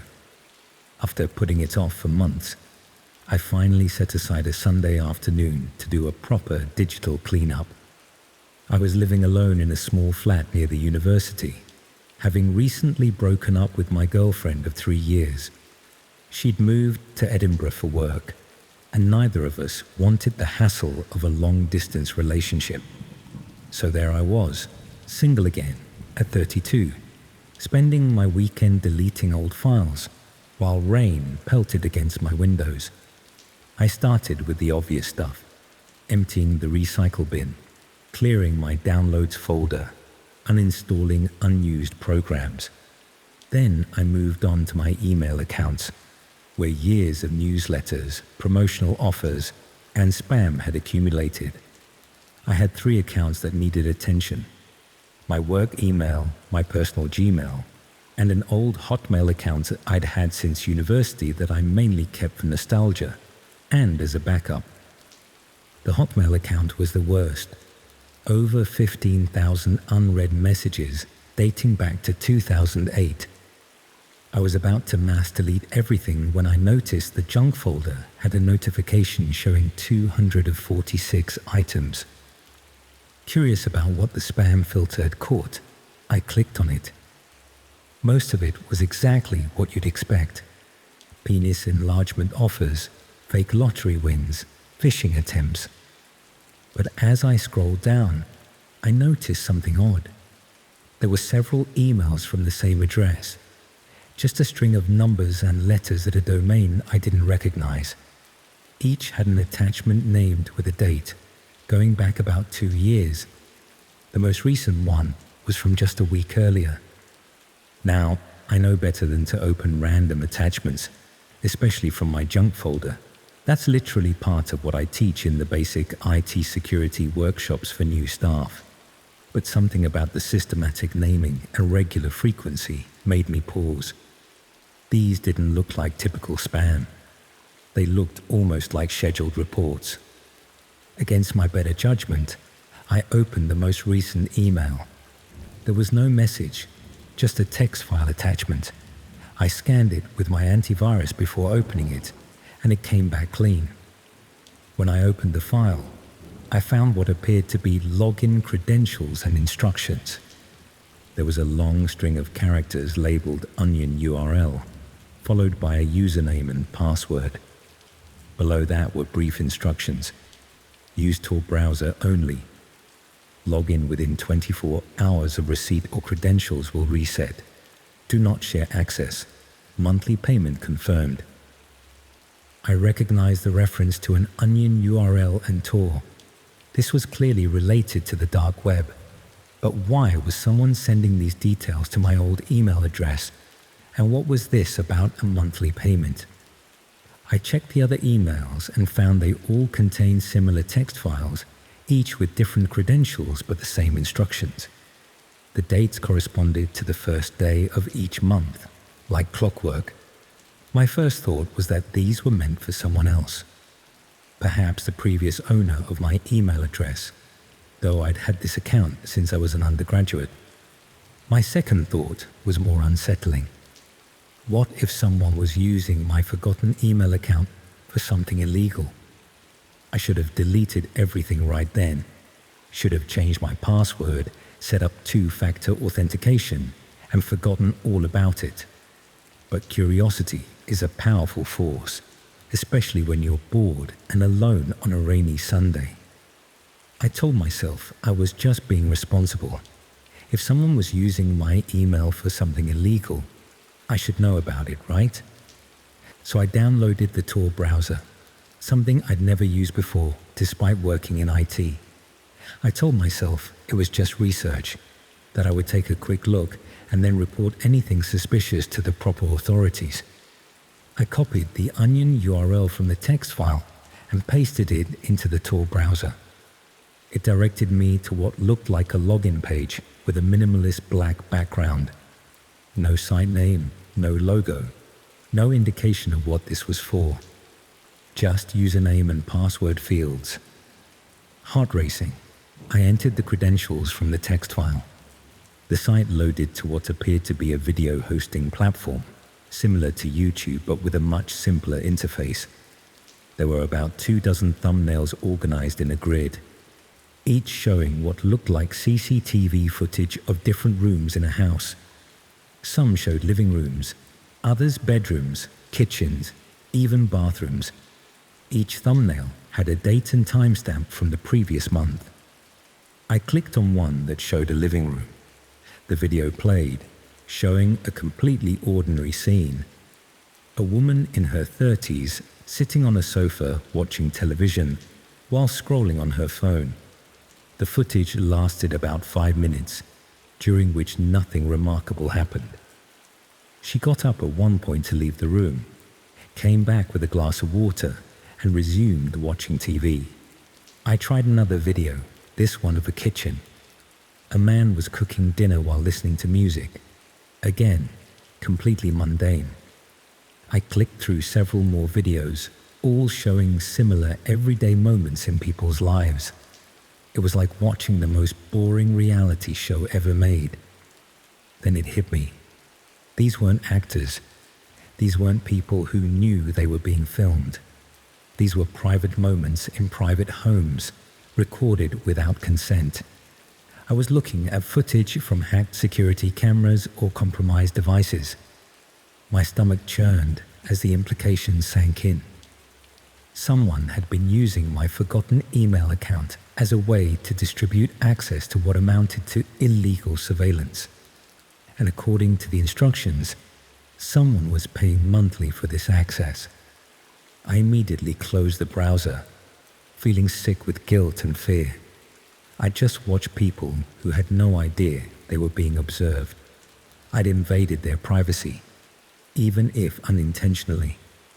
And now my IP address was connected to this site, even though I'd used Tor.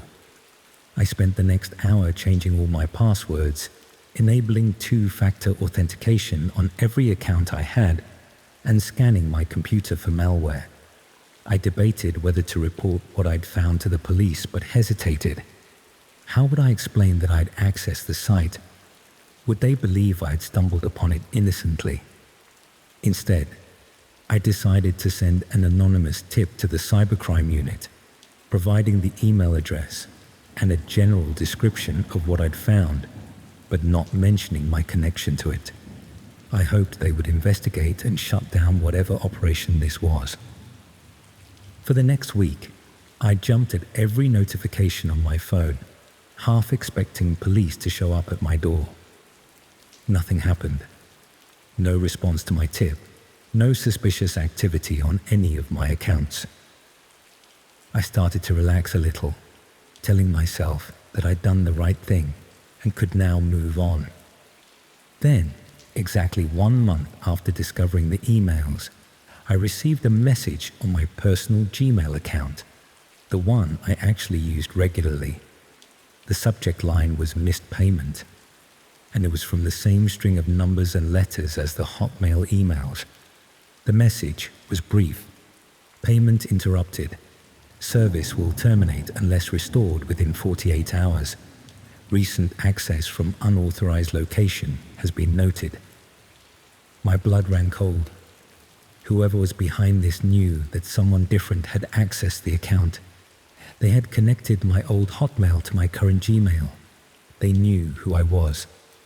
That same night, I noticed something strange. While watching Netflix on my laptop, the webcam light briefly flickered on, then off. It could have been a glitch, but combined with the email, it sent me into a panic. I covered the camera with tape, but the damage to my peace of mind was done. Over the next few days, I became increasingly paranoid. I was convinced my devices had been compromised, that someone was watching me through my own technology. I started unplugging my router at night, covering all camera lenses, even disconnecting my smart TV. 2 weeks after the missed payment email, I came home from work to find my flat had been broken into. Nothing valuable was taken.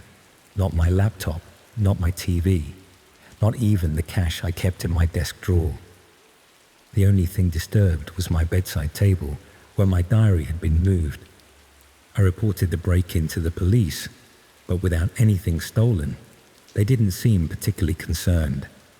I didn't tell them about the emails or the website. It seemed too disconnected, too paranoid. That night, I couldn't sleep. Every creak in the building, every passing car outside sent my heart racing. Around 3 a.m., I got up to make tea and noticed my laptop was open on the kitchen table. Not where I'd left it, and certainly not how I'd left it. On the screen was a text document containing addresses and personal information about the people I'd seen in those videos. Below their information was my own. My full name, address, workplace, parents' address, and the routes I typically took to work. At the bottom was a simple message. Witnesses are participants. Participants are responsible. I packed a bag and left that night, staying with a friend while I looked for a new place to live.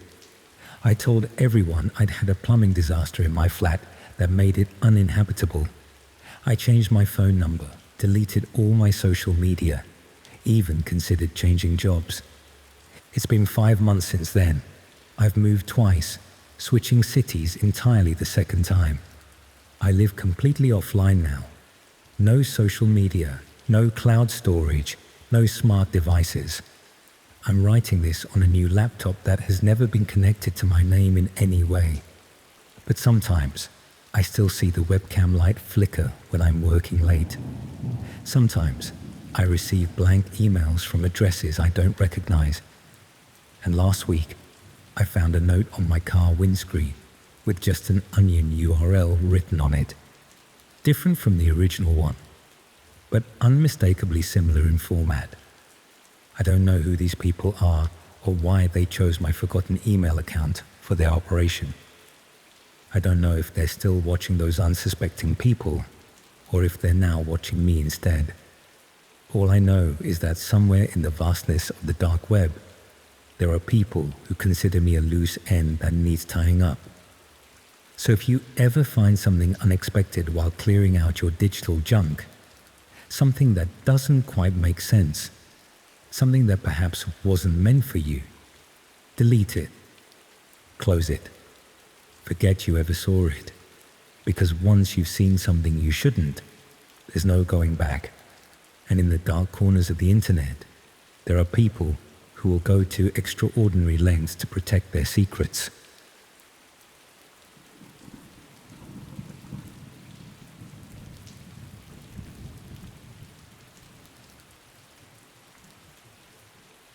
The most dangerous button I've ever clicked wasn't labeled something like launch missile or even delete account. It was innocuously titled Recommended Darknet Experience. It turns out when a VPN service offers to show you what you're protecting yourself from, sometimes they're actually showing you who's coming for you next. 3 months have passed since I clicked that button, and I haven't slept through the night since. I work as a data analyst for a healthcare company in Birmingham. Nothing particularly exciting, just crunching numbers and generating reports about hospital efficiency and patient outcomes. I'm not technically a cybersecurity expert, but I know enough about computers to be the person my parents and friends call when their Wi-Fi stops working. My interest in online privacy started about a year ago after our company experienced a data breach. Nothing catastrophic, just some leaked email addresses and phone numbers. But it was enough to make me realize how vulnerable our digital lives really are. So I started researching ways to better protect myself online. I installed ad blockers, switched to more secure browsers, stopped using Google for searches, that sort of thing. I became increasingly uncomfortable with how much information I was giving away just through normal browsing. I'd read articles about VPNs, virtual private networks, and how they could help maintain anonymity online, so I decided to try one out. After comparing different services, I settled on one called Secure Shield VPN. It had good reviews, a reasonable price point, and offered a 30-day free trial with all premium features included. I downloaded the app, created an account with a new email address I'd set up specifically for privacy tools, and started exploring the features. The app was sleek and user-friendly, with the usual array of server locations to choose from and different protocols for connection.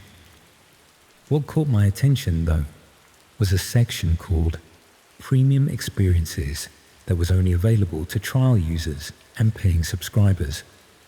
The description explained these were curated online experiences that showcased the importance of privacy and security tools. One in particular stood out. Recommended Darknet Experience. See what you're protecting yourself from. I was intrigued. I'd heard of the dark web, of course, but had never actually accessed it. I knew it required special browsers like Tor and wasn't something you could just Google your way into. The idea that this VPN would offer some kind of guided tour seemed educational, if a bit gimmicky.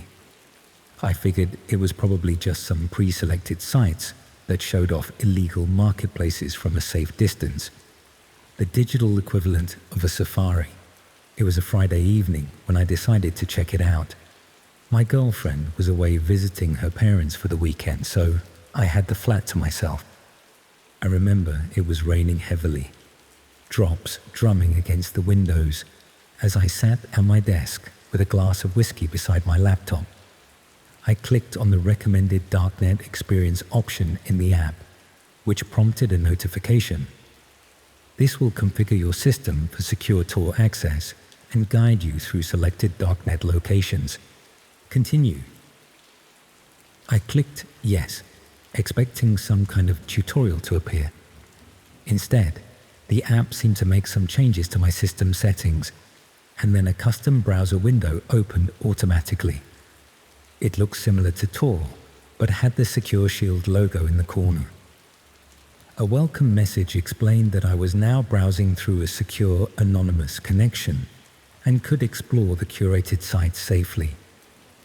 The interface showed a sidebar with different categories: marketplaces, forums, services, information, and one simply labeled Other. Each had several sub-entries with innocuous names like Alpha Market or Liberty Forum. It felt surprisingly legitimate, like browsing an app store rather than the infamous dark web. I started with the marketplaces section, curious about what was actually for sale in these notorious black markets. The first site looked like a bare-bones version of Amazon or eBay, with listings for drugs, counterfeit goods, and hacked account credentials. Nothing I hadn't expected to see. The next few sites were similar, though some specialized in specific categories like prescription medications or fake IDs. After about an hour of casual browsing, I switched to the forums section. These were more interesting. Discussions about privacy, politics, technology, and yes, illegal activities. I was careful not to create any accounts or interact, just observing from a distance. Then I noticed something odd. In the other category, there was a listing called Premium Access, with a small crown icon beside it. The description simply read, "Exclusive content for valued members." I assumed this was just some additional marketing for the VPN service, perhaps showcasing the kind of content you might accidentally stumble upon without proper protection. When I clicked on it, a loading screen appeared with text explaining that this area was being specially configured for my session. This struck me as strange. Why would one particular section need special configuration? But before I could reconsider, the page loaded. It opened to what looked like a streaming site, similar to YouTube but with a minimalist black interface. There were about a dozen video thumbnails arranged in a grid. Each had a vague title like Session 23 or Interview 7 and what appeared to be a date from the previous month. No descriptions, no view counts, no comments. I clicked on one titled Orientation 4, assuming it might be some kind of instructional video about the dark web or privacy tools. The video buffered for a moment, then began to play. It showed a room that looked like a basement or storage area. Concrete walls, no windows, harsh fluorescent lighting. In the center was a person sitting in a chair, facing the camera. They were wearing ordinary clothes, but had a black hood covering their head. Behind them stood another figure in dark clothing, face obscured by shadows. My first thought was that this was some kind of mock interrogation scenario, perhaps a dramatization meant to illustrate the dangers of compromised privacy. But as the video continued, I realized with growing horror that this wasn't staged. The hooded person's hands were bound behind them, and they were visibly trembling. The standing figure began asking questions in a distorted voice. Questions about usernames, passwords, and access codes. I quickly closed the video, my heart pounding in my chest. This couldn't be real, could it? It had to be some kind of extreme roleplay or scare tactic designed to emphasize the importance of security.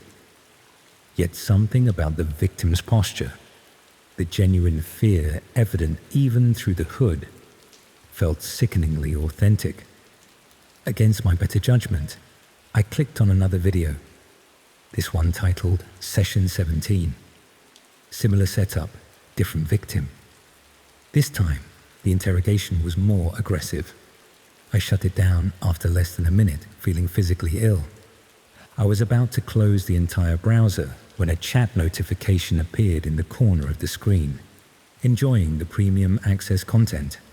Your feedback is valuable to us. I froze, staring at the message. I hadn't logged into any chat system. I hadn't provided any way for them to contact me within this browser. Yet here was a direct message, clearly indicating that someone was aware of my presence, my actions, my viewing choices. I didn't respond, hoping they would assume I was away from my computer. Another message appeared. We notice you've accessed 2 of our exclusive videos. Your interest has been noted. Panic rising, I closed the browser completely and shut down my laptop. I unplugged my router for good measure, as if physically disconnecting from the internet could somehow erase what had just happened. I spent the rest of the evening in a state of growing paranoia, checking my locks, closing my curtains, jumping at every noise from the street below. By morning, I had almost convinced myself that I'd overreacted. The videos were probably just elaborate fakes, designed to shock users into taking privacy seriously. The messages were likely automated, triggered by my viewing activity. Nothing to worry about. I cautiously turned my laptop back on, but didn't reconnect to the internet immediately. Instead, I checked for any unusual files or programs that might have been installed. Everything seemed normal. When I finally reconnected and checked my email, there was nothing suspicious there either. I uninstalled the Secure Shield VPN app and decided to put the whole experience behind me. 3 days later, I received an email from an address I didn't recognize. The subject line was simply my home address, nothing else. The body of the email contained a link. Despite every instinct screaming not to click it, my curiosity and fear got the better of me. I opened it in an incognito browser window. It was a Google Street View image of my flat building. But this wasn't from the public Street View database. This was a recent photo taken from across the street, showing my specific window. My curtains were open, and if I looked closely, I could just make out my silhouette sitting at my desk. Below the image was text that made my blood run cold. Premium members receive home visits. Your trial begins tomorrow. I left my flat that night, staying with a friend under the pretense that I had a plumbing issue. I reported the email to the police as a potential threat, but without more concrete evidence, they couldn't do much besides take a statement. I didn't tell them about the dark web videos. How could I explain that without implicating myself in potentially viewing something illegal? Over the next week, I received 3 more emails from different addresses. Each contained photos taken at increasingly close range. One from the street directly in front of my building, one from the entrance hallway, and finally, one that could only have been taken from inside my flat while I was away, showing my desk with my laptop closed on it. The final email had no text, just an attachment, a video file. It showed hooded figures entering an apartment that looked similar to mine, finding the occupant asleep, and I couldn't watch more than a few seconds. The file name was preview session24.mp4. I never returned to my flat. I quit my job, moved to a different city, changed my phone number, and created all new email addresses. I withdrew most of my savings in cash and found a place to rent that didn't require background checks or digital payments. I bought a new laptop and made sure it's never connected to any accounts that could be traced to my previous identity. It's been 3 months now. Sometimes I go days without thinking about it, almost convincing myself that I overreacted to an elaborate scare tactic. Then I'll notice someone looking at me too long on the street, or I'll receive an email to an account that no one should know about, containing nothing but a crown emoji. Last week, I woke up to find my new laptop open, when I know I closed it before going to bed. The browser was open to a blank page, with just a countdown timer showing 7 days.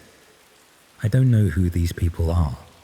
I don't know if they're government operatives running some kind of twisted surveillance program, criminals documenting their activities, or something else entirely. I don't know why they chose me or what happens when the countdown reaches 0.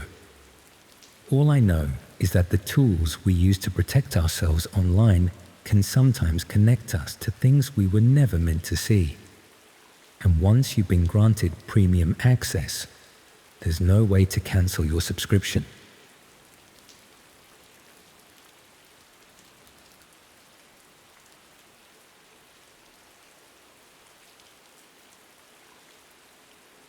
The delivery. The thing about the dark web is that it seems distant until it shows up at your front door. 6 months ago, I made one careless decision that's turned my entire life inside out. A single click that I can't take back. I haven't told my friends. How do you casually mention that you might be implicated in something horrific? It started on a Thursday night in February, one of those dreary winter evenings where darkness falls by 4 p.m. and seems to last forever. I was sprawled on my sofa, laptop balanced on my stomach, half watching some forgettable Netflix documentary while scrolling through Reddit. I live alone in a small flat in Manchester. Moved there for work 3 years ago, but never really built a social circle. I'm a graphic designer, which means I spend most of my days in front of screens, and most nights too. That particular night, I was bored. Not just regular bored, but that restless, existential kind of boredom where you feel like you're wasting your life away, one Netflix episode at a time. I'd been browsing the dark web on and off for about a year. Nothing serious, mostly out of curiosity and a vague interest in cryptocurrency. I'm not technically inclined, but I'd managed to figure out how to use Tor and access the hidden parts of the internet that you don't stumble across through Google. That night, my boredom led me deeper than usual. I found myself on a marketplace that sold everything from counterfeit currency to hacked accounts. What caught my eye was a listing for something called a curiosity box. The description was vague. A curated collection of items you won't find elsewhere. Each box unique. No returns, no questions. The price was steep, about £200 in Bitcoin. But something about it intrigued me. Maybe it was the mystery, or maybe it was just the promise of something different breaking the monotony of my existence. Whatever the reason, I made the payment, entered my delivery details, and promptly fell asleep on the sofa, the empty wine bottle on the floor probably explaining my lapse in judgment. The next morning, I woke with a hangover and a vague memory of my late-night purchase. I checked my Bitcoin wallet, and sure enough, the transaction had gone through. I felt a twinge of regret. £200 was a lot for what was probably just a box of worthless trinkets or illegal knockoffs. But what really unsettled me was that I'd used my real address. I'd been careful on previous dark web excursions, but the wine had made me careless. I told myself it would be fine. Worst case scenario, I'd wasted money on junk. Best case, I'd get something interesting to break the monotony. 2 days later, I'd almost forgotten about the whole thing when I heard a knock at my door. It was a delivery driver with a small, unmarked brown package. I signed for it, surprised at how ordinary the whole transaction felt. The package was about the size of a shoebox, lightweight, with no return address or markings of any kind. Just my name and address printed on a generic label. I took it to my lounge and set it on the coffee table, suddenly feeling a strange reluctance to open it. For a moment, I considered just throwing it away unopened. But curiosity, the same curiosity that had gotten me into this situation, won out. I cut through the packaging tape with a kitchen knife and opened the box. Inside was a layer of bubble wrap, and beneath that, several items nestled in black tissue paper. The first item was a USB drive, matte black with no markings. The second was a small velvet drawstring bag. The third was a folded sheet of paper, and the fourth was a Polaroid photograph, face down. I examined the USB drive first, turning it over in my hands. Common sense told me not to plug an unknown drive from the dark web into my computer, but I figured my laptop was due for an upgrade anyway. I had decent security software, so I took the risk. The drive contained a single video file. I clicked on it, and my screen filled with footage of someone's home, filmed from what looked like a hidden camera. The footage showed an ordinary living room, sofa, TV, coffee table. Then someone walked into frame. It took me a moment to process what I was seeing. The person on screen was me. This was footage of my flat, filmed without my knowledge. The timestamp in the corner showed it was from 3 weeks ago. I slammed the laptop shut, my heart pounding against my ribcage. Someone had been in my flat. Someone had hidden cameras in my home. I scanned the room frantically, looking for anything out of place, any tiny lens or device I might have missed. Then I remembered the other items in the box. With shaking hands, I opened the velvet bag. Inside was a key, an ordinary Yale key that looked disturbingly similar to my own front door key. I picked up the folded paper next. It contained a list of my daily routines, meticulously documented. When I left for work, which coffee shop I stopped at on Thursdays, my regular grocery shop on Fridays, even the fact that I called my mother every Sunday at 6 p.m. My mouth went dry. This wasn't just some random dark web scam. This was targeted surveillance. I'd been watched, studied, catalogued. But why? I'm nobody. A freelance graphic designer with an unremarkable life and a modest bank account. Why go to all this trouble? There was still the Polaroid.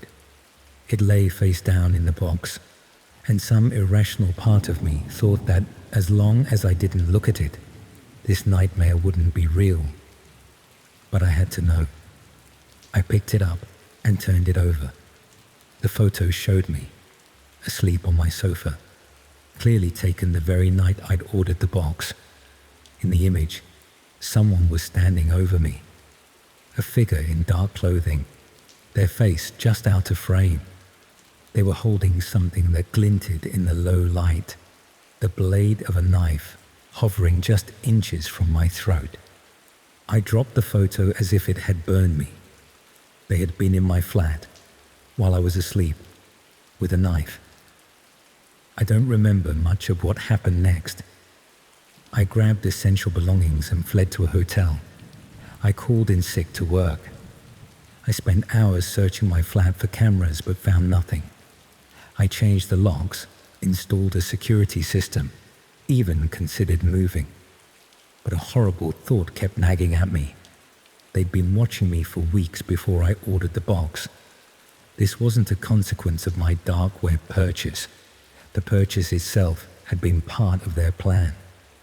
For days, I jumped at every sound, checked over my shoulder constantly, slept with the lights on when I managed to sleep at all. I combed through my flat inch by inch, but found no cameras. Either they were incredibly well hidden, or they'd been removed. Neither possibility was comforting. A week after receiving the box, I came home to find a small package leaning against my door. No postage, no label, just a padded envelope. Inside was another USB drive. Despite every instinct screaming not to, I plugged it in. This time, the video showed a different flat, a different person sleeping. The same dark figure stood over them, knife in hand. But this time, the video didn't end with just the threat. I won't describe what happened next. I couldn't watch it all, but I saw enough to know it was real. At the end of the video, text appeared on screen. Your curiosity box has been delivered to another customer. That's when I understood. The curiosity box wasn't just a product. It was a system, a game, a chain. Someone had purchased access to my life, just as I had unknowingly purchased access to someone else's. And somewhere out there, another person was receiving a box containing footage of me, my routines, a key to my flat, and a photo of what could have happened while I slept. I went to the police, but what could I tell them? That I'd purchased something illegal on the dark web and was now being terrorized. That I potentially had evidence of a murder, but had acquired it through illegal means. I'd be implicated myself. It's been 6 months now. I've moved flats, changed my name, deleted all social media. I work exclusively from home and have groceries delivered. But I still feel watched, still check for cameras daily, still sleep with a baseball bat beside my bed. Because here's the thing about the dark web. It's not some separate reality that exists only in digital space. It's a gateway that allows the darkest parts of humanity to reach through your screen and into your physical world. When you engage with it, you're not just clicking links, you're opening doors. And sometimes, what comes through those doors follows you long after you've closed your browser. I don't know who received my information in their curiosity box. I don't know if they're watching me right now, waiting for the perfect moment to complete what was started that night as I slept on my sofa. I don't know if I'm a target, a random selection, or just another link in a chain of voyeuristic terror. All I know is that every night, as I double-check my logs and scan my new flat for unfamiliar shadows, I remember that single moment of boredom, that single careless decision, that single click that might eventually cost me everything. Because on the dark web, curiosity doesn't just kill cats. It creates ripples that turn into waves that drown you slowly, one sleepless night at a time.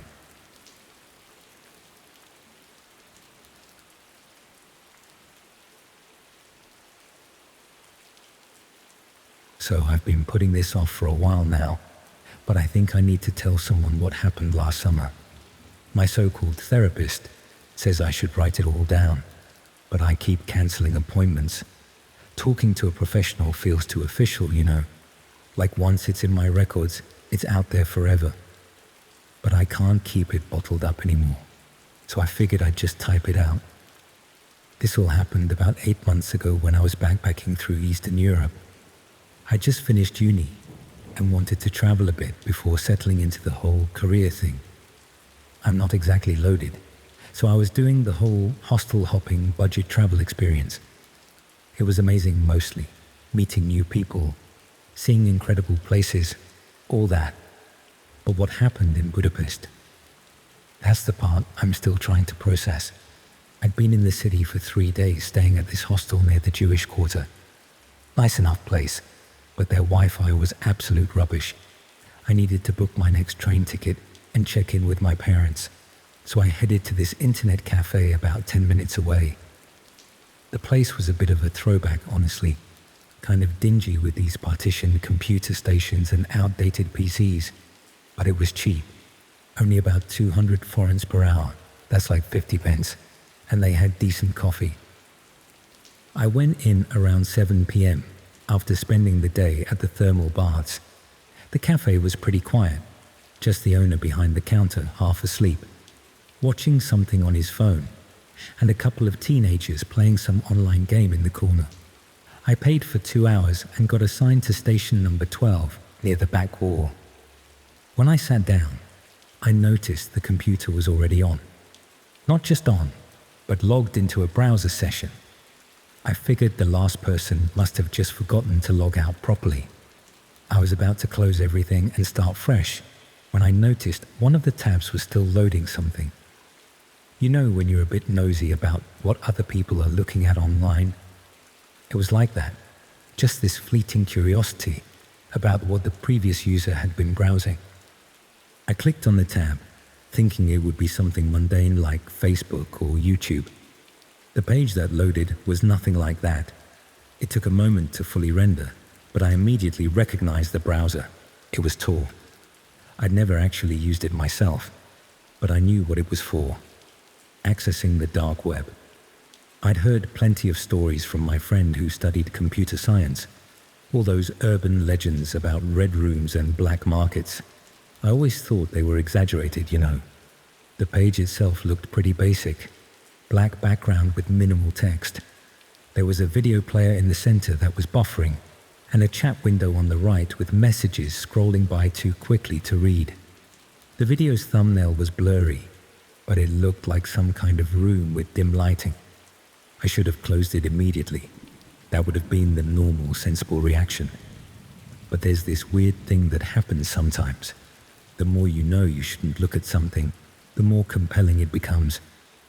I just sat there, watching the loading circle spin, telling myself I'd close it once I saw what it was, just to satisfy my curiosity. When the video finally loaded, it showed what looked like a basement or cellar.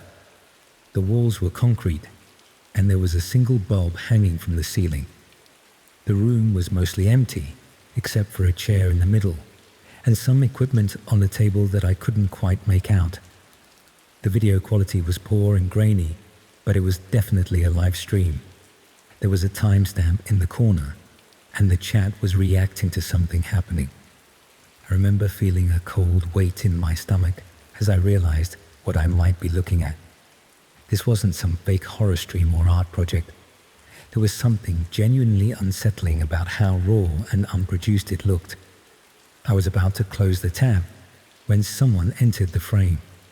A person wearing a plain white mask that covered their entire face. They moved with purpose toward the camera, adjusting it slightly. The movement was so normal, so casual, that it made everything more disturbing somehow. The masked figure then turned to face the camera directly, as if looking right at the viewers. Then they raised their hand and seemed to wave. Not a greeting, but more like they were acknowledging specific people watching. I felt like they were waving at me personally, which is ridiculous, I know. But then they did something that made my blood run cold. They held up a piece of paper with writing on it. The paper had today's date and time, along with the words, "Hello Budapest, Station 12. My station, my exact location. I slammed the laptop closed instinctively, then immediately felt stupid because it wasn't my laptop. The cafe owner glanced over, but quickly went back to his phone. My heart was pounding so hard I could feel it in my fingertips. I tried to rationalize what I'd seen. Maybe the previous user had been chatting with someone and had mentioned their location. Maybe it was some weird coincidence, or I'd misread it in the poor video quality. Taking a deep breath, I reopened the laptop. The browser was still there, but now the video had changed. The camera seemed to be showing a different angle of the same room, but this time focused on the table I'd noticed earlier. On it were various tools, pliers, knives, and other things I didn't want to identify. Next to them was another piece of paper, this one with what looked like a list of usernames or IDs. The chat was going crazy now, messages flying by too fast to read, but certain phrases kept jumping out as they scrolled. Station 12 is watching. We have their IP. Should we send someone? Show them what happens to voyeurs. I tried closing the browser, but it wouldn't respond. I clicked the X repeatedly, then tried Alt F4, then Ctrl Alt Delete. Nothing worked. The screen flickered briefly, and then the video feed changed again. This time, it showed the exterior of a building. With a sickening lurch in my stomach, I recognized it. It was the internet cafe I was sitting in, filmed from across the street. The timestamp showed it was live footage right now. As I watched, frozen, the camera zoomed in on the windows, panning slowly across until it focused on my station. I could see myself through the window, illuminated by the screen's glow, staring wide-eyed at the monitor. That's when I completely lost it. I jumped up, knocking over my chair, and rushed to the counter. I told the owner there was something wrong with the computer, that I thought it might have been hacked. He just shrugged, clearly not bothered, and said he'd restart it later. I asked him if the previous user had left recently, trying to keep my voice steady. He told me no one had used that station all day. I was the first customer to sit there. I felt physically sick at that point. I grabbed my backpack and headed for the door, glancing across the street to see if anyone was there with a camera. The street was busy with evening traffic and pedestrians, but no one seemed to be filming. As I pushed the door open, my phone buzzed with a notification, a message from an unknown number. Enjoying Budapest, Station 12. We see you. Don't worry about paying for your time. We've taken care of it. We've taken care of everything. I ran all the way back to my hostel without stopping, constantly looking over my shoulder. When I got to my room, I threw my stuff together and checked out immediately, forfeiting the money I'd paid for the next 2 nights. I caught the first train out the next morning to Vienna, and I didn't use a public computer or Wi-Fi for the rest of my trip.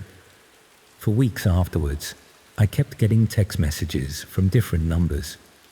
They were always brief, just enough to let me know I was still being watched. One came through when I was at dinner in Paris. Red wine stains white shirt. Be careful. I'd spilled wine on myself just moments before. Another came when I was back home in London. Your new flat has nice windows, easy to see inside at night.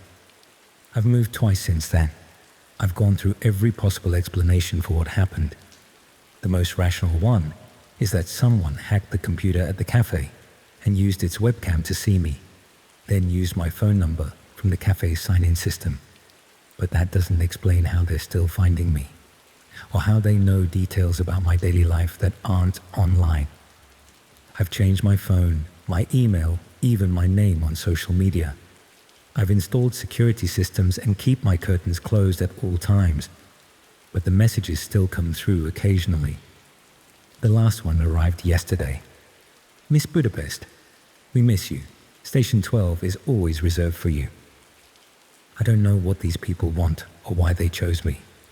Maybe I just stumbled onto something I wasn't supposed to see.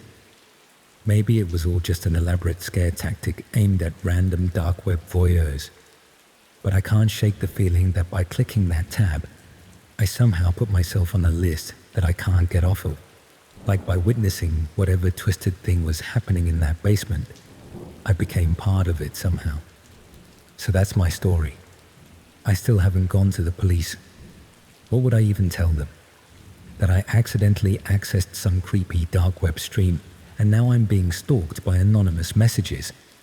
They'd think I was paranoid or making it up. I'm telling you this partly as a warning. Be careful about the digital footprints you leave, even ones you don't realize you're creating.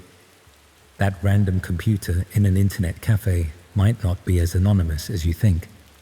And if you ever find yourself looking at a browser session someone else left open, just close it. Some nightmares aren't meant to be shared, and once you've seen them, you can't unsee them. I keep thinking about that list of names I glimpsed on the table in the video. I wonder how many others like me are out there, jumping at shadows and changing their phone numbers every few weeks. I wonder if they also made the mistake of clicking on someone else's session, picking up a nightmare that wasn't theirs to begin with.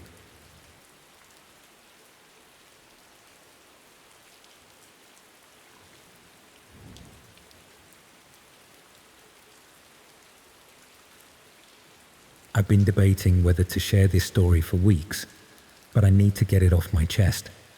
Honestly, I'm desperate for someone to tell me I'm not going crazy. This happened about 4 months ago, and I still can't sleep right. So a bit about me. I work in IT at this financial company in London. Just basic support stuff, nothing special. I've always been a tech guy, the type who falls asleep with my laptop next to me most nights. My girlfriend had just moved to Edinburgh for some job. We broke up over it 3 years down the drain. So I was alone in our flat, feeling pretty miserable and spending way too much time online. I'd been browsing the dark web on and off for a few years. Nothing dodgy, I swear. Just curious about it from a tech perspective since I studied computer science. I thought I knew what I was doing, being careful and all that. God, I was so wrong. So anyway, this one night, a Tuesday I think, I woke up suddenly at like 3 a.m. You know that feeling when something just jolts you awake? That's what happened. My room was dark except for this blue glow from my laptop screen. First weird thing, the screen should have gone to sleep ages ago, but it was definitely on. I reached over to shut it, still half asleep and groggy, when I realized what I was looking at. It wasn't my desktop or some website. It was a video feed of someone in a black hoodie sitting in a dark room, just staring straight at the camera, not moving, just watching. I could only see the bottom half of their face because of the hood, but they had this tiny smile that instantly made me feel sick. I tried clicking around to close whatever this was, but nothing worked. Mouse wouldn't move. Keyboard shortcuts did nothing. I slammed the laptop shut and sat there in the dark, my heart going mental, trying to figure out what the hell just happened. After a few minutes, I convinced myself it must be some virus or something. Maybe I'd downloaded something dodgy by accident. So I opened the laptop again and everything looked normal. Desktop was there, browser was on Reddit, where I'd left it. Ran a virus scan, nothing showed up. I seriously started wondering if I'd dreamt it. Next night, I shut down my laptop completely before bed. Proper shutdown, not just sleep mode. I was knackered after spending all day jumping at every notification on my phone, so I fell asleep pretty quick. But I woke up again at almost the exact same time. Checked my clock and it was 3:12 a.m. What woke me was the glow from my laptop. It was open and on again. Same video feed, same hooded person. But this time, they were holding up a piece of paper. I had to lean closer to read it, even though everything in me was screaming not to. It had my full name and address written on it. I absolutely bricked it. Yanked the power cord out, took the battery out with shaking hands, and spent the rest of the night with all the lights on, clutching a kitchen knife and checking the locks every 10 minutes. Next day, I took my laptop to work and asked our security guy to check it out. Didn't tell him exactly what happened, just said I thought someone might have hacked it. He found nothing, but told me to change all my passwords and set up two-factor authentication on everything. That night, I left my laptop at work, turned my phone completely off, and even unplugged my TV before going to bed. Thought I was being clever. But guess what? 3 a.m. rolls around and my TV turns itself on. Same hooded figure, new sign, found your camera. It took me a second to remember my smart TV has a built-in camera for video calls that I never use. Never even thought about it being there. I pulled the TV plug out of the wall and sat on my bed, trying not to have a full-on panic attack. This wasn't random. Someone was specifically targeting me. But why? I'm nobody important. Then I remembered this argument I had on some dark web forum a few months back with someone who claimed they could hack into any home network undetected. I called them out on it, said it was impossible without leaving traces. They went quiet after I challenged them to prove it. Hadn't thought about it since. I reported everything to the police the next day. They took notes, but didn't seem that bothered. Basically said it was probably just a prank, and cybercrimes are hard to investigate. Didn't mention the dark web bit to them. Instead of waiting for the police to do nothing, I went full paranoid, wiped all my devices, changed my Wi-Fi router, covered every camera with tape, and bought this RF detector to check for hidden cameras. Found nothing, but didn't feel any safer. After a week with no creepy wake-up calls, I started thinking maybe I'd fixed it. Then I got this email from a weird address. Just numbers, no name. Subject line was 3:12 a.m. and there was just an attachment. It was a photo of me sleeping in my bed from the night before. That was it. I packed a bag, booked into a hotel, and called in sick to work. Used the hotel's computer to find a security company and had them sweep my entire flat. They found 3 hidden cameras, one in my bedroom smoke detector, one in the living room light, and one in the bathroom fan, all wireless, sending footage somewhere outside the flat. They also found this little device attached to my router, creating a backdoor into my network so someone could access all my devices. They removed everything, but no way was I staying there. Broke my lease, moved flats, and only told my best friend and my parents where I went. I'd love to say that fixed everything, but I'm still a mess. I obsessively check for cameras everywhere, disconnect everything when I'm not using it, deleted all my social media. My new place has nothing smart, no Wi-Fi doorbell, no smart speakers, nothing. But last week, I got a package at my new address, an address that shouldn't be linked to my name anywhere public. Inside was a USB stick. I checked it on an old laptop with nothing personal on it. It had footage of me in my new flat from the past month, from different angles. At the end, text appeared saying, "The dark web never forgets. See you at 3:12. The police are useless. Say without a direct threat or physical harm, there's not much they can do beyond what they've already done, which is basically nothing. So that's where I am now. Someone's still watching me, and I don't know how. I don't know who they are or what they want. All I know is they followed me from some random dark web forum into my actual life, and now I can't escape. So yeah, be careful out there. The dark web isn't just some cool thing to explore when you're bored. The people you meet there can find ways to reach through your screens and into your life.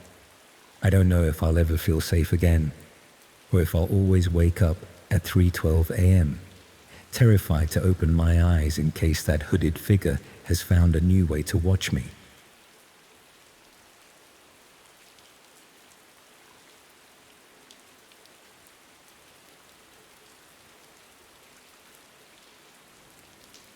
I was the one who found the website. That's the part I can't forget, no matter how hard I try. A few years later, and I still wake up in cold sweats thinking about that night in the hostel and how everything changed when Emily started screaming. I've never spoken about this to anyone, not even to the friends who were there that night.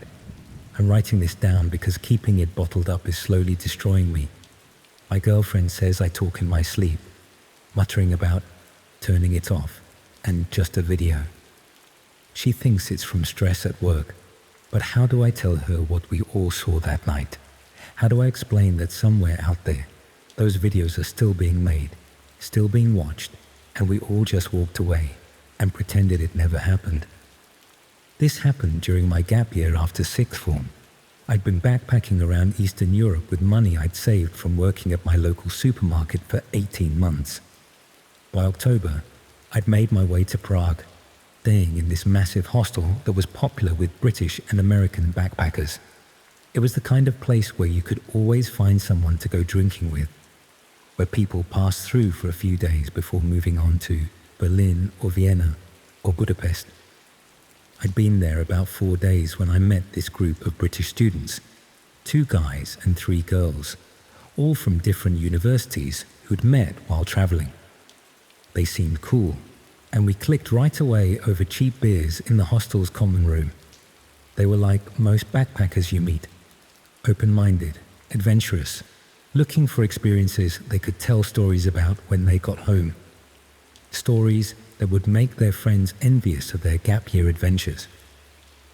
On my 5th night, after the hostel bar closed at midnight, we were all a bit drunk, but not ready to sleep. One of the guys, Tom, suggested we go back to their room to keep drinking. They had a 6-bed dorm all to themselves, so there was plenty of space. I remember thinking it was just going to be another night of swapping travel stories and maybe planning a group outing for the next day. The hostel was one of those converted old buildings with thick walls and creaky wooden floors. Their room was on the 3rd floor, at the end of a long hallway lit by these dim yellow lights that made everything look slightly jaundiced. When we got to their room, Tom pulled out his laptop and a bottle of local vodka someone had bought earlier. I should mention that at this point, I still thought this was going to be a normal night. Maybe watch some YouTube videos, share music, typical backpacker bonding stuff. I had no idea Tom was into the dark web, or that he'd been showing the others crazy videos he found there over the past few nights. While Tom set up his laptop, connecting to the hostel Wi-Fi through some VPN he was using, he started telling me about these insane gore videos he'd found. He explained how you needed special browsers to access these sites, how everything was anonymous, how you could find anything if you knew where to look. I remember feeling uncomfortable, but also curious. I'd heard about the dark web before, but had never seen it. The others were clearly already familiar with this routine. They arranged themselves on the bunk beds around Tom's laptop, passing around the vodka bottle. The room was dimly lit, just one small bedside lamp on, which made the laptop screen seem extraordinarily bright. I sat on one of the lower bunks, feeling increasingly uneasy, but not wanting to seem like the prudish one of the group. Tom navigated through what looked like a normal forum, except everything was styled in black and red. The site had a name that was just a string of random letters and numbers. He explained they curated the best extreme videos from around the web. I remember how casually he scrolled through thumbnail images that already looked disturbing, even at that small size. Emily sat beside me on the bunk, while Sophie and Anna were on the opposite bunk. The other guy, Dave, was sitting on the floor next to Tom. There was this weird energy in the room, a mix of nervous excitement and discomfort. Nobody wanted to be the one to say this was too much. Tom clicked on a video titled something like Workshop Fun. The player expanded to fill most of the screen. What we saw started like some kind of amateur horror film. Poor lighting, shaky camera work. Someone in what looked like a workshop or garage. There was a person tied to a chair, wearing what appeared to be a bloody Halloween mask. At least, that's what I told myself it was. The camera moved around this person, showing various tools laid out on a table nearby. Everything looked staged, but in a disturbing way that was trying too hard to be shocking. Tom and Dave were making comments about the fake blood and how you could see the strings when the camera zoomed in. I wanted to believe them, that this was just some extreme version of those fake prank videos you sometimes stumble across online. But then the camera angle changed, and we could see the person's face clearly for the first time. The Halloween mask wasn't a mask at all. It was a real person, gagged and terrified, with what looked like cuts and burns already visible on their face and neck. That's when Emily made this strangled sound next to me. At first, I thought she was just reacting to how graphic the video was turning. We all felt sick watching it. But then she grabbed Tom's arm so hard he spilled vodka on himself. She kept pointing at the screen, not speaking, just making these awful, choked sounds. Tom paused the video, annoyed at first.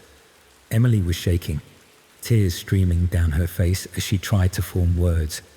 Finally, she managed to tell us that she recognized the person in the video. It was someone from her hometown, a girl who had gone missing during a backpacking trip through Eastern Europe almost 6 months earlier. The room went completely silent. Tom immediately closed the laptop, but it was too late. We'd all seen it. We'd all recognized the moment Emily had. This wasn't some fake gore video made for shock value. This was real footage of a real person who had really gone missing. What followed was chaos. Sophie started crying. Dave was saying it couldn't be the same person, that Emily was mistaken. Anna was frantically texting someone on her phone. Tom just sat there staring at his closed laptop like it might explode. I felt physically sick, like the floor was tilting beneath me. My mind kept replaying that moment when I realized we weren't watching a sick prank or an amateur horror film. We were watching someone's actual suffering, someone Emily knew personally, and the timestamp on the video was from 3 months ago. After what felt like hours but was probably only minutes, Tom reopened his laptop. Instead of going back to the video, he started deleting his browsing history, clearing caches, removing whatever software he'd been using. His hands were shaking so badly he kept mistyping. Dave was helping him, both of them muttering about IP addresses and how we could all get in trouble for accessing the site. Emily wanted to go to the police, but Tom and Dave were adamant that we couldn't. They argued that we'd be implicated for accessing the dark web, that we could be considered suspects since we'd clearly been looking for violent content. Sophie sided with them, terrified of getting in trouble. Anna just kept saying we should leave Prague immediately. I just sat there, paralyzed with indecision. Part of me knew Emily was right. We had to report what we'd seen, but another part was selfishly worried about the consequences. Would I be detained in a foreign country? Would this follow me forever? Would my parents find out I'd been watching disgusting videos on the dark web?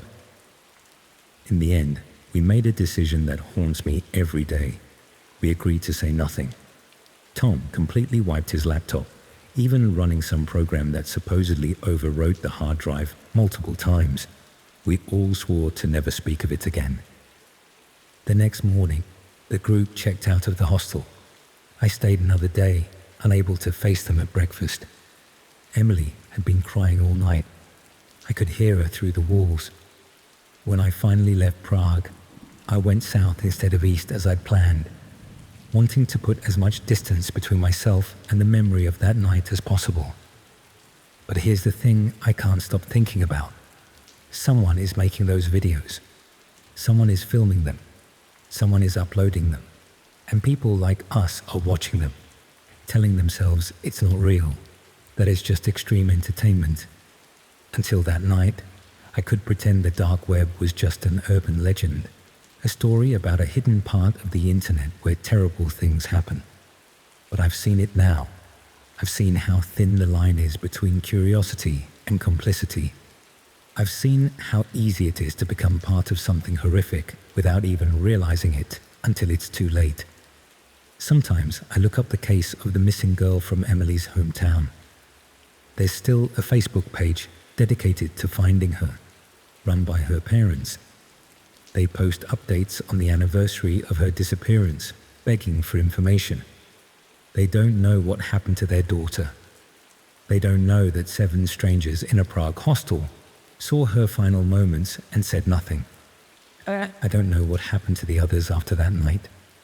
We disconnected completely. No social media, no exchange numbers. It was like we all wanted to erase each other along with the memory. But I wonder if they have the same nightmares I do. I wonder if Emily ever went to the police on her own. I wonder if Tom still browses those sites, telling himself it's all fake. And I wonder about something else, something that keeps me awake at night. When Tom was scrolling through that site, I saw dozens of thumbnail images of other videos, dozens of other victims. How many of them were real people with families searching for them? How many disappeared without a trace, only to end up as entertainment for people like us, drinking in hostels and looking for a thrill? I still travel sometimes, but I never stay in hostels. I can't stand the thought of those communal spaces, those rooms full of strangers, all with their own secrets and browsing histories. Every time I see someone hunched over a laptop with their screen angled away, I wonder what they're watching. Every time I hear about a missing backpacker, I think about that night. The dark web isn't some separate world that exists apart from ours. It's here, bleeding into our reality every day. People disappear, videos appear. And somewhere in Prague, in a hostel room that's been cleaned and rented thousands of times since that night, 7 people became part of something they can never undo, no matter how hard they try to delete it.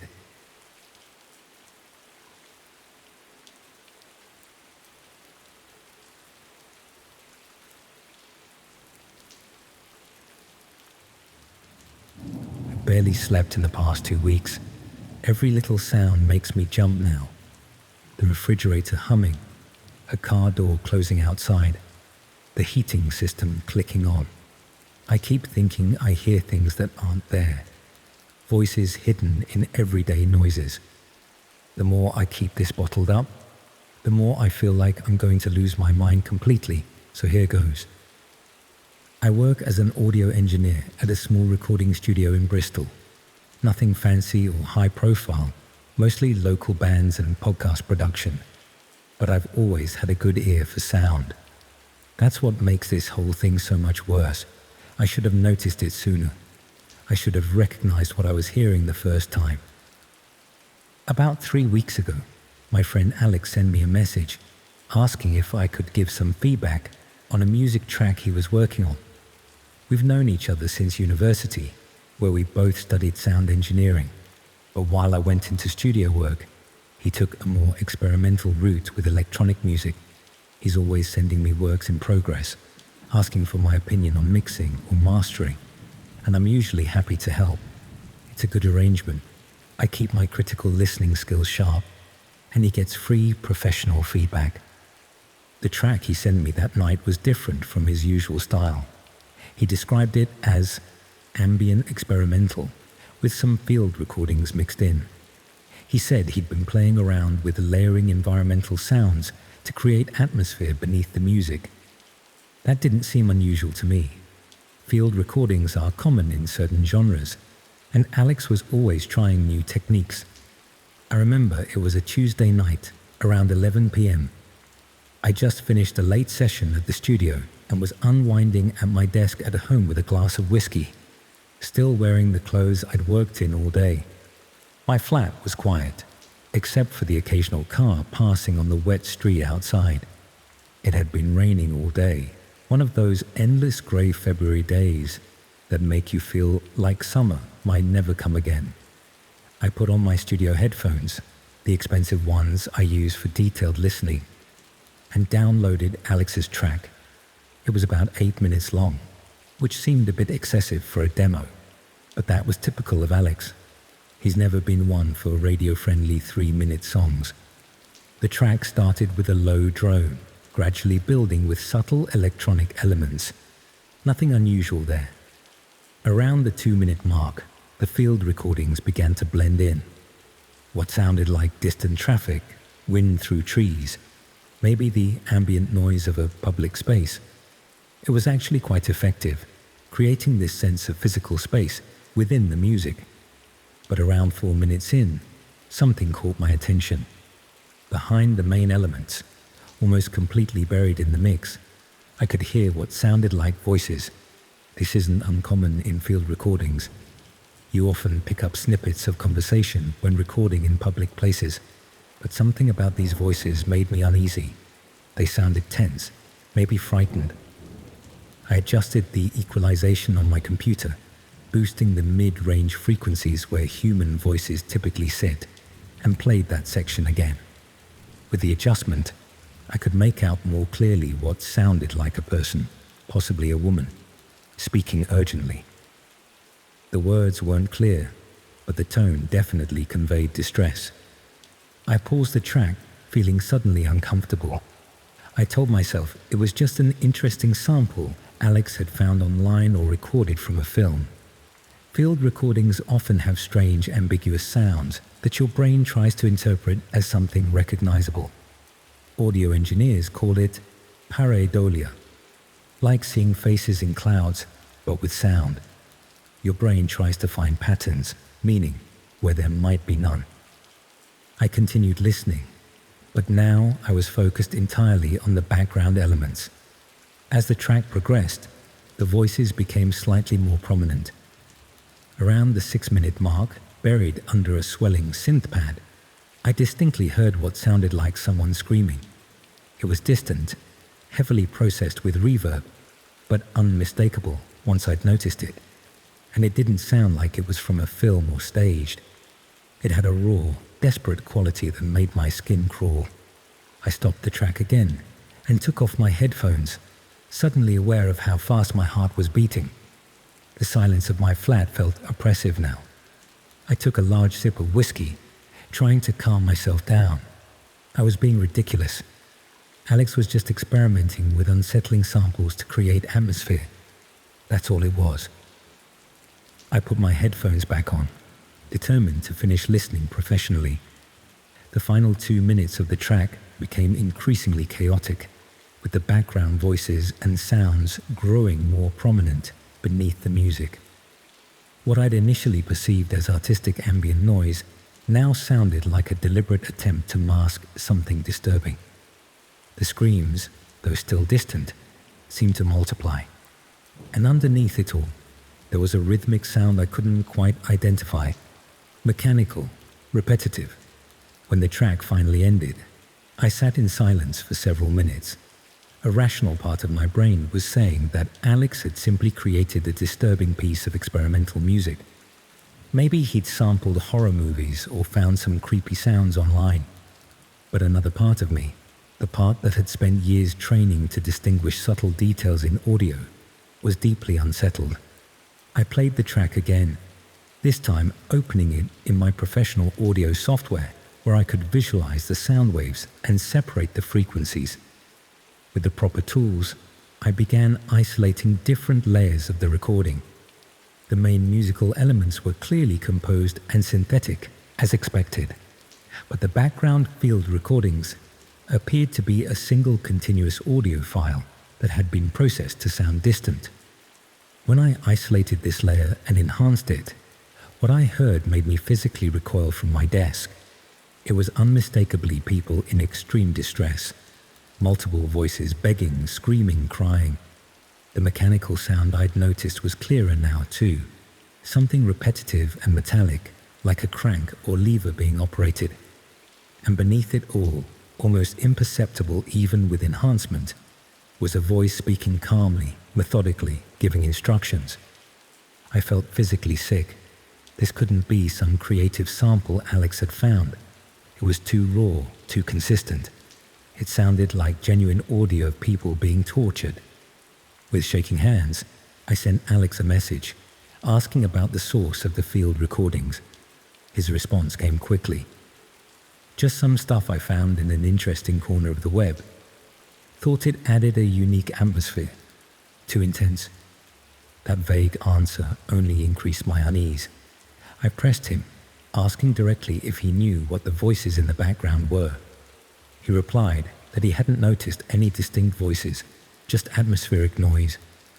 Either he was lying, or he genuinely hadn't heard what was clearly audible to my trained ear once I knew to look for it.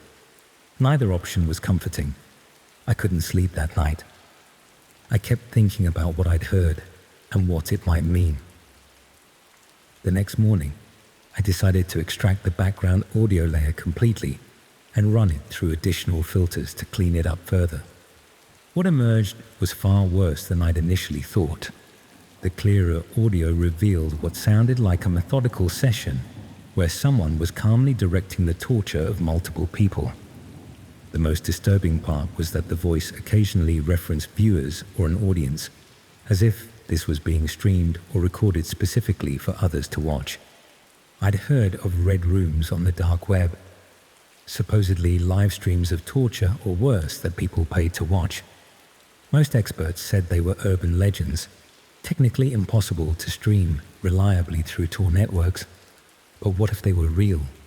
What if instead of streaming video, which requires significant bandwidth, they distributed high-quality audio recordings afterward? I felt caught in an impossible situation. If what I'd heard was real, it was evidence of horrific crimes. But going to the police would mean explaining how I came to possess it, potentially implicating myself and definitely implicating Alex. And would they even take it seriously? It would sound insane. Claims of hidden torture audio in an experimental music track. I decided to dig deeper first. I checked the audio file's metadata, looking for any clues about its origin. The original field recording had been created 3 months earlier, according to the timestamp. But more disturbing was a hidden comment in the metadata, a string of random characters followed by .onion. Unmistakably, a dark web address. That night, Alex sent me another message asking what I thought of the track. I gave him some vague technical feedback, afraid to reveal what I'd discovered. He seemed pleased and mentioned he had more experimental audio he'd like my opinion on, if I was interested. Over the next few days, I became increasingly paranoid. What if Alex was involved in something terrible? What if he was testing me somehow, seeing if I would notice the hidden sounds? Or worse, what if he wasn't the one who put them there at all? What if someone had compromised his computer or accounts? A week after receiving the track, I received an anonymous email. The subject line was simply those same random characters I'd found in the metadata. The body contained only 2 sentences. "We noticed you've been listening very carefully. Would you like to hear more?" I immediately deleted the email and shut down my computer. My hands were shaking so badly I spilled my drink across my desk. Someone knew I'd isolated that audio. Someone was watching. I haven't responded to any of Alex's messages since then. I bought a new laptop and phone. I stay at different friends' houses, never in my own flat for more than a few hours to collect essentials. I'm constantly looking over my shoulder, wondering if I'm being followed. The worst part is the uncertainty. Was what I heard actually real? Or was it an elaborate hoax? Is Alex involved? Or is he being used somehow? And who sent that email?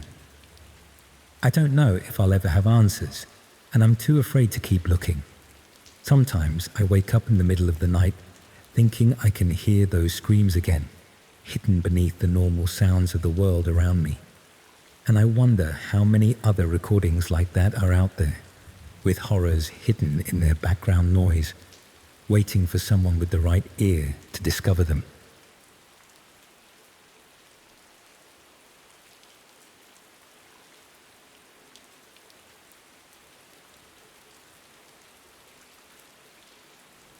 I used to think most people who vanished without a trace had a reason to, like they were running from something, or into something.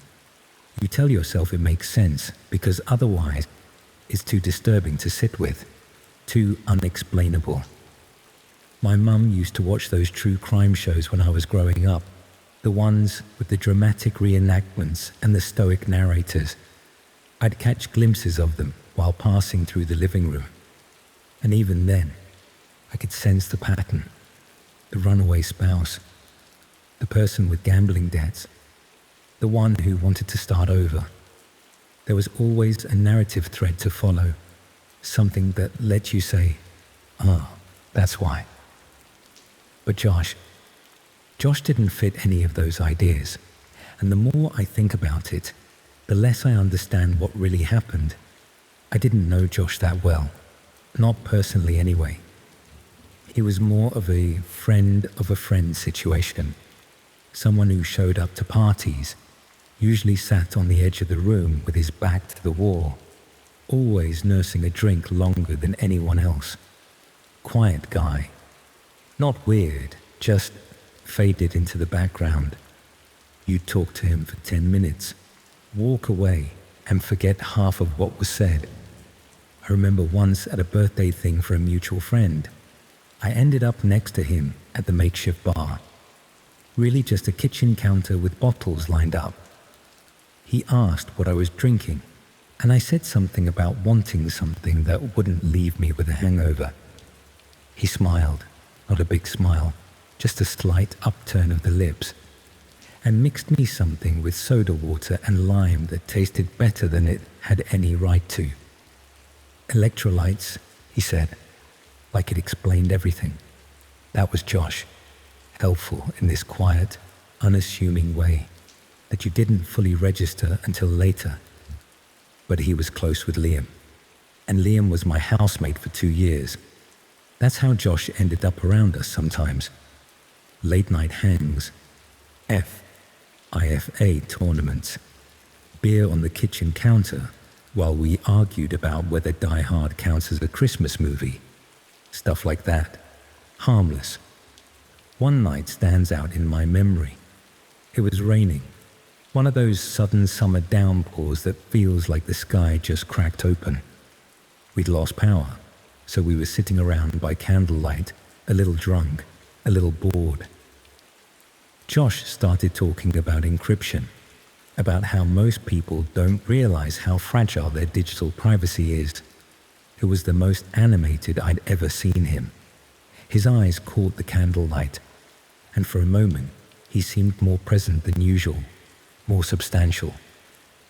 Then Liam made some joke about tinfoil hats, and Josh retreated back into himself, laughing it off. But I remember thinking there was something genuine in that moment, something that mattered to him. He didn't really talk about himself much. Most of what I knew came secondhand through Liam. Apparently Josh had done a bit of coding work, freelance gigs, that kind of thing. Always had some side hustle going. The kind of guy who could rebuild your router or jailbreak a phone with one hand while eating cereal with the other. I didn't think much of it until he disappeared. I still remember the night Liam told me. We were sitting on the couch half watching a movie. Something dumb and loud with explosions that neither of us was really following.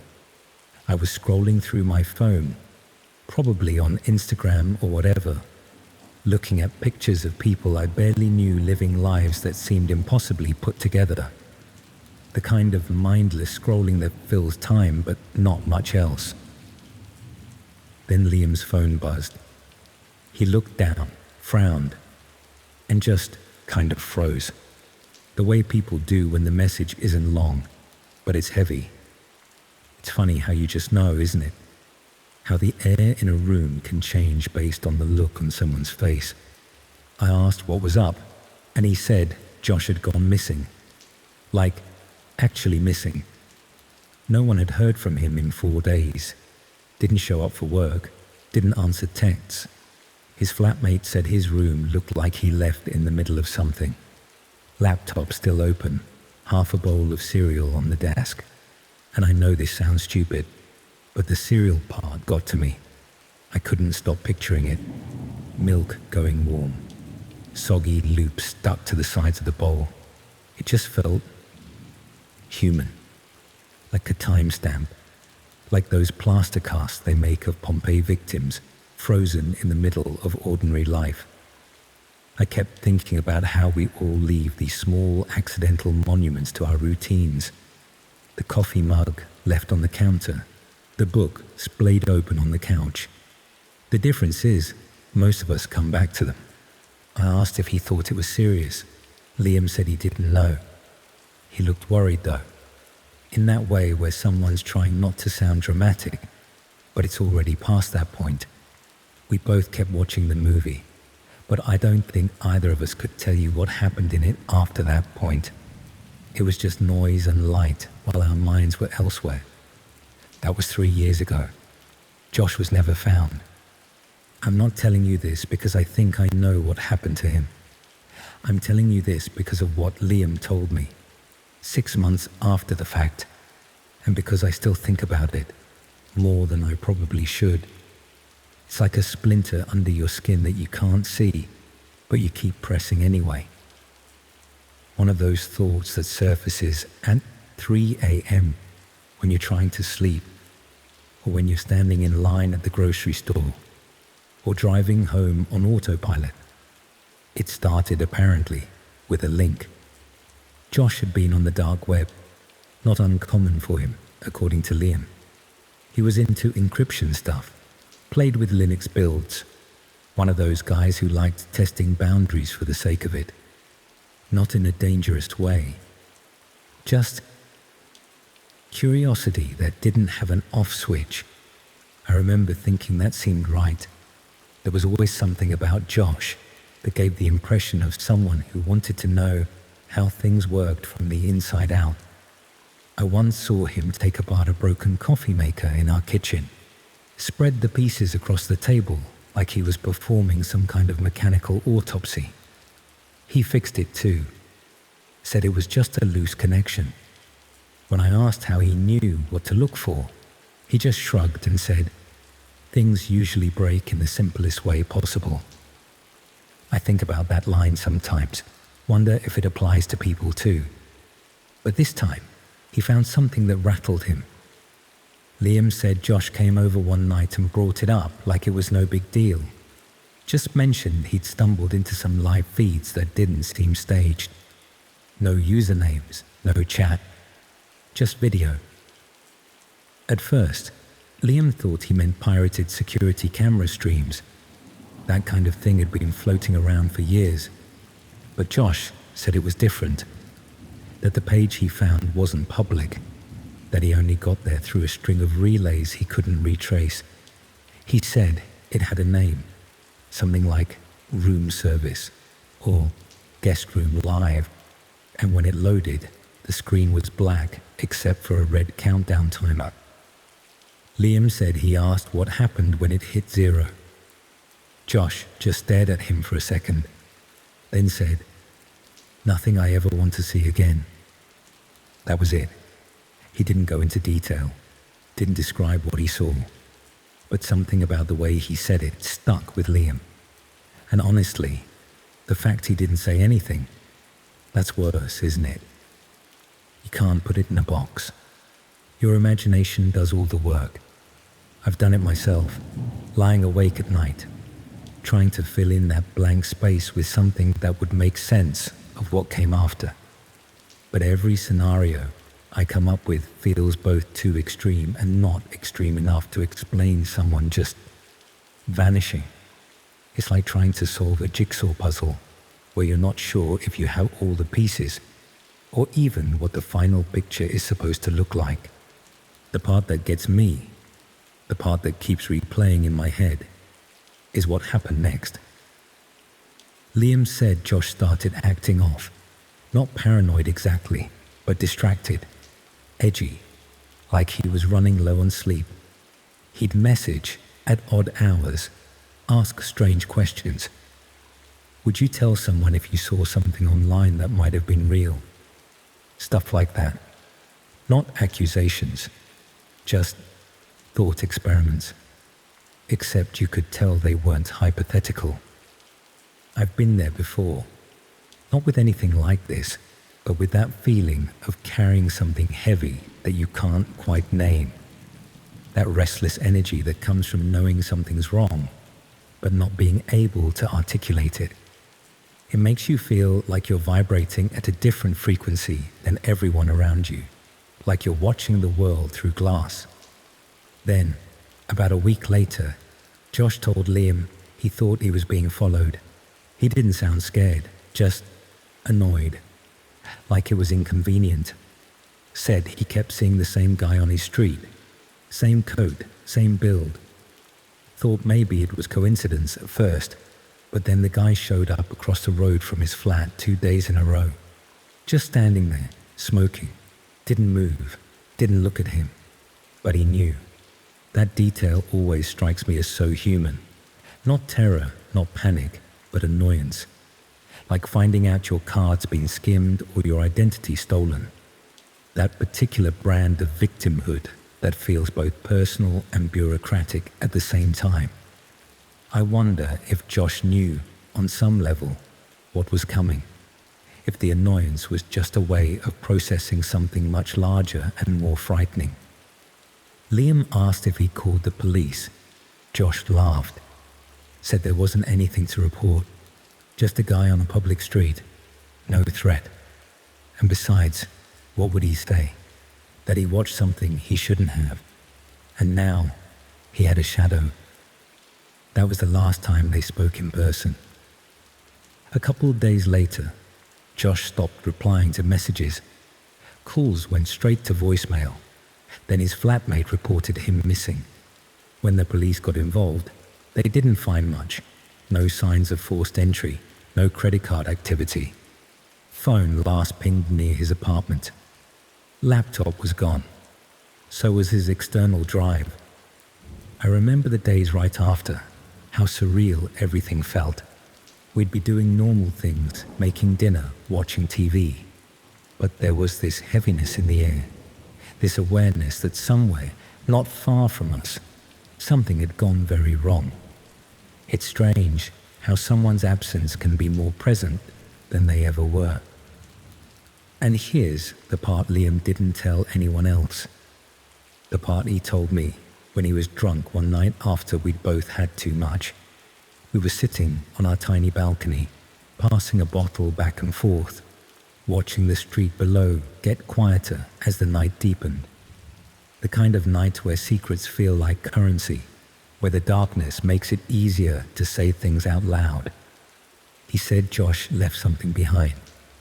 Not a note, not a message, a USB drive. It was taped under his desk. His flatmate found it while cleaning up, didn't know what it was, and gave it to Liam. Liam waited a week before opening it. He said he almost didn't, said he was scared of what might be on it. But curiosity got the better of him. He plugged it into an old laptop with no internet connection. There was only one file, a text document, no title. Inside were coordinates. That's it. And underneath them, do not watch. I remember asking him, did you look them up? I was picturing one of those crime show moments where the hero types the coordinates into Google Maps and there's a dramatic zoom, something meaningful revealed. Reality is never that clean though, is it? He said yes. Of course he did. It was in the middle of nowhere, rural land, up north, near a disused industrial park. Nothing there. No houses, no traffic cams, no reason for it to be marked. I wondered aloud if he'd considered going there. He looked at me like I'd suggested setting ourselves on fire. Would you? He asked. And I had to admit, I wouldn't. Not alone anyway. Maybe not even with company. There are some doors you don't want to open, some questions better left unanswered, but that doesn't stop them from haunting you. And that was where Liam stopped. He said he didn't want to know more, didn't want to dig. He formatted the USB drive and threw it out, said he was done. But I could tell it still ate at him. He would bring up Josh in strange moments, like when we'd be walking home late at night and pass someone standing too still under a street lamp, or when the internet would lag just a little too long. He'd glance at me and say something like, I wonder if it started like this. I catch myself doing the same thing sometimes, noticing patterns that probably aren't there, getting that prickle on the back of my neck when I see someone take a photo of me in the background at a bar, wondering if my webcam light is really off when my laptop says it is. It's the kind of paranoia that feels both irrational and completely justified, depending on what time of day you're thinking about it. There was something else though, something that happened after that, something Liam told me months later when we had both moved on, sort of. We'd stopped talking about it as much. Life had settled back into its routine, work, socializing, the ordinary cycle of days. But some wounds don't heal, they just stop bleeding. He got a package, small, no return address. Inside was a phone, prepaid, burned, no SIM, just a photo on the screen. It was a screenshot of a paused video, grainy, low light, but clear enough. Josh, tied to a chair, eyes wide, gagged. The timestamp on the video was the same night he vanished. That was all it showed. Nothing before, nothing after. Liam didn't tell the police, said they wouldn't believe him. And maybe he was right. What would they do with a burner phone and a screenshot that could have been faked? Without a body or concrete evidence, it was just another strange piece in a puzzle that didn't seem to have edges. But I believe him, because I saw the picture. He showed me, once, before he smashed the phone and threw it in the canal. I remember that night vividly. We stood on the bridge, watched the phone break the surface of the water and then sink, leaving barely a ripple. It was a cold night, our breaths fogging in front of us. Neither of us spoke on the way home. what was there to say? We'd just disposed of what might be the last known image of our friend. Evidence of something. Something neither of us wanted to name. And the worst part wasn't seeing Josh like that. It was knowing he was looking straight at the camera. Like he knew someone was watching. And maybe, deep down, he hoped it would be someone who cared. He was never seen again. Sometimes I wonder if that was the whole point. Not just the stream, the process of someone watching it, someone knowing about it and carrying it, like a kind of witness, whether you want to be or not. I've thought about this a lot, about the weight of being a witness to something you can't fully understand or explain, about the responsibility of carrying someone else's story when they can't tell it themselves. It changes you in ways both subtle and profound, makes you see the world differently, makes you question things you used to take for granted. Liam stopped talking about it eventually, but I don't think he forgot. I know I haven't. Sometimes, late at night when I can't sleep, I find myself searching for those coordinates again. I never save them, never write them down, but I keep looking, keep zooming in on that patch of nowhere land, as if the satellite image might show something new, as if the truth might suddenly come into focus if I just look hard enough. It never does, but I keep looking anyway. I think I always will.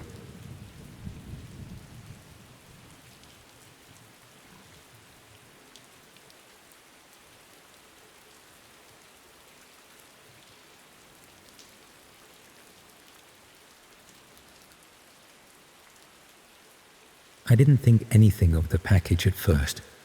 Just a padded envelope, no markings, no return address.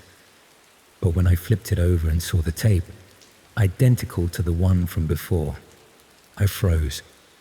I knew what it was, before I opened it, before I even picked it up. I knew exactly what it was. This whole thing started with Sam. He wasn't a drug addict or anything like that. He just liked weird stuff. Always had.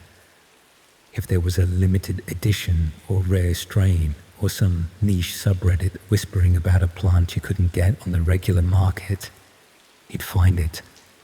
That was kind of his thing. We'd met working the back shift at a call center, just two guys taking breaks in the same smoke shelter every night. Over time, we started hanging out there, shared music, talked about travel plans we'd never take, compared notes on which crypto wallets didn't suck. One night, he brought up the dark web, not in a braggy way, just casually, like someone mentioning they'd bought a rare vinyl. He said he'd been browsing some lesser-known forums, looking for these exotic cannabis hybrids, stuff grown in places that didn't export, rare phenotypes with strange colors or effects. Some of it sounded made up. Blue leaves, flower that smelled like rust. One supposedly gave you lucid dreams for 2 nights straight. I didn't think he'd actually buy anything. I mean, we've all clicked too far down a rabbit hole at 2 a.m. But that's different from actually putting in your address and waiting for a stranger to mail you drugs. But he did. I was there, actually, at his place. We'd just ordered Chinese. He had his laptop open and was clicking through a market page, one I hadn't seen before. Everything about it looked off. The fonts were weird, the prices weren't in dollars or euros, and the descriptions were long, poetic, almost cryptic. It didn't read like a vendor trying to sell a product. It felt more like someone offering an experience. He bought one labeled The Hollow Root. I remember that name because it didn't sound like weed. It sounded like something you'd find in a cursed field or buried in a temple wall. But he bought it anyway, transferred some Monero, got the confirmation, closed the laptop. I laughed it off, told him it probably wouldn't arrive, or if it did, it'd just be crushed oregano. But 5 days later, it showed up. That's when things changed. The envelope was thick, heavier than it should have been, wrapped in brown paper, taped with this strange patterned adhesive I'd never seen before. Gold markings over a red base, like something from a foreign postal system. Inside was a vacuum-sealed pouch and a smaller envelope, handwritten in a language neither of us recognized. It wasn't English, it wasn't French or Spanish, or anything European. The characters looked angular, stylized, Middle Eastern maybe, Arabic, I don't know. We looked it up online and couldn't find a match. The weed, if that's what it even was pitch black, like charcoal. It didn't even have the usual skunky smell. It was chemical, sharp, something between acetone and burnt leaves. I told him not to smoke it. I didn't like any part of this. He joked about it, but even he didn't seem entirely relaxed. That was the first time I saw hesitation in him, and he didn't hesitate often. He ended up trying it later that night after I left, sent me a message saying it gave him the most vivid dreams he'd ever had. Said he saw people, places, sounds he didn't recognize, but that they felt real. After that, he changed. He kept his curtains shut during the day, barely answered his phone. He said he felt like he was being watched, that cars were slowing down near his building, that he'd seen the same man 3 days in a row, walking past his flat, wearing mirrored sunglasses even when it rained. At first, I chalked it up to paranoia. Maybe the stuff he smoked messed with his head. But then I saw it too. Not the exact same guy, but a pattern. Middle-aged men, clean-cut, hanging around places that didn't make sense. In car parks, outside supermarkets. One of them stood across the street from my place for almost an hour. Didn't move, just leaned on a street pole like he belonged there. Then Sam disappeared. He didn't show up to work. His phone went straight to voicemail. I went to his flat, but no one answered. I called his parents. They hadn't heard from him either. 2 days later, I got a message from a number I didn't recognize. It was an address. I didn't go. I couldn't. But someone did, because the police found him later that week, barefoot, covered in bruises, barely speaking. He wouldn't tell anyone where he'd been. It took a few days, but eventually he opened up. Said he'd been grabbed off the street, blindfolded, driven somewhere. He heard accents, Middle Eastern maybe. He said they didn't hurt him at first, just asked questions about what he knew, who gave him access, whether he believed in sacrifice for a greater cause. They wanted him to join something, help spread something. He didn't get the full picture, but it was bad, like terror cell bad. They let him go eventually, or maybe he escaped. That part never came out clearly. He said he ran through the woods until he hit a road, flagged down a trucker who didn't speak English. After that, he wasn't the same. He moved back in with his parents, stopped going online, barely spoke to anyone. I went to see him once, just once. He looked thinner, eyes sunken. He didn't smile, just kept his blinds shut, and the door chain-latched. He said he didn't feel safe, that he thought they were still watching him. 3 weeks later, he was gone. He left a note. I never read it. His parents did, but they wouldn't show anyone. They said it was better that way. That was 6 months ago. And now, standing in my hallway, holding this envelope in my hand, the same pattern tape, the same weight, the same faint chemical smell. I can't pretend it's over, because it just started again.